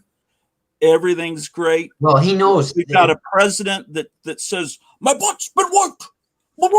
Well, Yeah, well, he knows that. He knows all that. He just doesn't know if it's all part of the Marxist. Idiot. And he's been and I'm not making fun of him because he's old and senile. No, My we know. grandfather was that way. That's not it. I'd have total sympathy, but he's evil and he's been corrupt since he first got into government. See, And that's the thing is he knows he's creepy guy. His son. I've seen that shit. That the son is a horrible human being. It's hard to convince people. Stole his current wife from the guy that ran his campaign. He was cheating on his first wife that was killed in a car wreck, a mysterious car wreck, and then he married this other woman. He's a horrible train wreck of a little kid sniffing, perverted, desiccated old corpse. And there are people that think he's great because he doesn't do mean tweets. He just really cares about us. Well, and that's just he just cares about us a my lot. grandfather doesn't like Biden at all. Like, I mean, he's a Trump guy, but he just doesn't. People don't know the extent of it. Like a lot of people, it's just hard to convince. I mean, Trump had no idea. He was putting in all these idiots. Almost everybody he appointed, he thought they were on his side. And they were just a bunch of people. He couldn't get anything done because we're toast unless things change. And when I went to get a pizza yesterday, I walk over to Little Caesars to get a pizza. I noticed there are more people wearing masks just walking down the street than I've seen ever before. And I thought by now there'd be less. No. Well, they were, but now people are putting them back on because the media is saying, be scared, and so people are scared. And they're alone though. They're walking down the street by themselves or waiting at a bus stop or something, and they have a mask on. Well, it's become a way of life for some people, and they are more than happy to put it back on. And it's kind of tied to their identity, because when politics replaces religion and becomes the be all end all side, if you consume your information from the sources that traffic in this fear, eventually you will comply. I mean, that's what they're counting on, and they're doing it willingly. They're going to make the rest of us do it. And I think it's going to be really interesting to see what happens, because I'll put it in comic context. These shows coming up, I suspect they're going to make mask mandates again. Some people are going to say, I'm not going now because I'm not going to go back to that. Now, the people that the comic book industry caters to today, they've already volunteered to put them back on, and they're happy to. Yeah. But the people the comic book dealers that sell back issues to people like the four of us, they're not going to be happy because it's going to cost them money. And the only way it's ever going to change is if even some lefty business owners say, hey, I need money, and this BS is costing me. Because they don't give a crap about us, but if people on their side start pushing back, maybe. The idea is to get all these businesses out of business. So you shop only from Amazon and from Walmart, Target, approved people that are allowed to stay open, and all these little independent, they want them gone. They want several big giant corporations that service us, and they want us to live in little cubicles. The part of this whole great reset is they want us they said you'll own nothing and you'll be happy, and they want this all done in the next 10 years, and they're rushing headlong. They're panicking right now because they're starting to recount in several states, and it's going to come out in the next few days or weeks. Holy shit, how do more people vote than live there? And then people are going to say, oh shoot, but they're not going to let that happen. They know that that's going to come out, so they're going to do something horrible to get us distracted from it. So, so everyone instinctively knows that something real bad is about to happen. Either a nuclear power plant's going to blow up, or something like 9/11 is going to magically happen. Something, or a war. Something's going to happen where we are not noticing the news about Maricopa County or whatever. It's like or something. or a variant that's a lot more serious than they were hoping the Delta variant would be. Yeah, it's going to be the Lambda variant. Ooh, it's going to make you get real sick. Ooh, boy. Something. Yeah, my grandfather's always going about that. He thinks it's all ridiculous. He doesn't believe in any of this stuff, and he thinks the masks are bad for you. Like he thinks that that they have a detrimental effect. How stupid do you have to be to think that if vaccinations can't stop you from getting COVID or giving COVID, that a piece of paper over your face is the difference? Right. It's like throwing marbles through a chain link fence. It doesn't. It's only there to make people feel good, or now it's just virtue signaling, and it's just people. Really, what it is, what I see is when I go to more poverty-stricken areas of town or stores where people that don't have as much money shop, they're all emmed up because. That's because they're not as intelligent. A lot of those people. Because they're listening to whatever is being said on. And they believe it. They're the local hip hop channel or Telemundo or the country music. They're just listening. That's all they hear is what's on the radio. They don't dive deeper. But and they're scared. They're completely scared because the media has the biggest effect on them because they don't know anything else. They believe whatever they hear. They don't have the tools to process the information. So it victimizes these people. And everybody that says anything different gets censored and taken off. We've lost freedom of speech in this country. You guys up in Canada lost it long ago. It's ridiculous that we're scared to talk about this on here. It's like we got to. I better not say MASK. I better say M. Yeah, put M because. When did the United States become that? When I was a kid, everyone made fun of Richard Nixon and everything. And now I realize he probably was great. No, he was a good president. It's like we've probably been lied to, like the media lies about everything. Yeah. I think back on it, maybe Richard Nixon, because if the press all hated Richard Nixon, he was probably great. He was trying to end the war that Democrats started. And he did. But he was blamed as starting it. But wait a second, I could have sworn LBJ got us into that headlong. And Kennedy was trying to pull back. And then all of a sudden, his presidency ended and LBJ's in there. Nobody ever mentions that he ended the draft, too. And what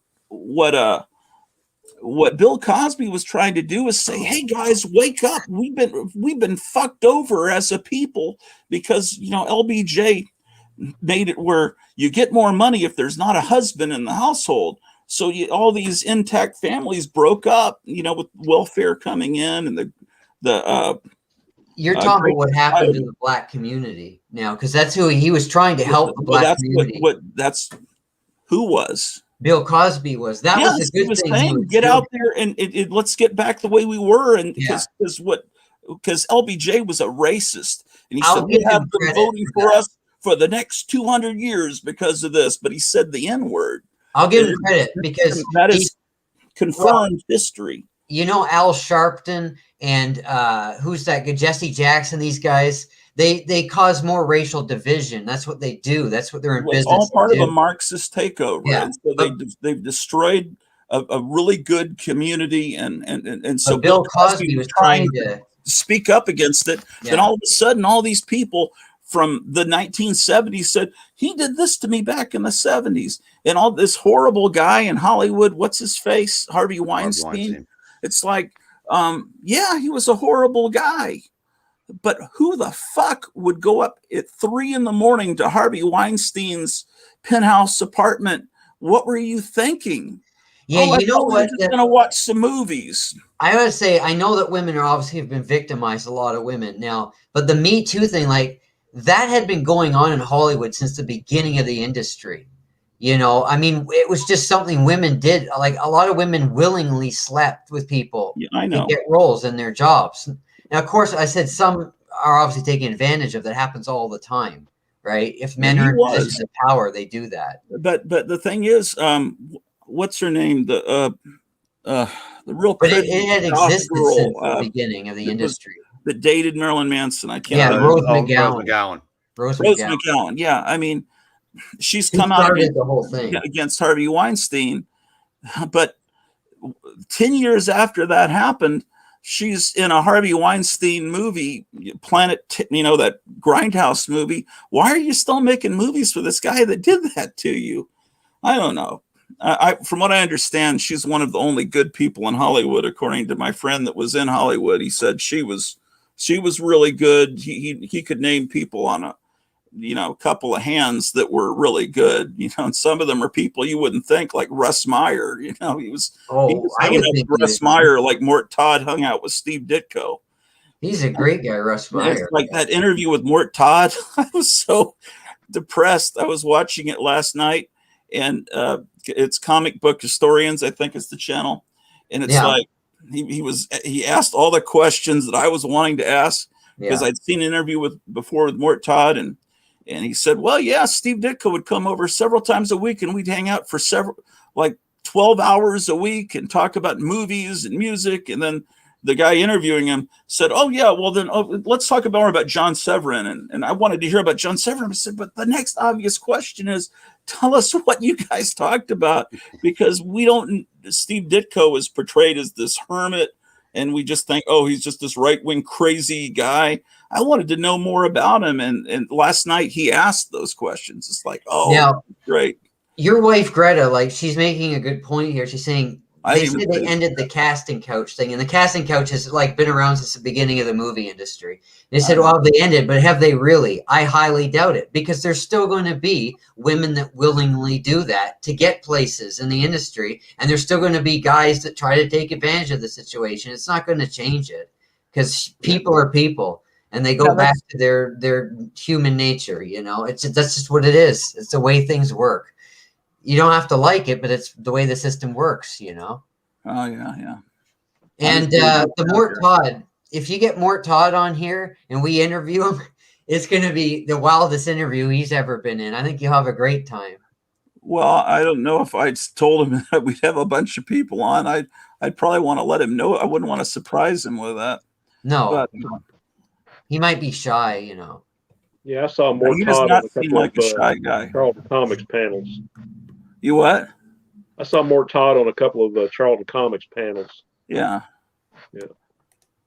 But yeah, there's a great interview that was put up less than 24 hours ago, and Basil's not. I was joking somewhere on one of these shows that I've done that they should make a movie about sea monkeys, and he was saying that on the show that someone made a Saturday morning live action sea monkey show, and he was trying to do the Marvel adaptation of it, and it's like I was never aware that it must not have run very long, but they were probably trying to cash in on Teenage Mutant Ninja Turtles.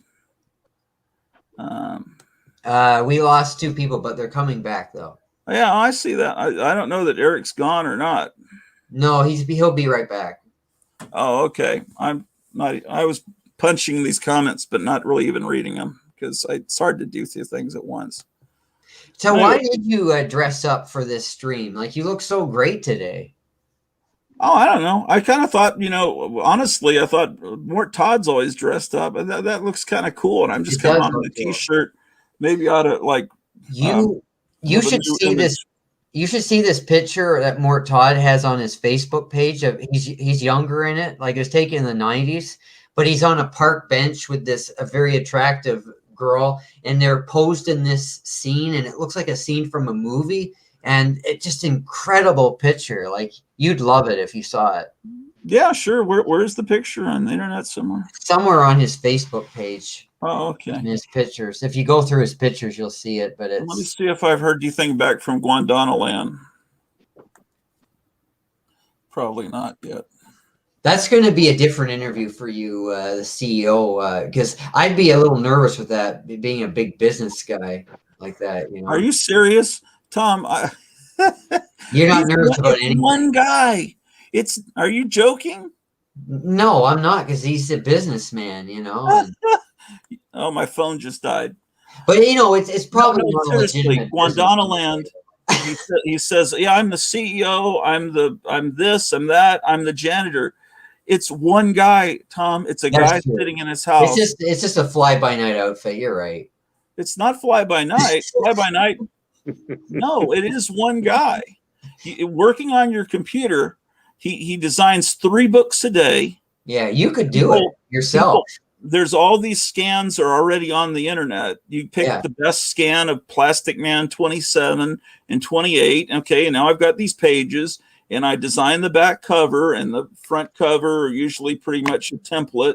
And I put Gondwanaland book 3,864, and then I've got another volume. And then people that own the comics send him high quality scans, or if he can't get someone that has it, and then there's a whole fan groups on Facebook, like I think it's called FOG, Friends of Gondwanaland, and people suggest you should do this book, that book, and literally he puts out 3 books a day, and so you order the book. You send your $17 to Amazon, and I think Amazon prints it instantly and then sends it to you. And then on the back page, Eric might know better than me because he actually has some. I've never held one in my hand. It has the actual day that it was printed on the inside. Yeah. By the way, if at all possible, if I'm around, when you have him on there, I would love to come on for a few minutes. I think because you have more knowledge of comics than me, and I don't. I'll let you know when he's coming on.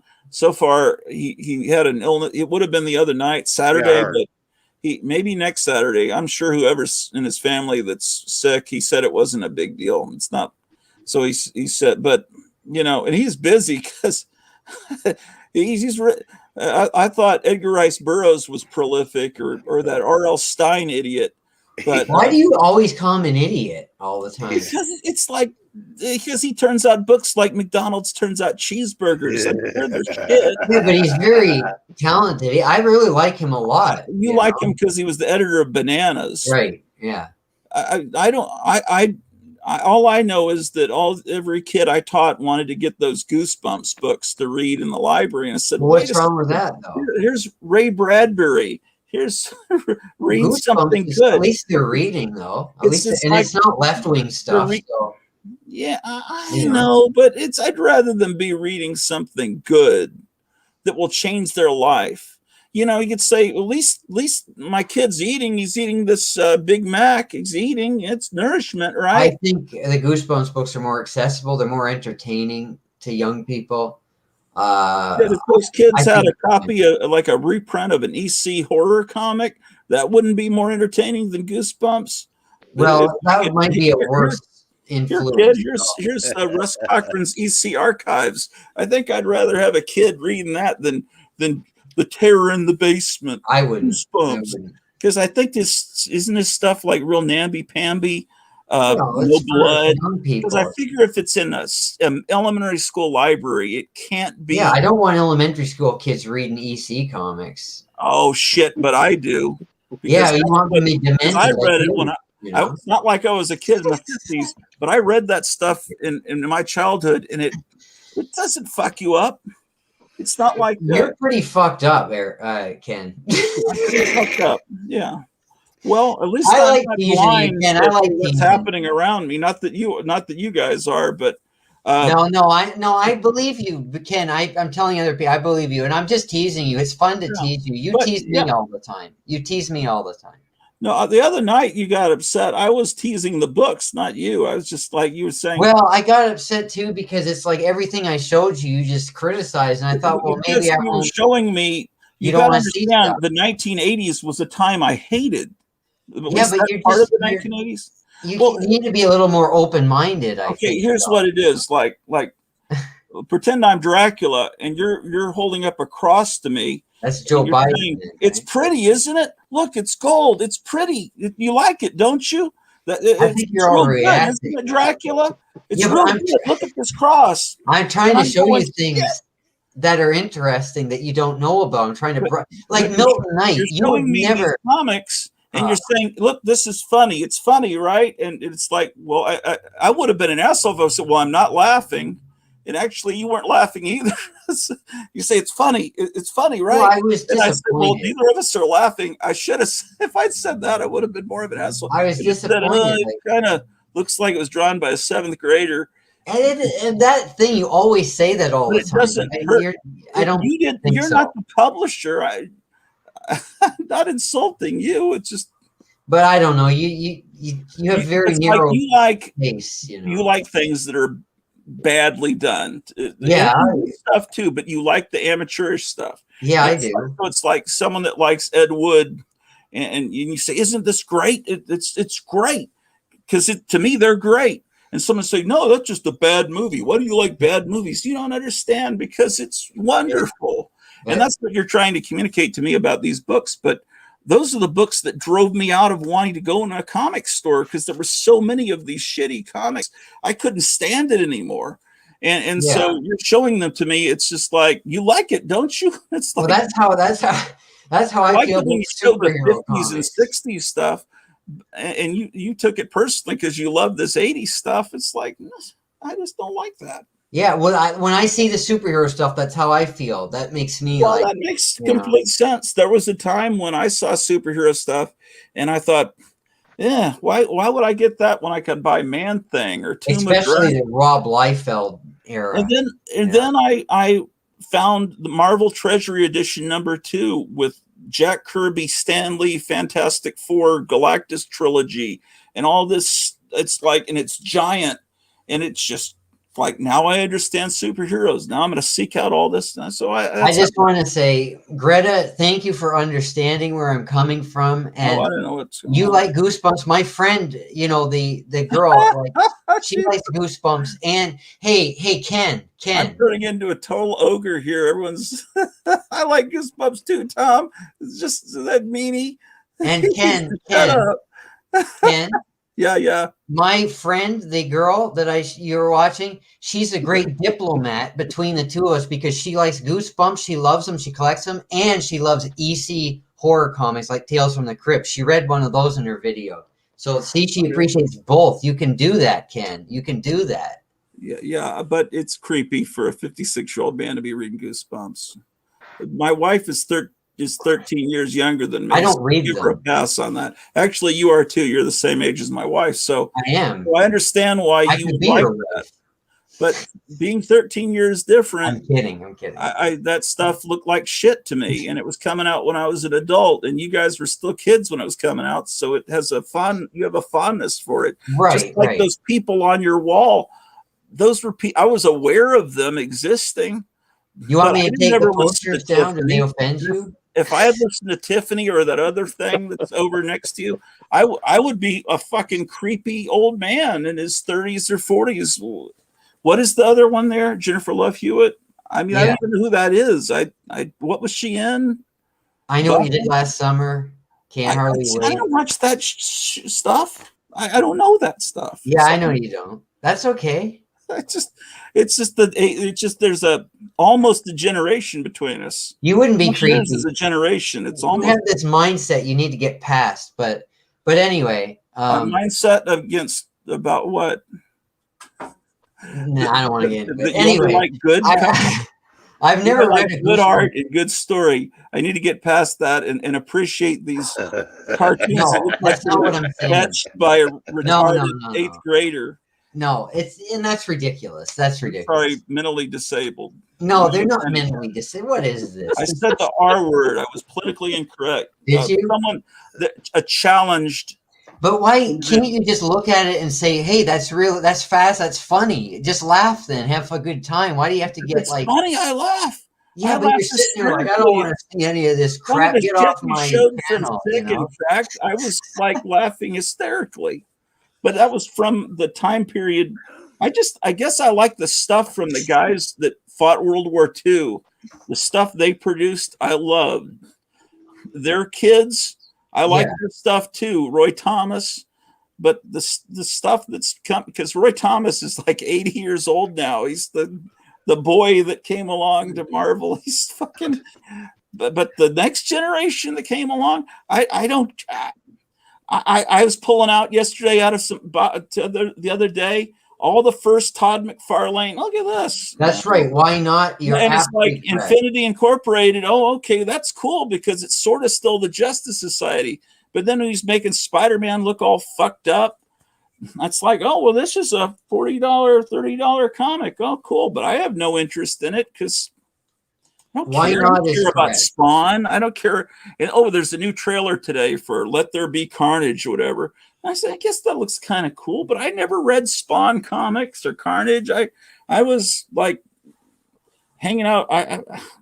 There was a brief period where I actually had a life, starting about 84 through, and I had all these friends in college, and we were going out drinking and watching movies and doing crazy stuff. And I was still going in comic stores buying some stuff, but I fell out because the comics X-Men started turning into Richie Rich, and there were 40 different X-Men titles. I couldn't keep up, as I had to do the drinking too, and the going to drive-in movies and crazy shit. Shannon and I should be doing some drinking right now.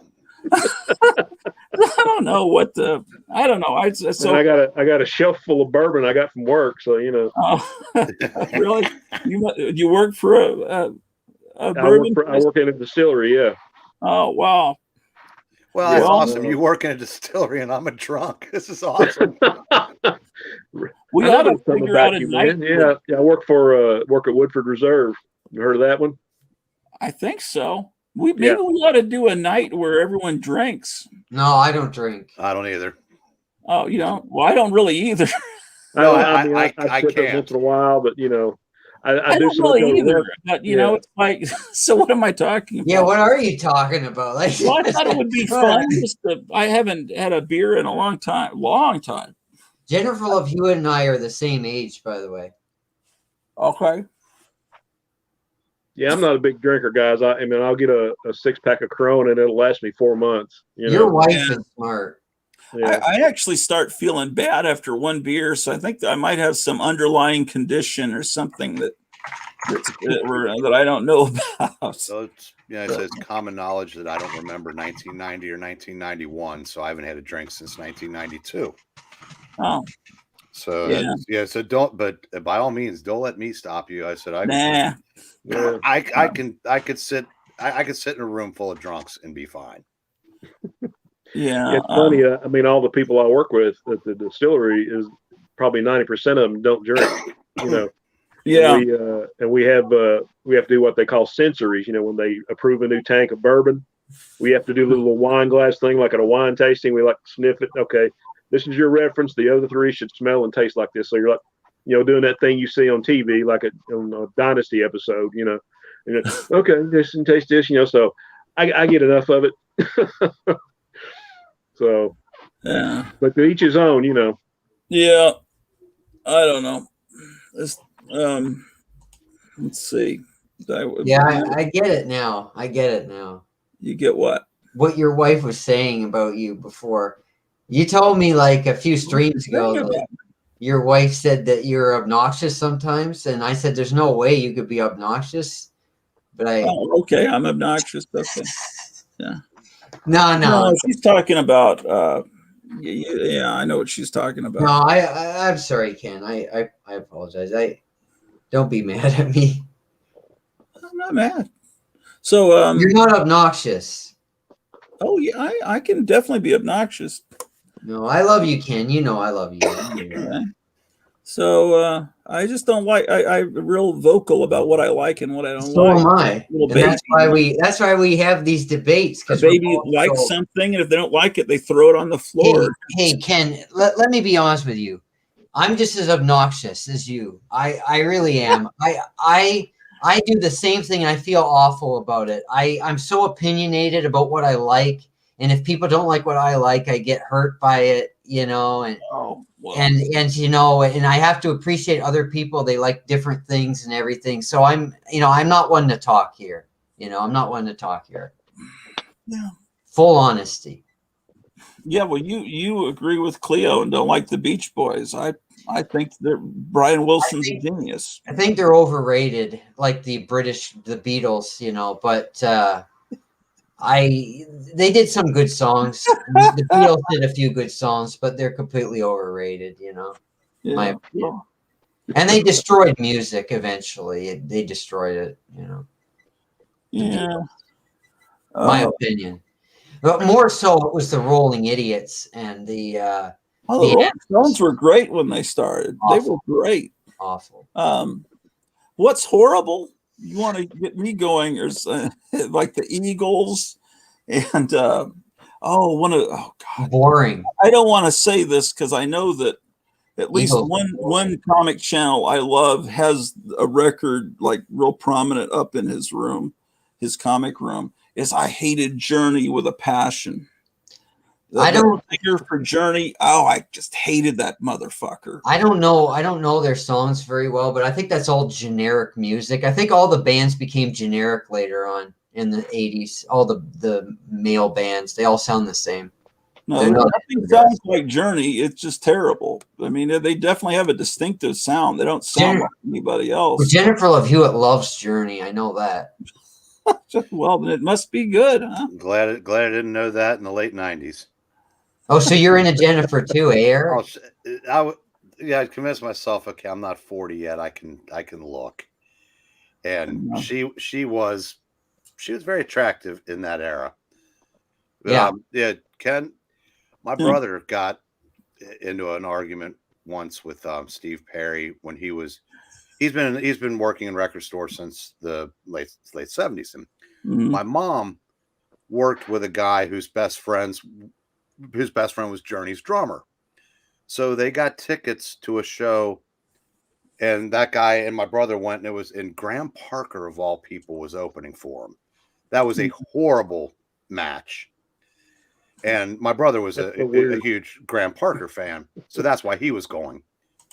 But after the show, they got to go backstage, back to the hotel or whatnot. And my brother was young, and he just started in the record business. He made a mistake of telling Steve Perry that their bootleg was selling really well, and he just started screaming at him. Oh boy! But I said, I never really cared for Journey ever since. Yeah. So Basil's asking he says, Gratu, do you give a hoot for G-Force? Are you talking about the Japanese cartoon, or is there a band called G-Force? Probably a band. I don't know. If you're talking about the cartoon that came over here as Battle of the Planets, I thought it had a great design. The characters have a great design. I never really watched it, but in the 90s, the cartoon he's asking.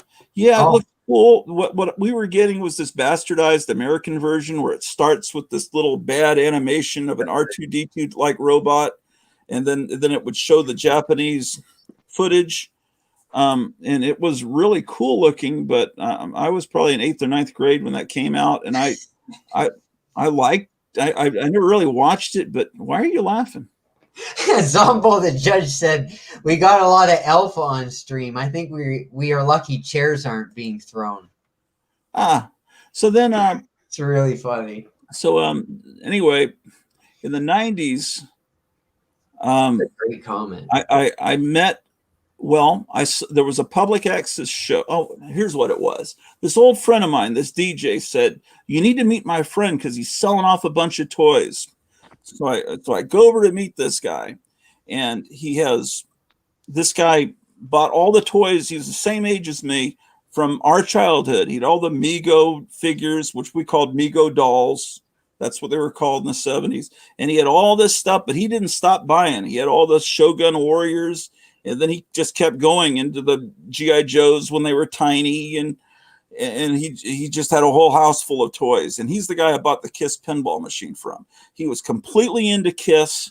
He was completely into toys.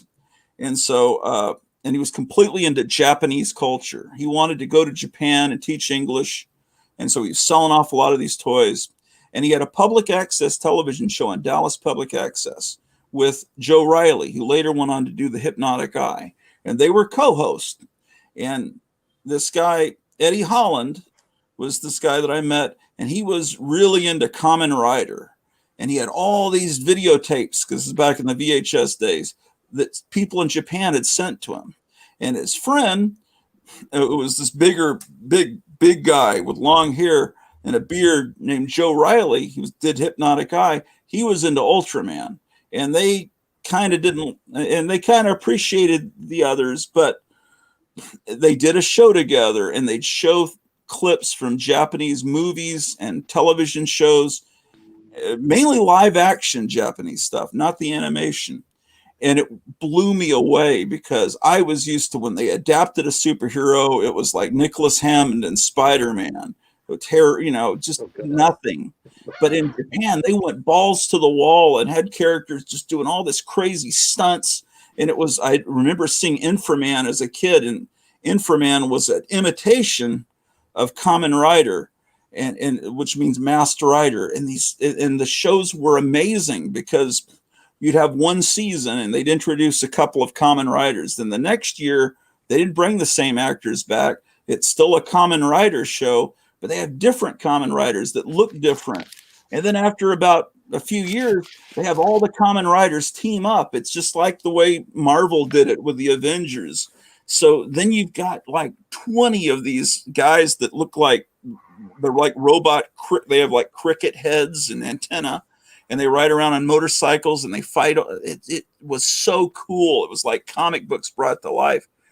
And so I really started borrowing these tapes from him and copying them. And then I met Joe Riley, his partner, and then they had a fight, which always happens. I'll meet two friends and then they'll have a big horrible fight. And then it's like, how do I be friends with this guy and this guy? It's like a couple that split up. That's a problem. But anyway, so I still was friends. Eddie moved on to California, I think. But anyway, then I became good friends with Joe Riley, and I worked with him on that Hypnotic Eye show. But I don't know, have any idea why G-Force. But anyway, at that time, I became really obsessed with Japanese culture and those TV shows.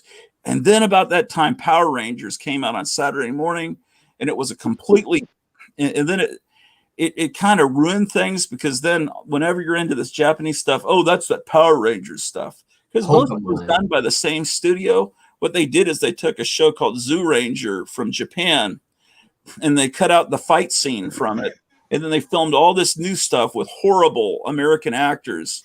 And then they would put, and the Japanese were really smart. They put on, their masks covered the fact that they were Asians. So you didn't know that. So kids could watch it and they don't know what they are underneath. So you can have a different actor play them when they take off their helmets. And then all of a sudden you go to this amazing Japanese footage, and then it's back to the shit that looks like a soap opera. But anyway, it became a big enough hit. It's probably still running because they do different. Kamen Rider is one thing that Studio Toei did. And then another thing they did every year was called 5-Man Team, which I think is Sentai, means 5-man team. So there's always a 5-man team with different colors. And there's always a pink one that's a girl. But in the American one, they had a girl play the Yellow Ranger, but that's really a guy in the yellow suit in this original TV show. But anyway, so I got really into Japanese TV shows, and then I really developed, because in the 70s I kind of hated Kiss. And then but enough years had passed and I realized this is genius. And I love this music. And this guy was so enthusiastic into it that that was what I remember about the 90s, is all this Japanese stuff and Kiss. I wasn't paying attention to Todd McFarlane. That was so boring to me. I was having my mind blown by all this shit from Japan. Well, she did a video where she dressed up as a Kiss group member as well, because she's really into Kiss as well. I thought you were talking about a Power Ranger. Okay. So she loves Kiss too. So she likes stuff you like. That would be a good look, because you can look that up. It's on there. Like the cover for Love Gun looks like it's right off the cover of Creepy or Eerie, because it's the same artist, but Ken Kelly, right? And it's like all these girls that the feet of Kiss, and they all have Kiss makeup. I think that's brilliant. Hey, real quick, Shannon, did you ever go to the Wonderfest Con? Where's that at? Louisville? No, I've never been to that one. Because I think Ken Kelly went to a couple. I used to go down there every year. Okay. Do they still have it? I don't think they've done it for a while, but it was basically everything but comics. I mean, it'd be toys, models. One room had like a full like a room size Enterprise. One guy had like a giant Pit and the Pendulum, and then every guys would sell bootleg VHS tapes and then DVDs as it went forward a little bit. But I think I said Ken Kelly I think was there a couple of years selling some of his art, and well, that's cool. It was a neat show. It's yeah, I've never been to that one. And going back to the Power Rangers, I don't know why, and you've probably seen this too, but like at the Lexington Con, I mean, that's like the big thing. The actors that played the Power Rangers show up, and it just kind of overshadows everything else, at least at that con. I don't know how it is anywhere else in Kentucky, but I was like, what's the big deal with Power Rangers? And my son watched it when he was young, and he never did get into it, and I was like, okay, it's cool and everything, but like, they just go nuts. I mean, you were bypassing, like Billy D. Williams was there one year, and they were like going to see the Power Rangers, and he was like, well, doesn't anybody want to talk to me? I'm Lando Calrissian, Well, the kids that that was watch, always so strange to me, and it's still that way. That just the Power Ranger actors are like the big deal, Well, the kids that watched that as when they were young are now in their prime earning.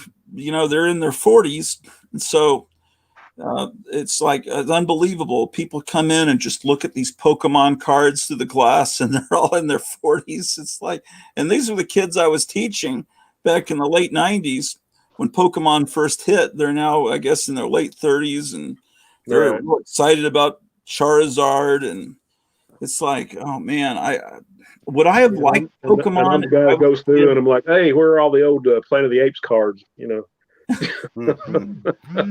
Yeah, there was a convention near us at the University of Texas Arlington. They had it for 2 summers. Then COVID came along. It was billed as a comic convention. It was co-sponsored by the public library. I went there and there were no comics. I finally found a guy with 3 or 4 short boxes, and I bought a 60s Fantastic Four from him. And I said, you're the only guy at this whole show that has comics. It was nothing but anime and people dressed up that way and whatever Funko stuff, I guess. My wife and I call them embryos. I'm surprised they haven't tried to cancel Power Rangers in this blacklist culture today. Because it's what? Cultural appropriation? Yeah, well, because the black guy was black. He was a black Power Ranger, right? Oh, I didn't know that. The Asian girl was yellow. She was the yellow Power Ranger. And the Native American Power Ranger was red. Do they do that consistently every year? Yeah, well, that's what they were. That was their identity. The first season, do they do that every year? I've heard that it was always that way. That's what I've heard. That's funny. I can't believe they got away with that. But that's a little bit on the nose, isn't it? And of course, the girl one was pink because pink is the girl color. So yeah, well, I don't know how they got away with that. I couldn't believe that when somebody told me, because I never watched Power Rangers. I was never into that junk.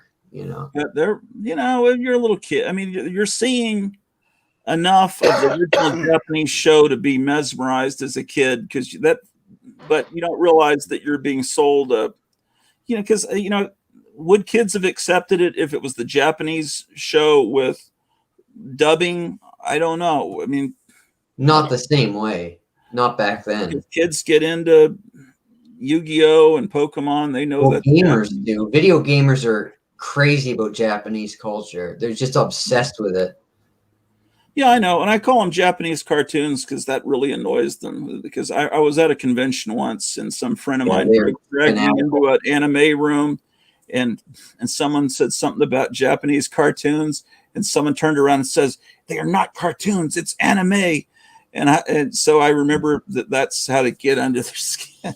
They have problems. They're fanatical about this stuff. No, we're not that way, Tom. No, we're not fanatical. And I think Zombo was saying something about, you changed my mind about Sick magazine. I thought Sick was shitty in the 70s. And everybody maybe knew that it was different in the 60s, but you showed me all those 60s Sick.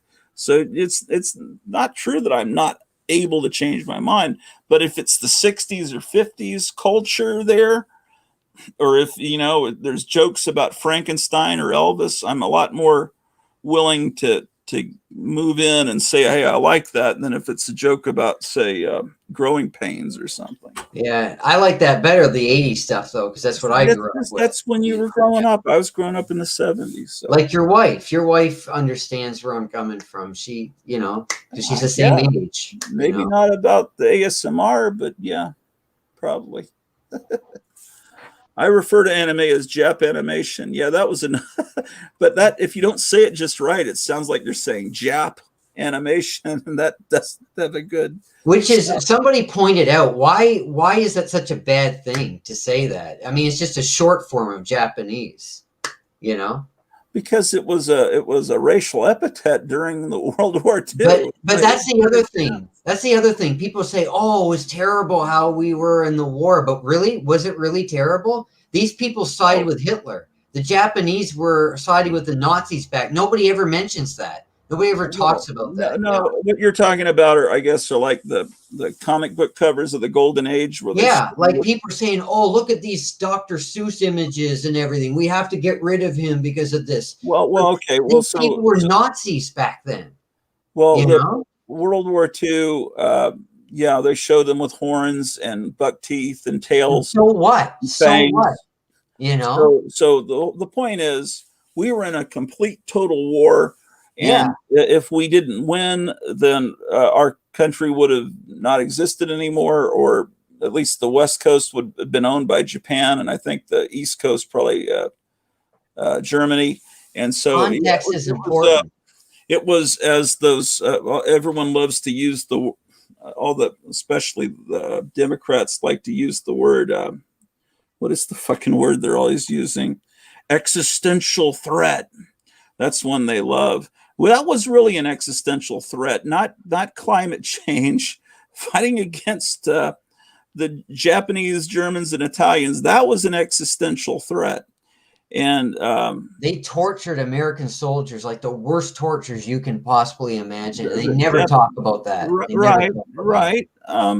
So the thing is, if you in order to win a war, you have to hate the enemy. You can't say, "Oh, well, they're actually nice people. We need to understand them." You can't go in like it's like, well, we can't shoot at them there because that's their church, and so we got to avoid hitting there. It's like, I mean, there were especially if you're fighting Hitler. On all sides. I mean, what we did to Dresden was beyond.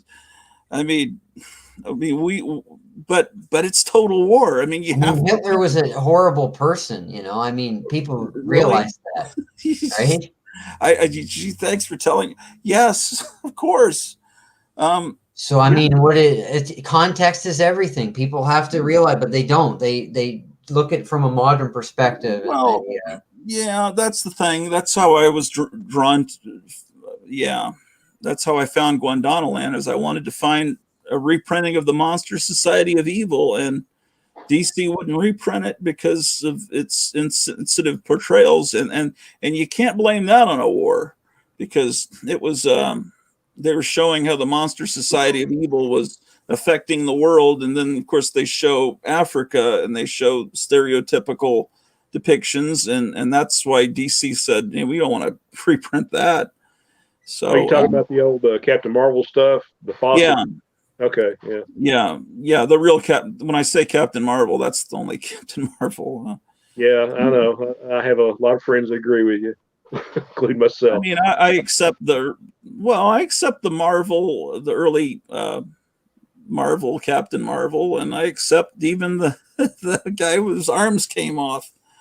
Are you guys excited about the Suicide Squad this Friday? No. You're not. Well, you're not. I don't watch superhero movie. I don't like superheroes. Okay, well, I'll probably watch it just because of like the little oddball characters like Peacemaker and the polka dot guy, and like, hey, there's a Charlton character on screen. Yeah, it's like, when has that ever happened? No, it's not. That's probably the only reason I want to watch it. But I've got why he didn't like no one liked. Well, a few people like the first one, but this is not really a sequel to that. I don't know why I'm so excited, because it seems like most people are like, yeah. But well, I I have a Yeah. good feeling. What? With me too, the thing that I noticed was I got excited. I'm a big fan of the Justice League book, and I saw Starro, the Starro stuff, and I was like, okay, that's another reason to watch it. Imagine if that was in the Justice League of America movie. Notice I don't just say Justice League instead of the New God characters that DC thinks everyone loves, but and I guess they were real pretty comics, but it's like, why is that the first big villain that you're going to introduce into? Nope, the average person in the public doesn't know the New Gods, and I don't know. Maybe they do from Super Friends, Super Team Up, or something. They know Movie World. Movie World Powers action figures. Sorry, Movie World. What? Movie World Comics said I'm more American than most Americans. That's true. That's true. You love American music. You love American culture. You're not a commie.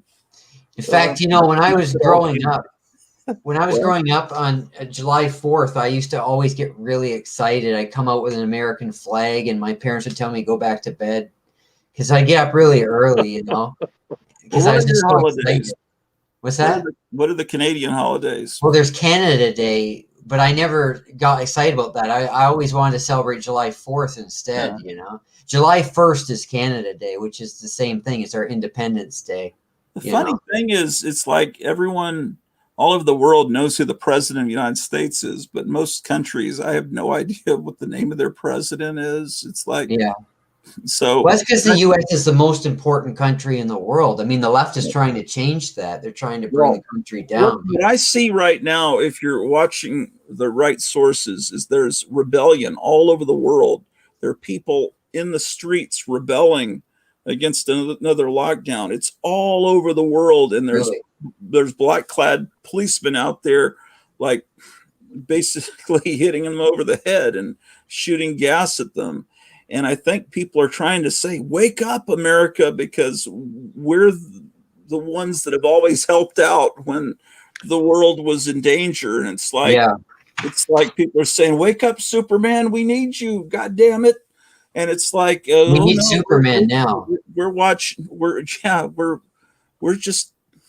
not. I don't think the average people are getting. I think there's a certain number of the population that realize that we're at war, and they keep saying, if Russia keeps cyber attacking us, we may have to be a shooting war. And it's like, while Last Avenger was asking if I was asleep, no, I was scrolling Twitter real quick, and apparently the White House is crafting the lockdown speech for later this week.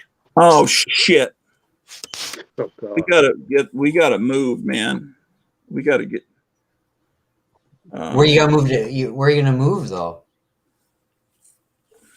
Well, I want to see him move to the funeral home.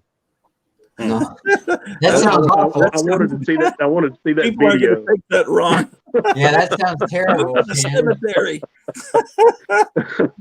No, there was an amazing funeral home in Indiana that would have been I could have turned that into, not that I have a Forrest J. Ackerman level collection, but I could have turned it into a museum. We could have. It was big enough that we could have had comic conventions there, and the downstairs floor. But my wife was right. It was right next to a gas station. It's still a little creepy. There was one room that was clearly the embalming room. I know. I would never want to move there. That would creep me out. Well, it's not going to be haunted because people didn't die there. I don't know. People died. Why would it go on a funeral home? You're talking about creepy. That's creepy. That's creepy. I'm not talking about creepy. Earlier. Hey, Greta, Mr. Orloff's wife. You said I should move there, and thank you very much for that. And I've said that too. You should move to the United States. How many times have I told you? I also got a 3 more subscribers. I don't know who they are, but 3 more subscribers since we've been talking here. Right, 17 subscribers now. So. Oh, I don't know. I think I subscribed to you as my wife. My wife has about 3 or 4 YouTube accounts. I think she's going to be pissed, but I think I went in and subscribed to you as all 4. Are they private? Do you see her name showing up? No, I don't. I don't. Maybe that's what all those mystery people were. Maybe it was all of your wife. Did you get about 3 people or so this morning? Because that was probably me doing it. No, not this morning, but yesterday I got like that. That could have been last night. I lose track of time. Comic book implosion. What's this?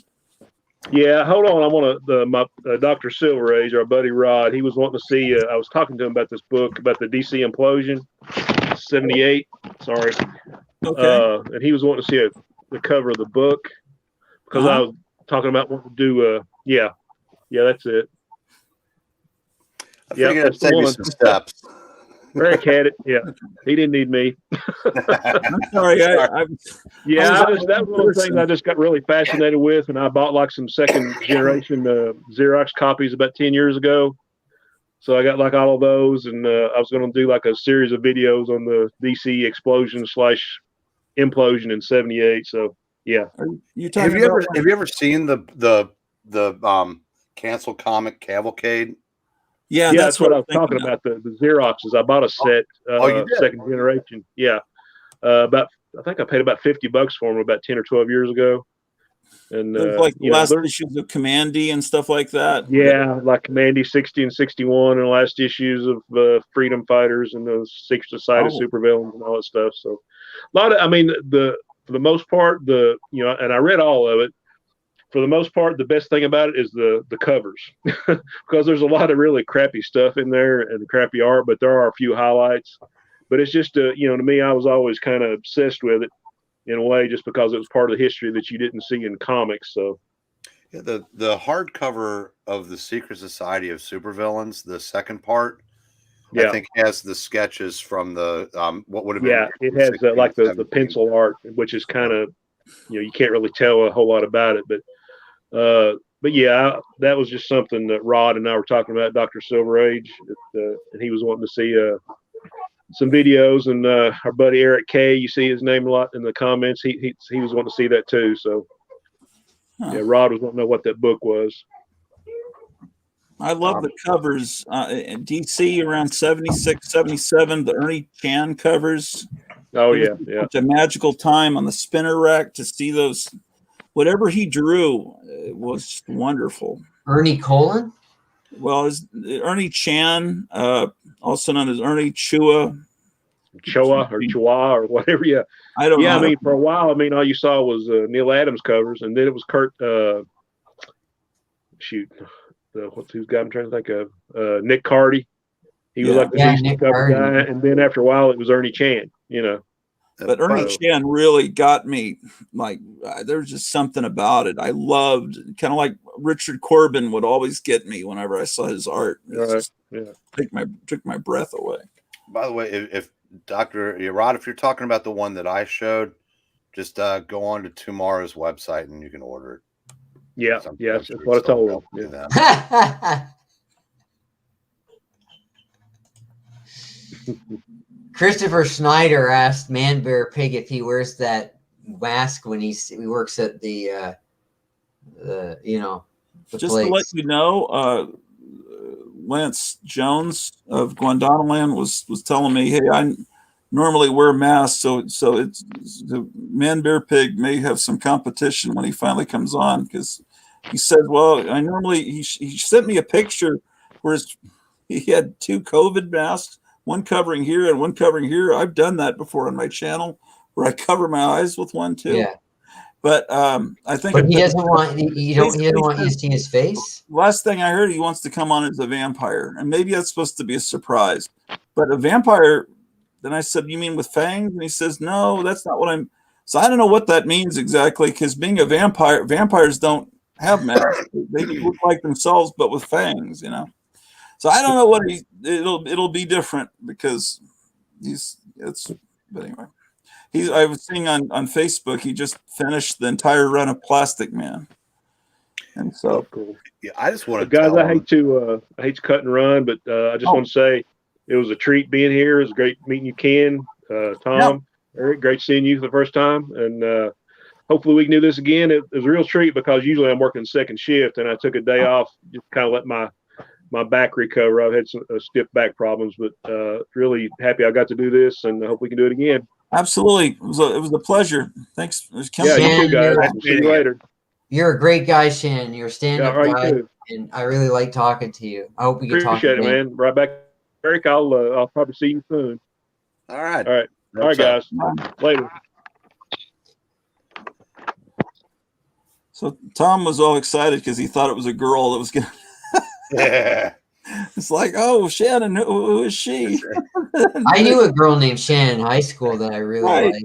But you said there's no guys named Shannon. I said, no, there's.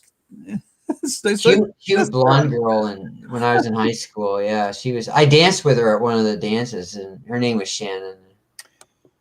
No, I was just going to say that. Yeah, I want to tell the guy from Guadalajara that what he's doing is the best thing to happen to the comic book industry since Tomorrow's. Yes, because both of them are doing so much more stuff that I'm interested in than anything that the comic book industry is, vomiting out. I'm going to heap praise on him too, because what he's doing, there's no way we could have ever seen these books. I mean, it's just like, Well, you could download them. I don't read shit off the computer. Yeah, it's not fun. It's better to have the actual print copies. My eyes are going on me staring at this blue light. I'd like to throw this thing out the window. I don't like reading on the computer either.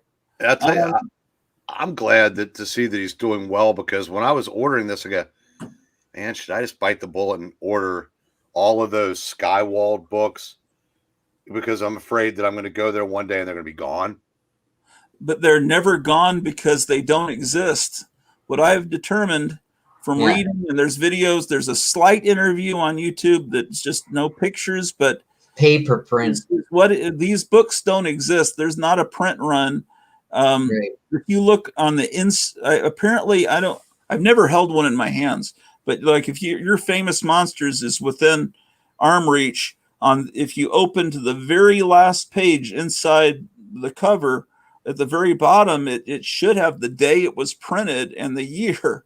These are like I wasn't worried about that. I was worried that the guy, I figured it was a small operation, and I thought there might come a time where that guy might get a better job and not have time to do this anymore. Oh, yeah. That's what I was worried about. Yeah, Eric, that makes sense. Yeah. Right.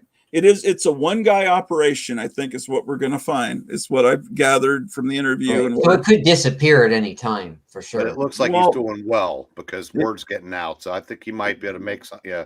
This might took be him a few years, but then he was able to quit his other job, is what I gather. And so he does this full time, and he puts out 3 books a day. I don't know if you heard me earlier.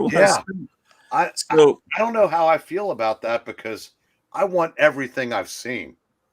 I know, and the problem is the obsessive compulsive collector in you starts to go crazy when you realize it, because on the comics, I don't think it says it on Famous Monsters, but on all the comics, it's like Guadalajara at the bottom. It says Guadalajara Books, 4,862. He's got thousands of books out. Let me look this up. And he's done other monster magazines, like the Charlton Monster magazine. I don't remember what it's called. Everyone says the paper quality is so bad that you can't even handle it. It disintegrates in your hands. But he's reprinted that. And apparently most people didn't do a good job of copyright notice in the old days, because that's the only reason they could do this. Everything's in public domain, apparently. If you can find those, I'd love to see you pull a couple of those up, because I didn't know that Charlton had a monster magazine.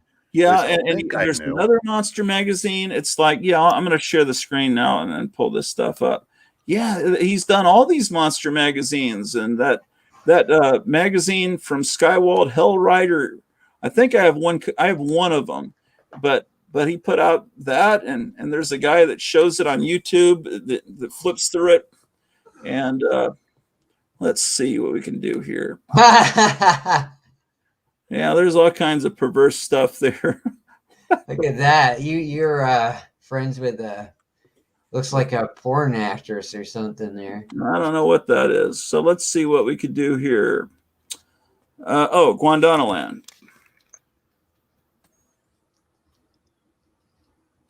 So, all right.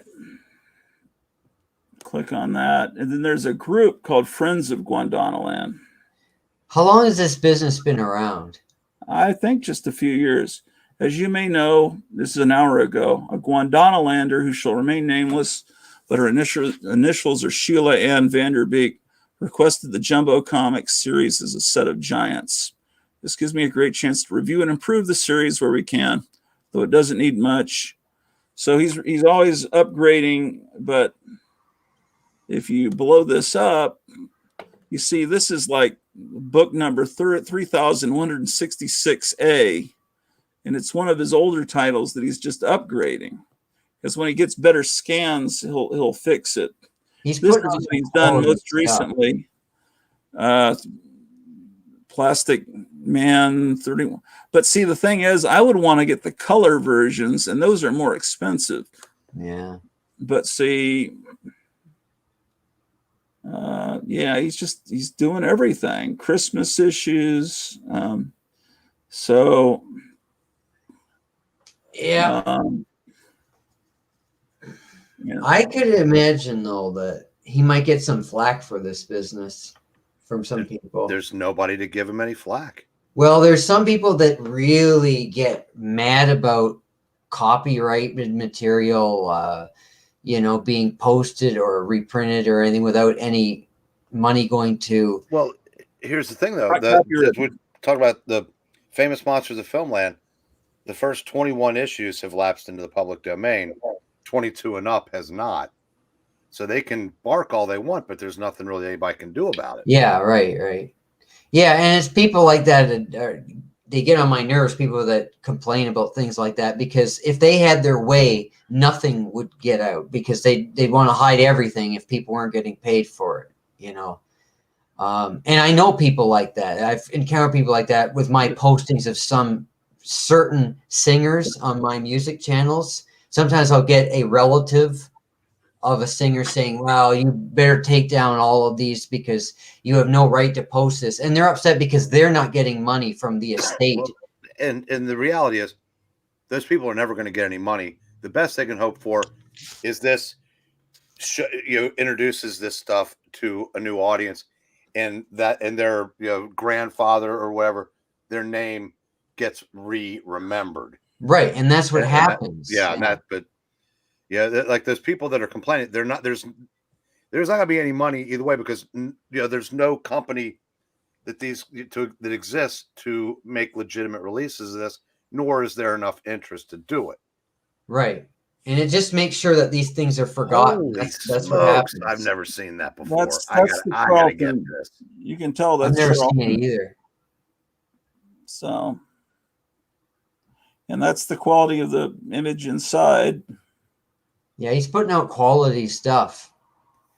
Yeah, and then he's putting out a lot of the monster magazines. There's a lot of demand for that. This is a really good one. This was done by what's his name that made Rat Finka Boo Boo, and he was like a rockabilly musician, and Daddy Roth. No, it's I'll research. Arch Hall or no? It's Ron Haydock. Fantastic Films, and he was friends with. I'm looking it up here. Yeah, he was friends. Well, let me just look it up here because you guys can't see what I'm doing. But yeah, the Fantastic Monsters. I think I have most of those, but that's okay. Ron Haydock he did the music in his movies, but he was friends with I draw a blank.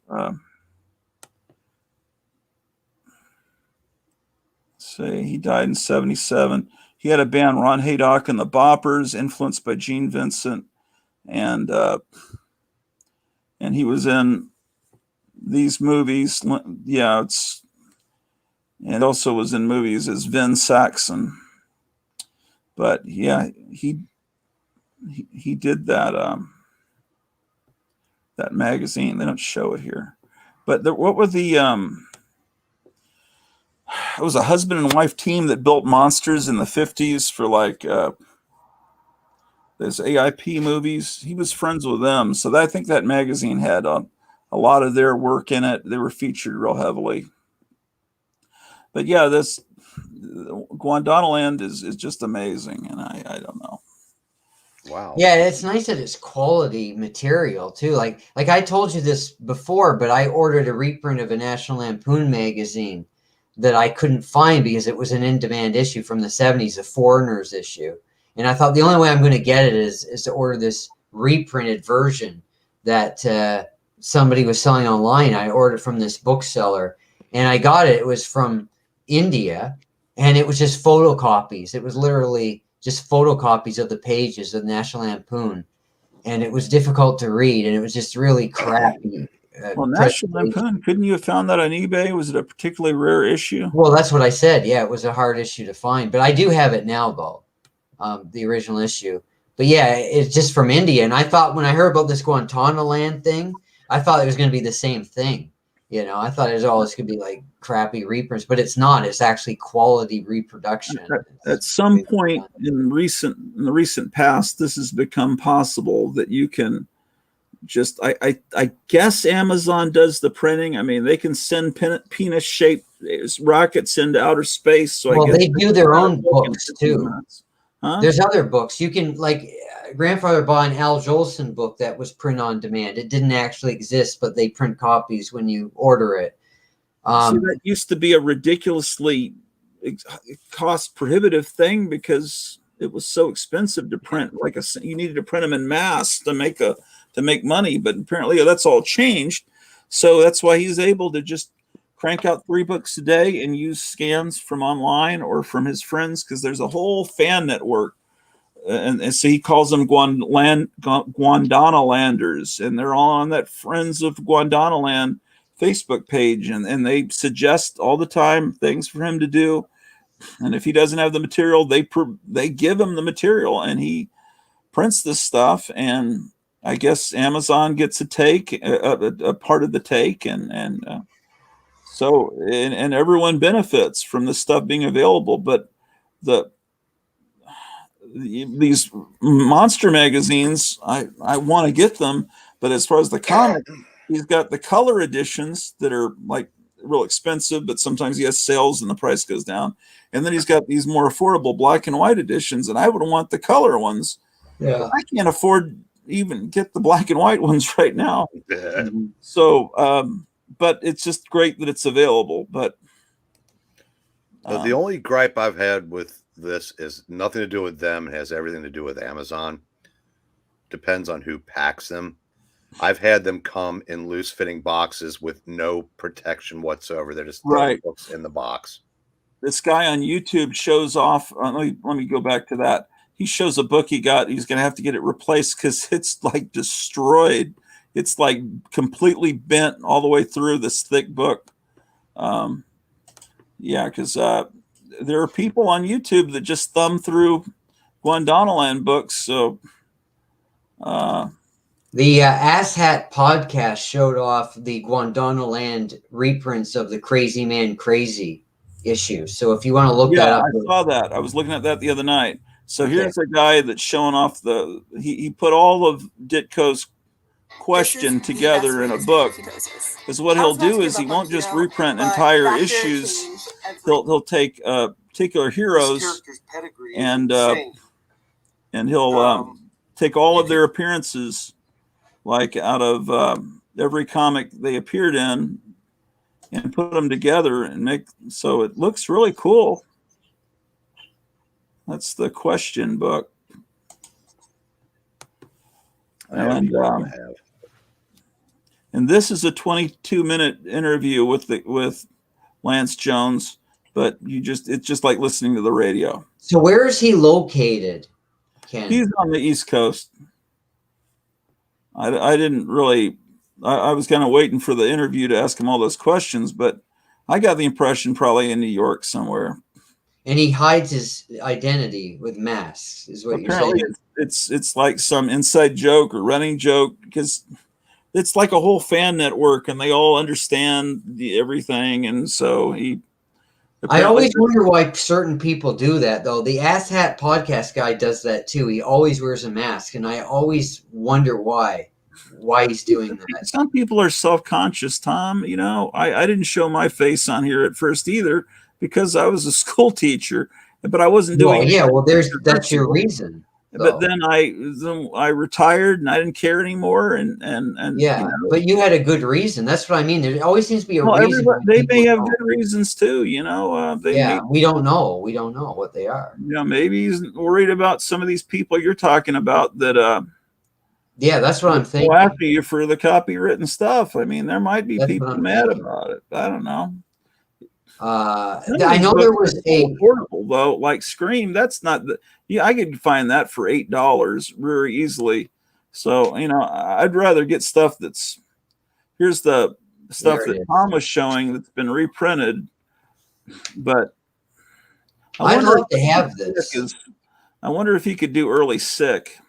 Because I don't have that issue of Crazy Man Crazy on the cover is one of the only ones I don't have of that magazine. So I'd like to have this, you know. Well, it's probably less than $20. But I was going to say there was a CD company that was doing the same thing for several years where they had people sending them the original vinyl albums and then they were transferring them to CDs and selling them through their business online. But they got into trouble eventually for doing that. Yeah, that seems a little more iffy. These are pretty much, there's not going to be any living people that, and if there were, I don't think anyone cares. They probably don't even know that their relatives ever made these comics. Because Mort Todd in that really good interview that you need to listen to from Comic Book Historians, he says he goes in to whatever company it was at, and Carl Burgos is like at some little office, and he goes in and talks to him about his superhero comics. I had no idea anyone even knew I did that. And it's like these old guys were thought they were say that's he's showing how it was fucked up by Amazon here. Here, let me turn the sound on. Yeah, it's like that's the thing. Amazon is really as stupid as your friends think. This shit, man. Look at this. See? I said they're fixing. Okay, we'll see how about. We'll see what we got on the cover. We got this crazy 4. This guy's voice is incredible, eh? His what? His voice is just something, the way he talks. I've watched him for a long time, but yeah, I don't know. Am I subscribed to him? Let me check. Oh, am I not even playing? sometimes he talks so fast that I can't understand what he's saying. Crazy man. Crazy. 25 cents. CDs. The question is, will these Guadalajara books go up in value? Will they become collectible? Or because they're not original, will they not? Never actually see anything with Durandi in it. But I know my grandpa. You knew the If Jimmy you order one today and you order the same one 2 years from now, the only difference is it was printed 2 years later. So I can't imagine any reason why there would be, because there's not a print run. They are print on demand. So that would be odd. He did say there were some titles that he's had to pull because it did turn out that someone emerged, because sometimes works might have a copyright notice, but it's considered abandoned. They all have a copyright gone. Well, if the company is gone and no one's alive, then they print it with the assumption that it's an abandoned property or something like that. And that may not be the right word he was using, but I would want to have a lawyer on retainer if I was in. It's a dangerous thing. It's a dangerous thing, but it's nice that he's doing it, though, for people that want to enjoy these and can't afford to pay the exorbitant prices of the original book. Assuming you could find them. Yeah. If you could even find them, yeah. There's no way in 20 lifetimes that you could amass all this stuff. And I would definitely buy the humor magazines. I don't have. And a lot of this is been slabbed. I wonder if someday the comics that aren't slabbed will become more valuable because you can actually touch them. Yeah. And then I was watching Howler Mouse the other day, and he was saying, I predict in the future that people will bootleg the plastic and make it look like it's been graded, but it's really not. It's like, well, you know, I'm I guess actually surprised that hasn't already happened. that's what he was saying. He says Me maybe too. it's already happened, but I predict it will happen in the next 10 years. You know, whenever there's big money in something, somebody figures out a way to be a criminal. Absolutely. Also, I think we're coming to the end of this speculator craze this go round. I think it's coming. It's rounding third and heading for home, put it that way, because it's. Well, there hasn't been another stimulus payment lately. Well, there also hasn't. There's only so much of this stuff to go around. Yeah. And so much of this stuff are sitting overpriced on eBay and other sites that, you know, the speculators, they keep coming in, and you can only go to the same store so many times, not find anything new before you realize maybe I should check the stock market instead. Yeah. And you find something, you know. Well, this would be a good time to invest in N95 masks again, or whatever they're called. Yeah, but I mean, do these people realize exactly how many copies were printed of these early Spawn comics, and they're paying big dollars for them? Do you realize how many millions exist? And people bought up boxes of them and didn't even touch them. They knew they'd be valuable someday. I had the first several Spawns, and they've been sitting in my house forever. So I took them out to the store. I put $25 on issue 1. It didn't last 2 days. I think that's one of those books now that, since McFarlane's about the only person that still has his books at $2.99, they've had some kind of resurgence. And there's certain things like, put it this way, when you were a kid, everybody had to listen to Pink Floyd, Dark Side of the Moon. It was like something you had to do if you wanted to be cool. Not me. It's just go with me here, Tom. If you're collecting and if you're into comics and you're into that whole, you know, Venom, Deadpool, blah blah blah part of comics, which is pretty much everybody now that's not an SJW fan, you feel like you have to have Spawn. It's like you feel obligated to have it. So that's become an evergreen. There's never going to be a time where that you can't get that, even though there are at least 1 million of them out there somewhere. Yeah, and then this comic that used to be in the dollar bins, and I open up a box and there's 4 completely mint copies of whatever Detective Comics that was, with the red cover, with Batman with his cape going everywhere by Todd McFarlane. That's Batman 423. Okay, and then they're in perfect. I put this really high price on them, and this guy was like wanting to buy all of them, and he was talking to someone. I don't know if it was, or maybe it was his wife or some other person. I think he wanted him to go in on him. He said, "I'm gonna buy this one. I'll put those behind. I'll come back for him." And I don't think he ever did, but it's like, holy shit, maybe I should have put a real high price on it. I came across one a couple weeks ago, and I checked the book just to see if it was, I go, all right, is it going to be, 6, 8, 12, and it's like $38. Like, what the? And we know why, because at least that is a very cool cover. That would make a great. It's cool, yeah. But wait, $38, because this guy, I saw a much higher price. Well, I saw it in the guide, and my mind didn't make the leap to check some of like the comic book realms on that one. It might have been because this was in absolute mint that I was getting a higher price. But it's Detective what? Batman 423. Batman 423. I'm looking it up on Lone Star, my comic shop. See, it's like, let me share the screen. They've got everything is at auction, or it's like everything's yellow. It's like you can just tell that this is an unbelievably hot book. And then I guess I looked it up on completed sales on eBay. These are people that just seed it.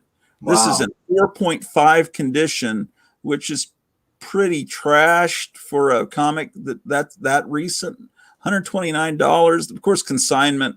That's any. They could put whatever price they want. Yeah, I'm kind of Yeah, I'm a little dubious of my comic shop in general now because it has become a de facto eBay for consignment items. Yeah, I never look at consignment prices. So I did look on eBay and I saw recent sales that were upwards of $200. And I think that's the price I put on it. And it was really something that they always call it a candidate for CGC. Someone could have bought it and sent it off and gotten one of those high scores. Yeah, So, I screwed up. Hey, Ken. What? Can you look up licensable bear? Licensable bear? Sure, but what did you screw up on, Eric? My comic shop, or not I mean, I'm sorry, Comic Book Realm lists that at $150. What? $150? Like $150. Oh, Yeah. Okay, I was taking you literally. God, I did not know that. I should have looked. Holy crap. Did it already sell? Can you I'm cheat? sure it did. But I got to Okay. stop out there tomorrow, but I will check just to make sure. Yeah, don't let the store owner know. Yeah, Okay, what am I looking up? What's that? Licensable bear. Okay, I talked over you, Eric. What'd you say? No, I said he With an wouldn't A. get mad because like I said we catch a lot of this, and yeah, sometimes you guys look, if somebody gets a deal, that's great, they'll come back. But that said, I really wished I had looked. Yeah, I caught Cap. We bought some stuff last week, and Captain America 375 was in that first Son of Baron Zemo, and that's gone through the freaking roof. And I did There catch it that, is. so I catch about 9 out of 10, but I missed that one. But has his work in Infinity Incorporated gone up yet, or do people even know about that? Which Infinity Inc? Infinity Incorporated, isn't that where Todd McFarlane first started? Yeah, that's been a little bit more expensive for years, but I don't think it's ever taken that next leap. Why am I looking at this? See how much it's worth. Oh, While you're doing that, I'll be right back. $2.30 in near mint condition. That's most of the books that you were showing the other night. If you look them up, are about $2 books. And But look at the last one, the last issue there. okay, all right. See how much that's worth? CGC wants you to help our hobby. Donate. Oh, it's worth more. Why? Yeah, look at the price. Well, that's a consignment item, so that's just like someone could put any price on it on eBay. So that really doesn't mean anything. You have to look at completed sales on eBay, Tom, to really know what it goes for. But I've got that comic. See, that's the first appearance of Barack Obama. Oh, please. In a comic book. I've got that, and it's supposed to be worth money because of that.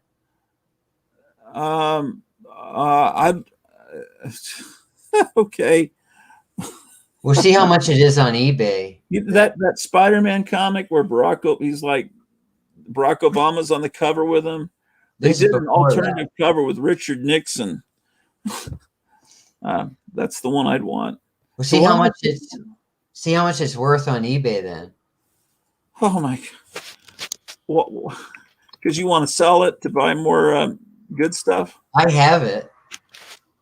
I know, but I mean, you don't want to keep it, right? You want to sell this thing. Well, Number 4, right? Yeah. Oh man, what do I have to write? Comic book? I think you have to spell licensable right.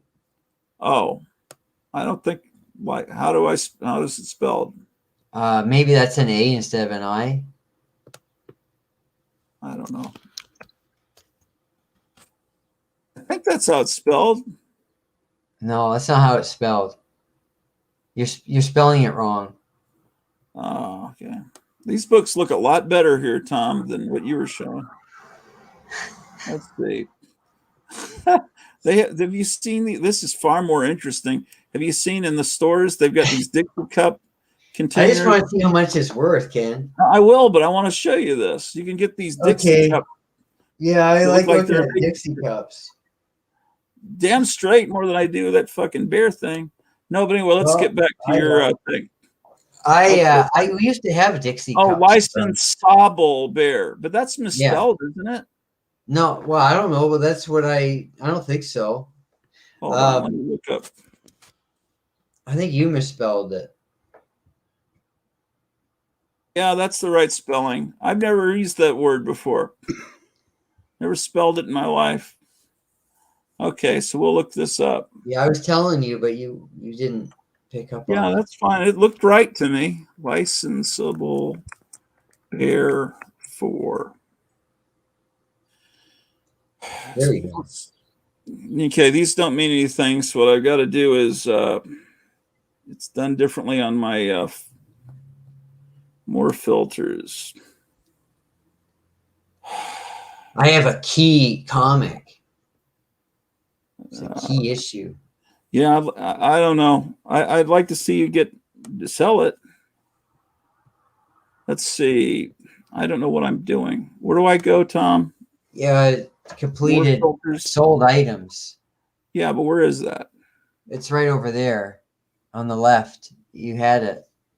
Not there. That's get See, rid I of can that. do this on my phone Right there. all day. Oh, there it is. Right there. Okay. No, there's none there. That's because it's not sold. I've also got Blip #1 with the first appearance of Mario, Super Mario, and Donkey Kong. That's supposed to be worth something too. That you could probably sell. How much is that? Can you look that up? Blip 1. That's a Marvel Yeah. game fanzine for I remember Marvel comic video game magazine. Blip #1. And the dork on the cover is about 60 years old now. Yeah, he knows it. Eric knows it. Yeah. Oh, yeah, I remember that. Oh. It's sold Look for at that. $56, $41, $14.82. Some idiot tried to sell it for $2,000. That didn't work. Yeah, Well, it's CGC. Comic Book Realm lists that at $10. Get so it. The same place Blip. that listed the Batman 423 at $150 has that at $10. Yeah, So, Comic yeah, Book it's- World, maybe you may want to stop using them as a reference because I never really thought, I wouldn't have known this is that valuable. But if I opened a box and this was in it, I'd put it back for myself because I just like old video games. But I'd have no idea that it's that valuable. Yeah, well, that's kind of my point. Like I said, the same place, like I said, the guide has Batman 423 at $38. Comic Book Realm has it at $150. Comic Book Realm also has this Blip at $10. So the lesson there is there's no one source that's perfect. It's it's kind of like it's become kind of like you mix, you look up 2 or 3 if it's in doubt, and then kind of meet somewhere in the middle. But if you look up everything like that, you can't get anywhere. Man, Sometimes they're gonna slip through the cracks. that's going for more money now than it was last time I looked. It's going up in value, that comic. I saw a copy there. It looked like it sold for over $1,000 that you went by. Did it have a line through it, the price? I don't think so. I was shocked. Well, if it shows green, if it's in green, Yeah, it has I know line that. through it, that means they sold it, but they accepted a Yeah, lower I know what it means, but it looked like it didn't have that though. You when you're got looking a at it. computer. You can look it up there in front of you. I don't know, man. I don't. I've never even heard of licensable bear. Well, you're talking about Blip right now, But a Blip, yeah. But I know video game stuff's going to be valuable, like Sonic, and I know that. And I'm looking for this. Now I'm looking for this because I never bought it in the 80s. I guess I saw it, but I for some reason it's the stuff by Milton Knight. Who did, his stuff is great, but I only had one comic, it turned out, when I interviewed him the other day. You know what? I thought, okay, I've got one copy of it, right? Yeah. But there was another one. There's another one in the 3 for $1 bin downstairs at the store down. Okay, well, you better go there quick and not tell people about it. I should have bought it. I should have bought it. It's been there every time I've gone there. I got to buy it next time I go there. So I have 2 copies. Sorry, it's an obstacle course. I've got all the issues of Blip, but I don't know if the You wanna others. go eat? I think the Spider-Man issue might be worth something too. No, come on in. Is that your wife? Yeah, you can sit here, Cleo, and I can kind of stand. No, yeah, come on, it's fine. I need to sit up because I'd love to talk to you. butt's falling asleep. Yeah, look, I want to meet her. Oh yeah, Eric Green's never met you. I mean, Yeah, I that's- could bring another chair in here. Eric Bree's really great. You're gonna love talking to him, Greta. Oh, we've talked, but in chat form. Yeah. But I'm telling you, I'll vouch for this Eric guy. He's a good man. This guy, he's a real good guy. I was sitting on this stool. Oh, okay. It's not the most comfortable thing, but I was just kind of. I'm kind of like. Oh, can you not? I'm kind of just like crouching Here, around. I'll take this. And, Yeah. like trying not to knock things over. It's all right. He has got so much stuff, you guys, which is like. Yeah. I am desperate to move. I think they. It's unbelievable. Because they're collectors. Whoa. It's like he lives in a museum or something. It's incredible. Yeah. Hey, Greta, it's great to see you again. Hello. I was listening to you guys sparring earlier, and it's like kind of like the story of me and my brother. And it's because I was showing video of his friend. Yeah, did you see that part? He was raking me over the coals. You should have been here for that. Really, I wasn't I- really. I'm not sure, but I wanted to say that these Taurus men, they're very set in their ways, and I think they're afraid to like They're bulls. try new stuff because they're like I might not like that, I might not have a good time, you know, and they find what they like and they stick to it. And I was like that too. I'm a Taurus too, very set in my ways, but then I started kind of like letting go, and like you said, like you kind of like, hey, let go and just have a good time. Yeah. And then I found like another whole side to life. Oh, he's playing with like some cool pinball machine. I wish I could show you guys. He's blowing off some repressed. Maybe I can on the phone. Here. I'm going to turn the thing around. How do I do it? Pick it up and point it towards me. I just. What do I do? Like this? Yeah. Up Hey, here- yeah. Yeah, we've been looking at you for 5.5 hours. We were talking about the other day. Can you kind of show them around? Yeah. Ken, you look just like the guy on the cover of Blip playing that. Oh, pinball. Up there is That could be him back Yeah, there. could be today. Yeah. And this these are mid '60s games. That one in X-Men First Class, the movie, they put that pinball machine in their cage for them to play while the bad guys have them captured. So yeah, Greta, you should have seen the earlier part when we were showing my friend on there. You gotta go watch that part. I needed you. I needed you here then. I'm telling you. I didn't see that. I've been feeling sick because I am one of these food allergy people now. And I ate like pasta with Alfredo sauce and lots of Parmesan cheese, and it like destroyed me for many, many hours. Oh, that's rough. That's sorry to hear that. You This already is- had them before. I'd like to introduce Eric Breen here. This is I have a question. Yes.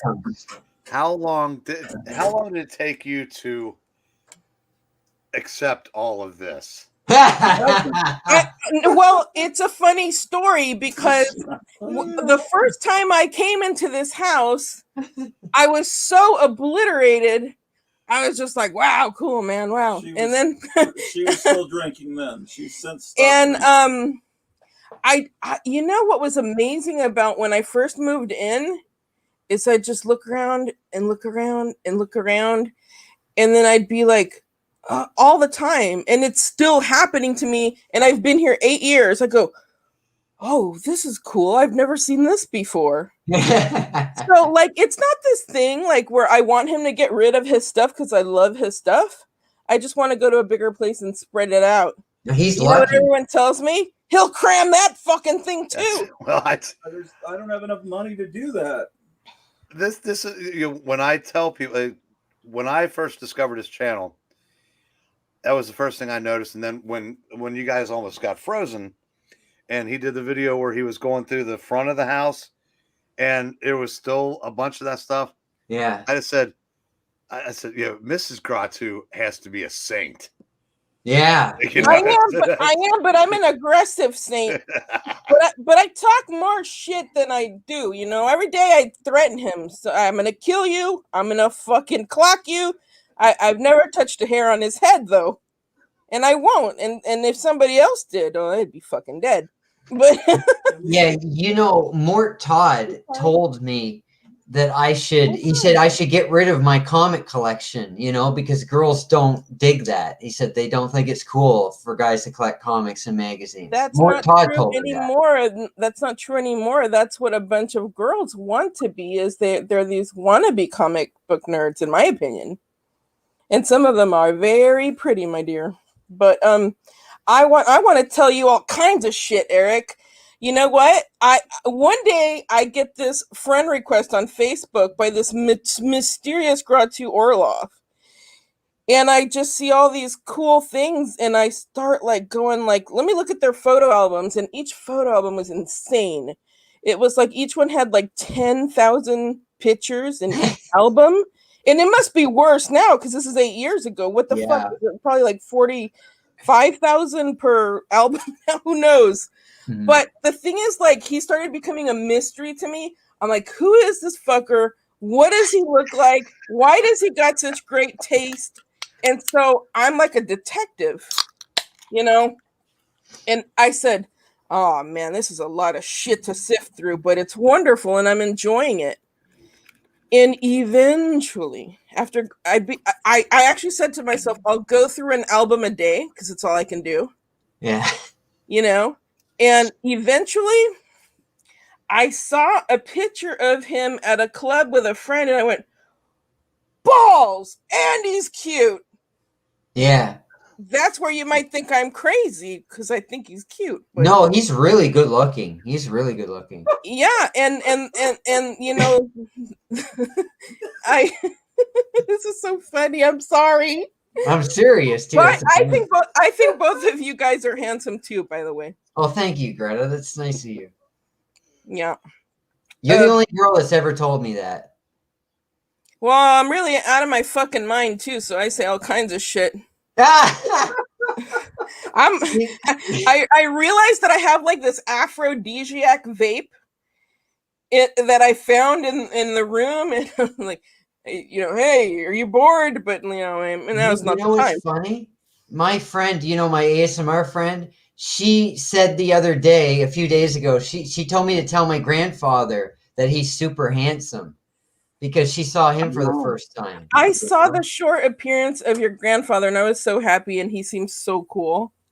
And yeah, healthy. She said me and my grandfather seemed like she could tell we're very kind people. And, you know, and that was really nice, you know. Yeah, I was happy to see him. I lit up. That was the highlight. Is that when you guys were being like a total shit show, but then like he showed up and that was the cool part? Can you be a little more specific? Yeah, exactly. Well, when they were like not getting along about the humor magazines or whatever. Yeah, can you be a little more specific? Exactly. Oh, you mean I saw part of it earlier and I was like, oh. Well, yeah. On his case about sending comics to girls because it brings. Oh, he doesn't want you to do that, or what happened with those other couple of girls? Oh, because he did that. Yeah, but he thinks it's the same thing, and it's not, though. You know. But I argued that it wasn't the same thing when all my friends told me I was a fucking dumbass. Oh man, okay. And I think that's why Joe Riley stopped even talking to me for 10 years. Let me be fair here. He was dealing with a very. We did not. In case okay, they're okay. watching. All right. I don't want to open new wars. All right, fuck it. I'd like to hear this. You doxed me, so let's dox you. Not privately, Tom, but on YouTube, you know, because it's very possible that these two girls are still alive and could be watching. Oh no, but I'm not. I was only referring to one. I wouldn't. Yeah, but I don't. You know. But anyway, I have always had a question for you, Eric, for a while. Do you live near Maysville? No, the guy that was on before, Shannon, He's a lot closer. I'm at the top of Kentucky. For all intents and purposes, I live in Cincinnati. I mean, if you ask me by northern Kentucky, might as well be Cincinnati because I can get to Ohio in 10 minutes. I had found a house that looked like a Victorian painting. I showed it to him and he goes, "What the fuck is this? A painting?" I'm like, "No, it's a Zillow listing." And It didn't look like a photo. It looked it painted. was so awesome. It just looked like something Charles Adams drew, and that was in Piqua, Ohio, and I had heard that was a nice town, but it was like this like mansion that was almost. Graphic Man says Greta won't kill him. Now Pete the cat might. Pete the cat, when I first moved here, he had it in for me. The first time I fell asleep, the cat crawled up on me, up on my chest, and he bit my lip so hard, I woke up in a scream. I had probably never woken up screaming in my life, but Pete the cat was trying to kill me, okay? And there is another time when I was still drinking that I was like a drunken sailor just singing punk rock songs too loud for too long, and he literally attacked me. Like he flew up on my face and he bit my lip again, like, "Shut the fuck up, you drunk bastard." I don't think you can sing punk songs too loud or too long, personally. Well, for Pete, I think he needed to sleep. And then again, I'm not a cat, so yeah, but he's checked me a couple of times. Pete's tough. Now, I don't know this town in Ohio, but I would say that if you guys are serious about moving, I would give some consideration to Kentucky or Ohio. Oh yeah. Yeah, Kentucky has Democrat governors, but a Republican, state legislation. So it's for all intents and purposes, it is a red state. Okay. The problem is on the rare occasions we elect a Republican governor, he's usually a piece of shit. So the checks and balances works better when we have a Democrat. But and Ohio is it vacillates. I mean, it doesn't know what it wants to be. But Kentucky is a nice state, and Shannon's agreeing with me. I think we might be a tad biased, but I think currently I don't really have my eye on anything in Ohio. There was a place that was perfect.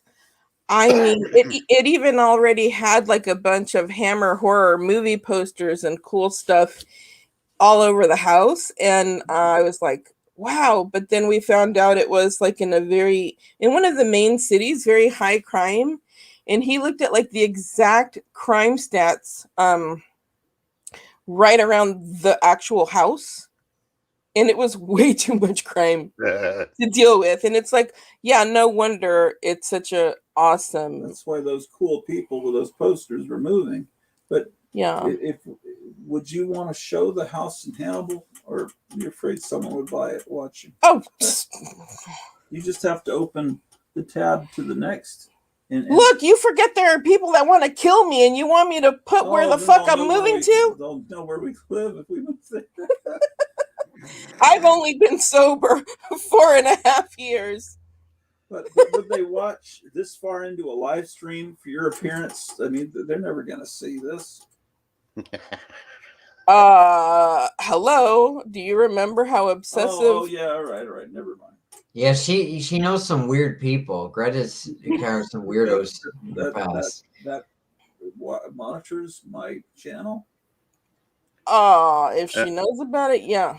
Oh, okay. Never mind. Let me answer that, Graphic Man. No. Oh, wait. What's the question? Do you have to be a Wildcats fan? Who It was helps. Who was that question for? Well, Kentucky, the college, the UK, Kentucky Wildcats. Good God, the fan base is just out of its freaking mind.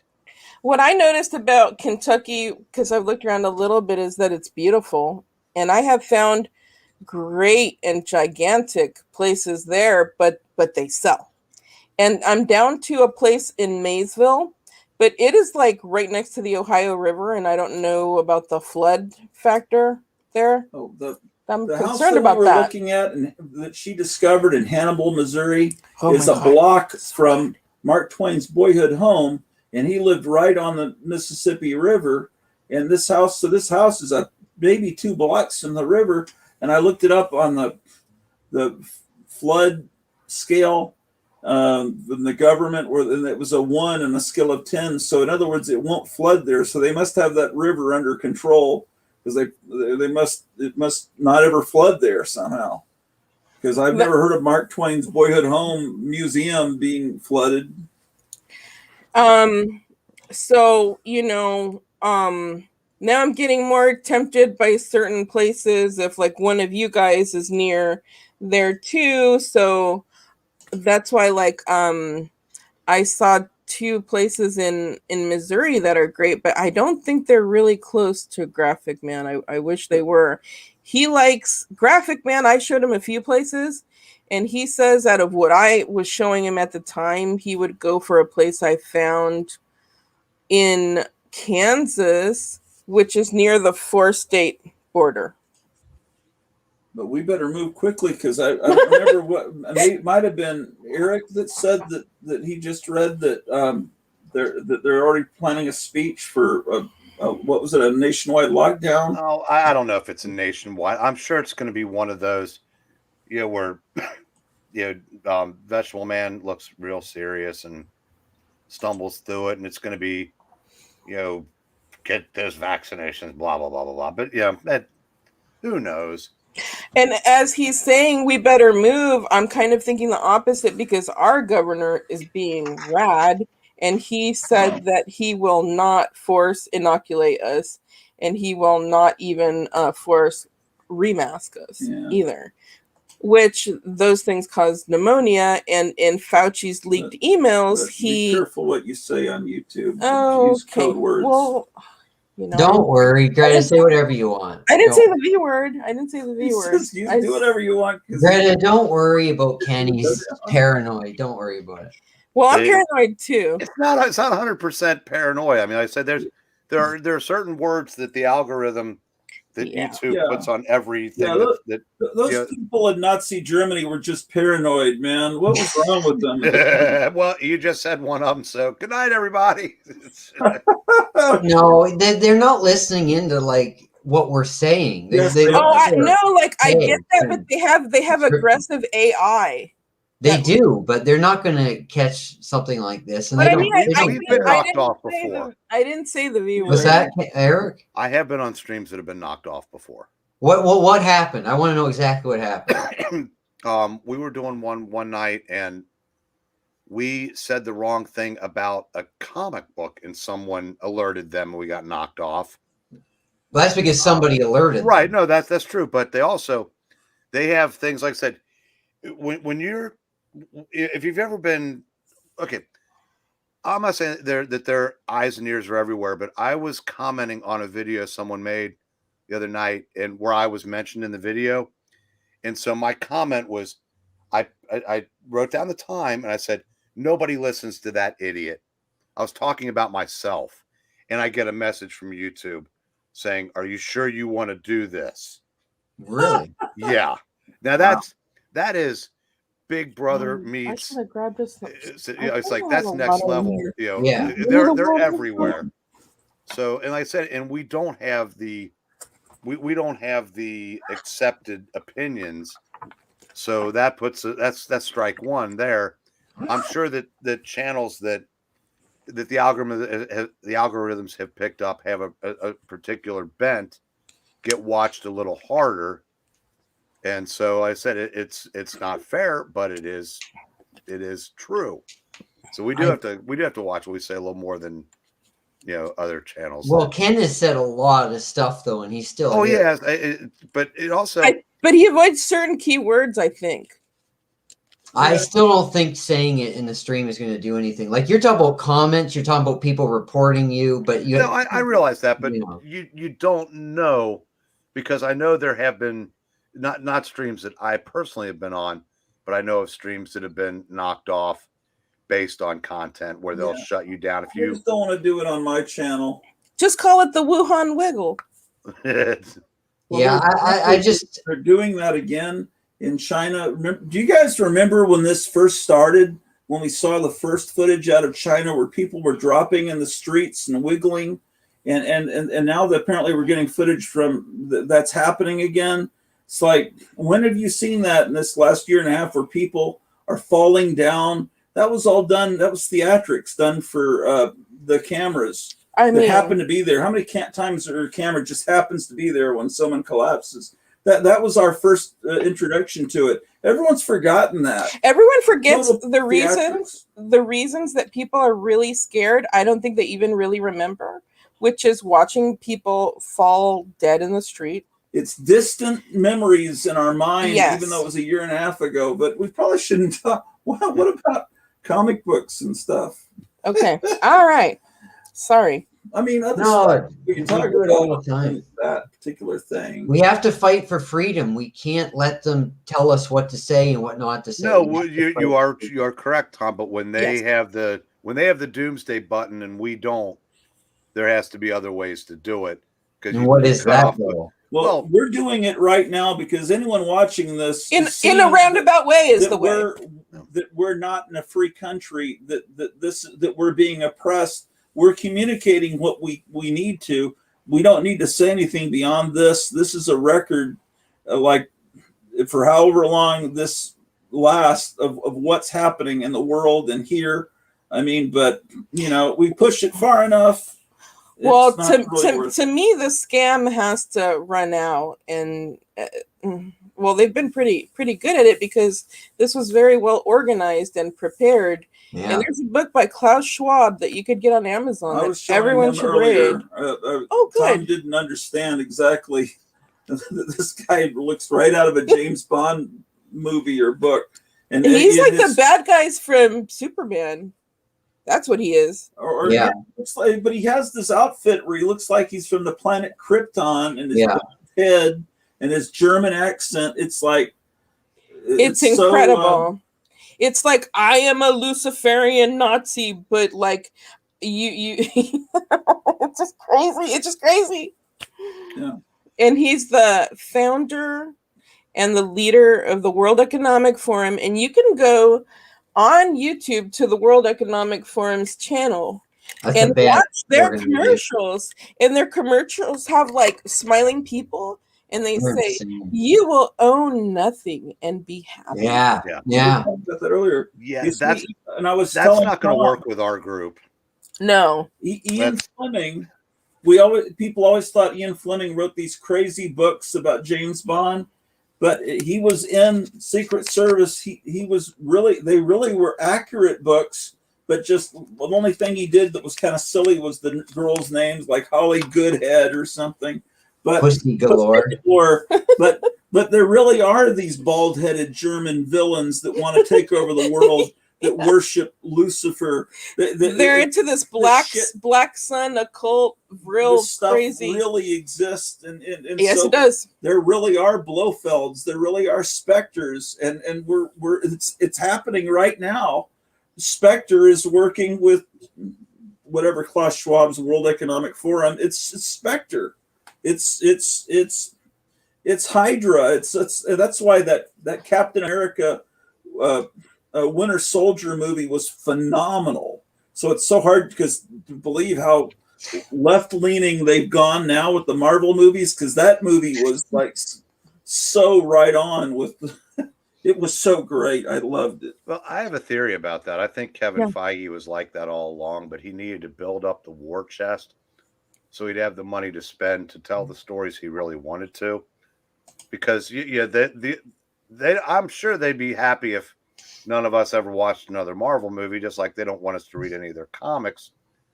But they know that what they're going to do is going to appeal to a smaller audience, but now it's time to reshape the minds of a new generation and forge the mindset of the next generation. And you got to have money to do that. You have to have money to lose money. The thing is, they're losing money with Black Widow and Captain Marvel, and this Suicide Squad. I swear to God, that's going to be huge. and Deadpool was already huge. And I think what they're going to do next is go all the way with these perverse, ultra violent superhero movies. I think that's going to be the next direction because, Yeah. I mean, what I've seen from Suicide Squad, I don't know if you guys have seen this giant shark guy ripping a guy in half, and and people are going to fall in love with that Sylvester Stallone shark guy. What is he called? King Shark. King Shark. See, and as far as I know, the Suicide Squad comics aren't going up in value yet, but I bet they will soon. Where does King Shark first appear? God, I can't remember what his first appearance was, but the Suicide Squad, books went through that phase where it was the first issue of the 87 series, the Secret Origins number 8, I think, and Legends number 3. I'm sorry, Secret Origins 14 and Legends 3. But the problem is there's none of those books had Harley Quinn or Peacemaker. So yeah, that's what people like is Harley. Yeah, they realized, okay, why are we elevating the cost of these? And they went from being $30 and up to down to like $8. So, and the Harley Quinn books are more valuable. And well, what do you think is going to happen with the Peacemaker books? Because just recently I got the whole DC miniseries from the 80s real cheap, and then last summer I got the second issue of Peacemaker, the Charlton comic, for $7 at Duncanville Books. I'm imagining that stuff's going to go through the roof. Well, I had Peacemaker 1 through 4 from the DC miniseries. Right. And I put $10 on them in March. I just lowered them last week. Didn't get touched. Okay, so all right, so it's going to take this movie coming out to possibly maybe, or it might do something to the Charlton ones, but yeah, I don't think it's one of those where there's certain things that get so hot that anything they're in. I mean, there was a couple weeks that we got $100 for a first issue of Young Avengers, and 2 weeks later we couldn't get anywhere near that. So I mean, it's timing. I don't think it's going to happen for Peacemaker, at least not for ancillary appearances and including his miniseries, because it didn't elevate the value of the Checkmate series from the same time period. There's a comment here or two that I really want to respond to. You can click on them. Okay, Zombo the Judge, can the Olympics? Hold on. You click on it, it appears, and then you click on it again, and it goes away. Oh, okay. There. I don't know if you guys can see it. Yeah, it's going to continue under the one world nonsense. That's what's going on. Actually, that's the other comment I wanted to get to, which I went to by accident. It says, yes, gotta watch out for them Germans. Hey, wait a minute. No, it's never the people. The people are always fooled and tricked. It's the leadership. Right. The people of China are wonderful. Exactly. It's that Chinese government. The people of Germany have always been wonderful. It's just they were led and hypnotized by an evil guy. Like the people that are helping the bad guys now, I'm sure most of them are good people. They're being tricked too. And it's because they're good, trusting people. They turn on the news and they take it no further. They go, this is the news. This is what's going on. Yeah. And they go there for information, and they believe that is the real, non-malicious, actual information, and they have no idea that they're just looking at propaganda. There's a guy on YouTube, Mark Dice. He's a political kind of troll, and he was going up interviewing people like man on the street style. It was put up this morning, and he's just talking to random people, and he's wanting them to sign a petition to put anyone that doesn't get the jab in prison, so they won't, infect us. And it's like all these people were saying, yeah, absolutely, that is. And he's saying, we just need to take care of this, and it's part of our new order. And they were all saying, yeah, absolutely, yeah, where do I sign? And some of them are saying, that's a joke. And he says, yeah, and some are saying, get away, you're an idiot. A few people, but a lot of people were totally willing to put their birthday and their name down to basically imprison people. So there's people out there that are way far gone from paying attention to the news. Speaking of crazy, did you hear what Mark Hamill said today? No. People that don't get vaccinated shouldn't be allowed to vote. Yeah, I've heard stuff like that. And then Don Lemon on CNN is saying that people shouldn't be able to go into the supermarket or restaurants. Basically, they shouldn't be able to even eat. I guess they could have food delivered to them, but yeah. Oh boy. Oh no, I know that you were joking, Christopher. This guy's part German, and when I was a little girl, I grew up with a family from Germany across the street, and the little girl was my best friend, like my truest, closest friend that I ever had in my whole entire life. It was a really funny story. I was living in Honduras when I was a toddler, and I came to Los Angeles, and I was like, wow, like this house across the street from us is beautiful. It looked like Snow White's cottage to me or something. It was a 20s storybook home. And one day I saw the beautiful blonde little girl. I had probably never seen a blonde little girl before, and she was playing in the front yard of the house. And I just went, I have to be her friend. And I went in my house and I told my parents, I got to get dressed up because I want to go meet somebody. I want to be their friend. And they put this like little cute dress on me and little shiny burgundy shoes, like I was going to a party. And I knocked on the door, and the grandfather laughed at me because he's like, yes. And I was like, where's the little girl? That's all I said. Like, where's the little girl? Like, and he just kind of laughed and went to go get her, and she came out, and we like instantly became friends. Yeah. So there was a comment about the Olympics. About your friend because she was from a German. Can the Olympics continue under the one world nonsense? Did you guys know that Hitler was the designer of the Olympic logo, and he was a globalist? And the Volkswagen logo. Yeah. But yeah, no, I don't do stereotypes. Like, I don't believe in it. I believe that that's a tool of the elite to pit us all up against one another. You're telling the story of your friend, girl, that like their family was from Germany. Right. I'm saying like there's no way that I could ever have it against the Germans because this it's like my second family basically. But her grandmother did her grandmother have a certificate congratulating her for having? Oh yeah, all that weird stuff. And her grandfather didn't fight in the war and kill people. He was just a mechanic, and they ended up fleeing to Canada to get away from all that, and then ended up in Los Angeles. Yeah. Oh. So finish the story.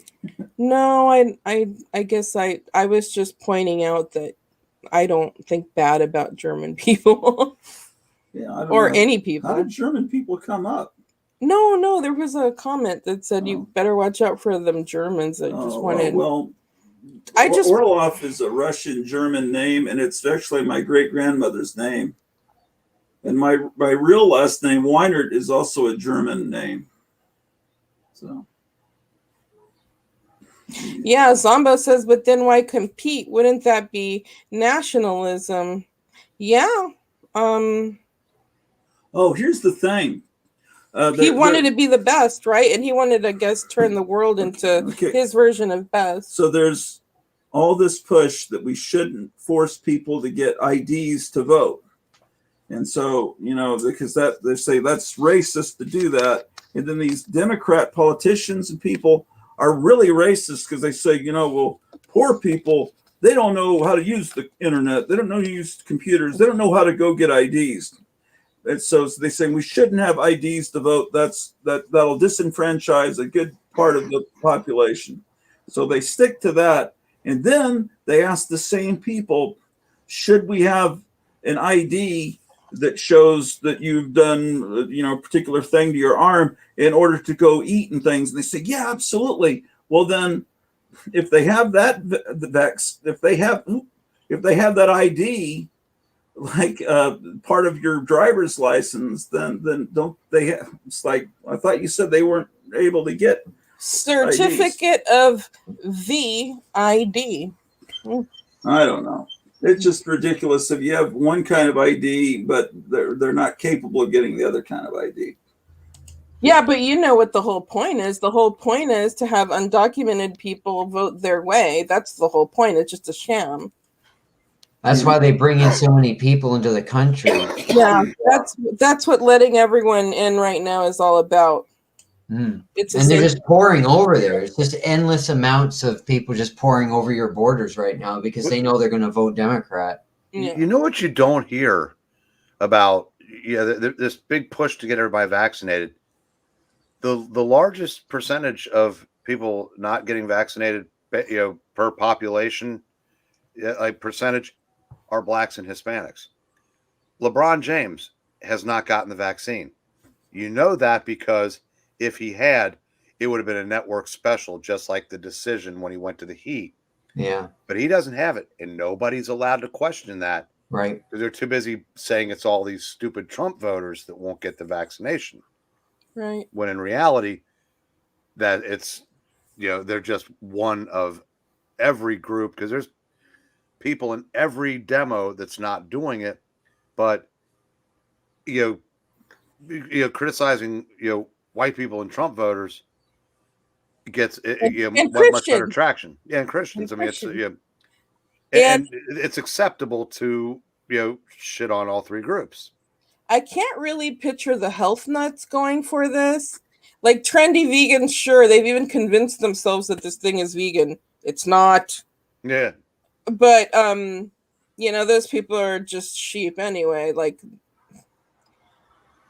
not all vegans, but the people that are like the true health nuts that really know about chemicals and everything that they're trying to avoid. I'm sure they don't want this. It bothers me too that they always talk about stop Asian hate all the time, but they don't talk about who is hating the Asians, and it's all black people that are knocking over. That's been a long time rivalry. They're always assault every time an Asian elderly person is assaulted or something. It's always that, and they don't say that. And if they really want to combat the problem, they have to talk about it. They have to say what.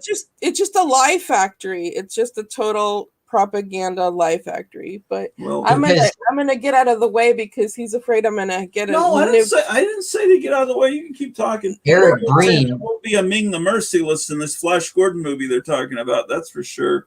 But I'm talking about Eric Breen is right though. Like it's okay to make fun of white people, conservatives, Trump supporters, hillbillies, etc. You could dump on them as much as you want, but if other minorities do things that are inappropriate or terrible, then we cannot identify those minorities as committing those acts. Not even that. It's as I said, if they're not getting the vaccine, they're getting a pass for not getting it. Yeah, because they're too busy focusing on the people that it's acceptable to criticize, and that's it's just the way it is with everything. Yeah, it's being done because this is Karl Marx's playbook. They're trying to turn people against each other that should not. They're trying to create problems with. It's working, and that's all they're doing. They did it last summer, and now they're doing it. Yeah, with turning people that have done that against people that haven't done it, and they're like I said earlier, they're flipping it. They're trying to say, well, it's all the people that didn't get it that are causing this new variant. Now they're saying currently it's the people that got it that are causing, and everyone's confused and everyone's angry and everyone's hating the other person because they don't want to blame themselves, and that's how you turn. It's what Rod Serling was always showing in The Twilight Zone, how you can turn this nice suburban 1950s neighborhood and they'd be shooting and killing each other within a day because you turn off some lights, or their electricity, which is what they did to us. And it's like, oh, maybe it's aliens. Maybe they're the aliens.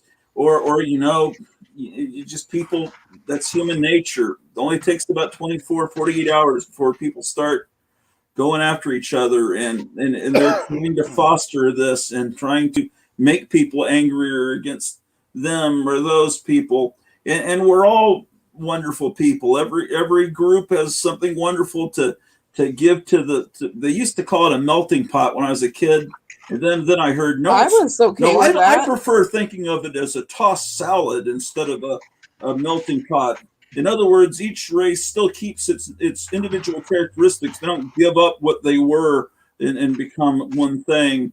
And that's where they just want to keep people divided. And that's, people used to, when they came to this country, they couldn't wait to become American, and they'd spank their kids if they spoke the native language. It's like, no, you need to learn English so you can make money. You don't speak Italian like I do. It's like, that's how it was. But oh well. Yeah, you were expected when you went to another country to learn their customs and to fit in with the people of the country. And that's how it is, in most other countries. But in the U.S., if you do that, say, oh, you're not understanding, their nationalities and everything, and you have to let them be their own people and do whatever and not assimilate at all. It's like that in Canada. It's been like that for decades in Canada, Yeah, and all this, I think the whole rest of the world is starting to wake up, and they're waiting for the United States to wake up, and because they're just hoping that we've always been the knight in shining armor, but we've gotten so stupid through our diets and our television and everything, our music. I mean, there's no good music anymore. I mean, maybe if I seek out some independent band somehow, but it's like Cardi B and the fucking president Biden spent an hour talking to Cardi B before the election. And if you try to find that now, they've cut it down to 15 minutes because they don't want you to realize he spent an entire hour talking to this ex-prostitute moron. Yeah. And, because he's just trying to court, and he's always been a racist son of a bitch, and he tries to pretend he's not. I've seen lots of proof of that from his own mouth, and not only his mouth but his actions. And that girl, it was funny because there was like this story going around, not a story, like she did this, she drugged men to rob them as Cardi like B. her Johns, she like drugged them to rob them. And it's like, but it's okay that she did it because she's BIPOC or whatever. Well, No, but she's also- but she Bill has the right Cosby, it's not politics. okay, but it's okay for her. Okay, it's not okay for Bill Cosby, but it's okay for her, right? Well, I don't know. It all comes down to political affiliation. Everything. That's one of our arguments earlier. I was saying, Bill, I don't know that Bill Cosby's guilty. Who So I'm knows? saying, are you kidding? Of Who course- knows? Yeah, I don't know either. But Anybody I wanna can be think he's not. anybody can be set up, but the truth is we don't know. And the thing that everyone has forgotten is like, innocent until proven guilty. We hear that somebody's guilty, and we're already like with pitchforks and like we're already that's what it is. Yeah, nobody- they try people online, and rumors become fact with people. They don't fact check anything, and they can destroy people's lives and careers just based on a rumor. Yeah, it's and frightening. It's really scary. I'm so glad that I'm not famous because I've already had people use this tactic on me.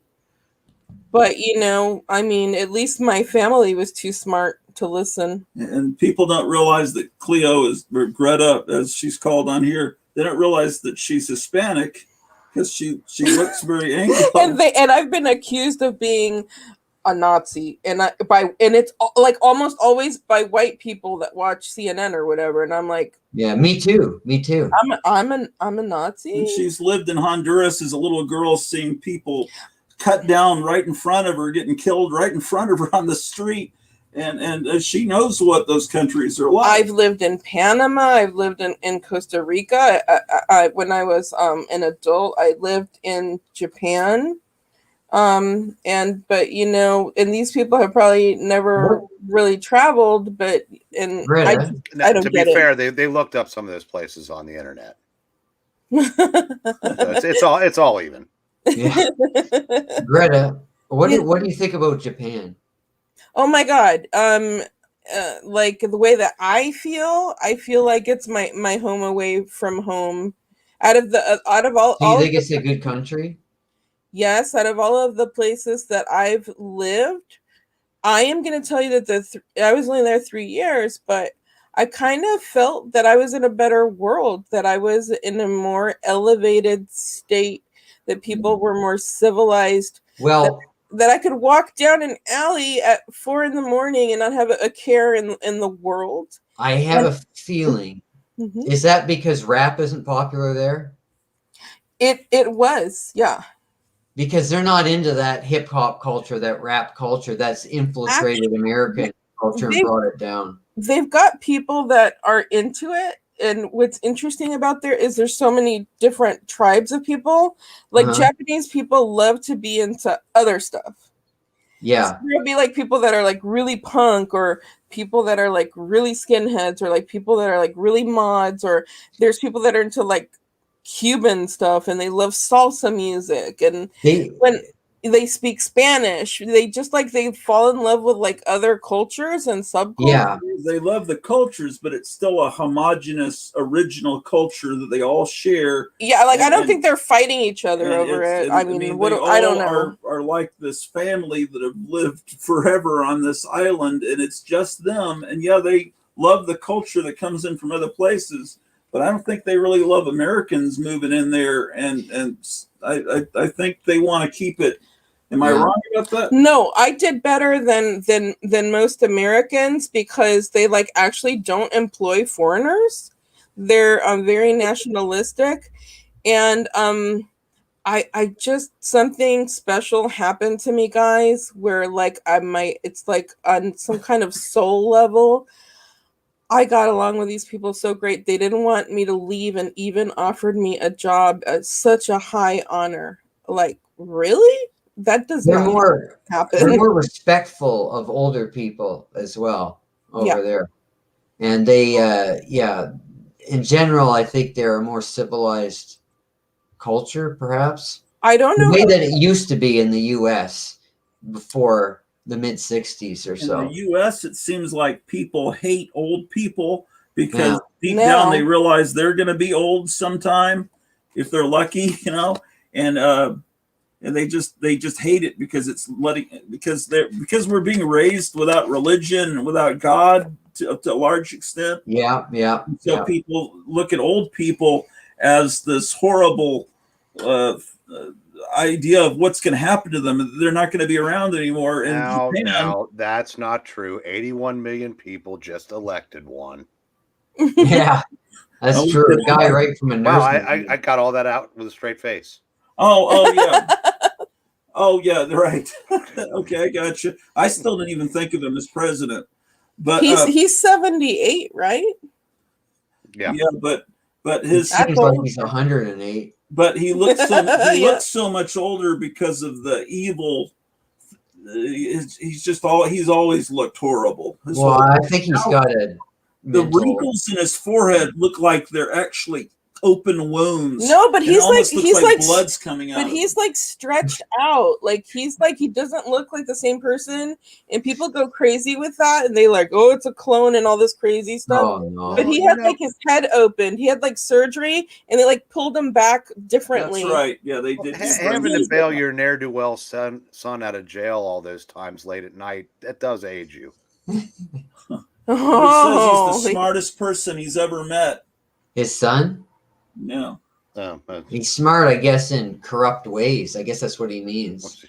yeah. But I read his personal letters where he's mad at his dad, and he's saying, I don't get respect in this family. Like you guys all think that I'm the screw up, but he's also trying to say, but look, I'm the one bringing in all the money because of his international deals. Yeah, he brings in the money and then gives it to all the people in the family, and he has to give a special cut to his father, the big guy. And then all these other countries give him money or whatever so that they will have access to him. You know, when they remade Mulan as a live action movie, they gave him, the Chinese government gave him the the star of that movie so he could sleep with her. Seriously, I mean that movie, Disney filmed that right next to this concentration camp, and then they thank the Chinese government at the end for letting them film there. Yep, it's fucking insane. That reminds me. Have you ever seen that movie that was never released that Jerry Lewis made, where he's a clown? Yeah, and it exists, but it's never been released. Yeah, and he's like a movie that's never been released. Tom, what's that? I don't know. You're asking if we've seen a movie that's never been that Jerry. I guess I meant, have you heard about it? Jerry Lewis never allowed anyone to see it, and you're asking if we've seen it. Well, I mean, have you heard about, like, he entertains kids before they're sent to the gas chamber, or right? something Yes. like that in the Holocaust? Yeah, that's probably not a fun movie. One of my favorite Holocaust movies, that reminded me is, I believe it's called. Did you say one of my favorite Holocaust? Yes, I did. It's called Life is Beautiful, where this guy tries to play it for his kid like it's a game and everything's okay. Yeah. And he was just this character that they created was like so amazing. I've never seen that. Oh, it's so good. He won the Academy Award for Best Picture. I think. Was so good. He got his kid through that, and he found, you know, when he had the opportunity, the small opportunity to save him, he did. I think that Jerry Lewis movie has been compared to that movie. Yeah.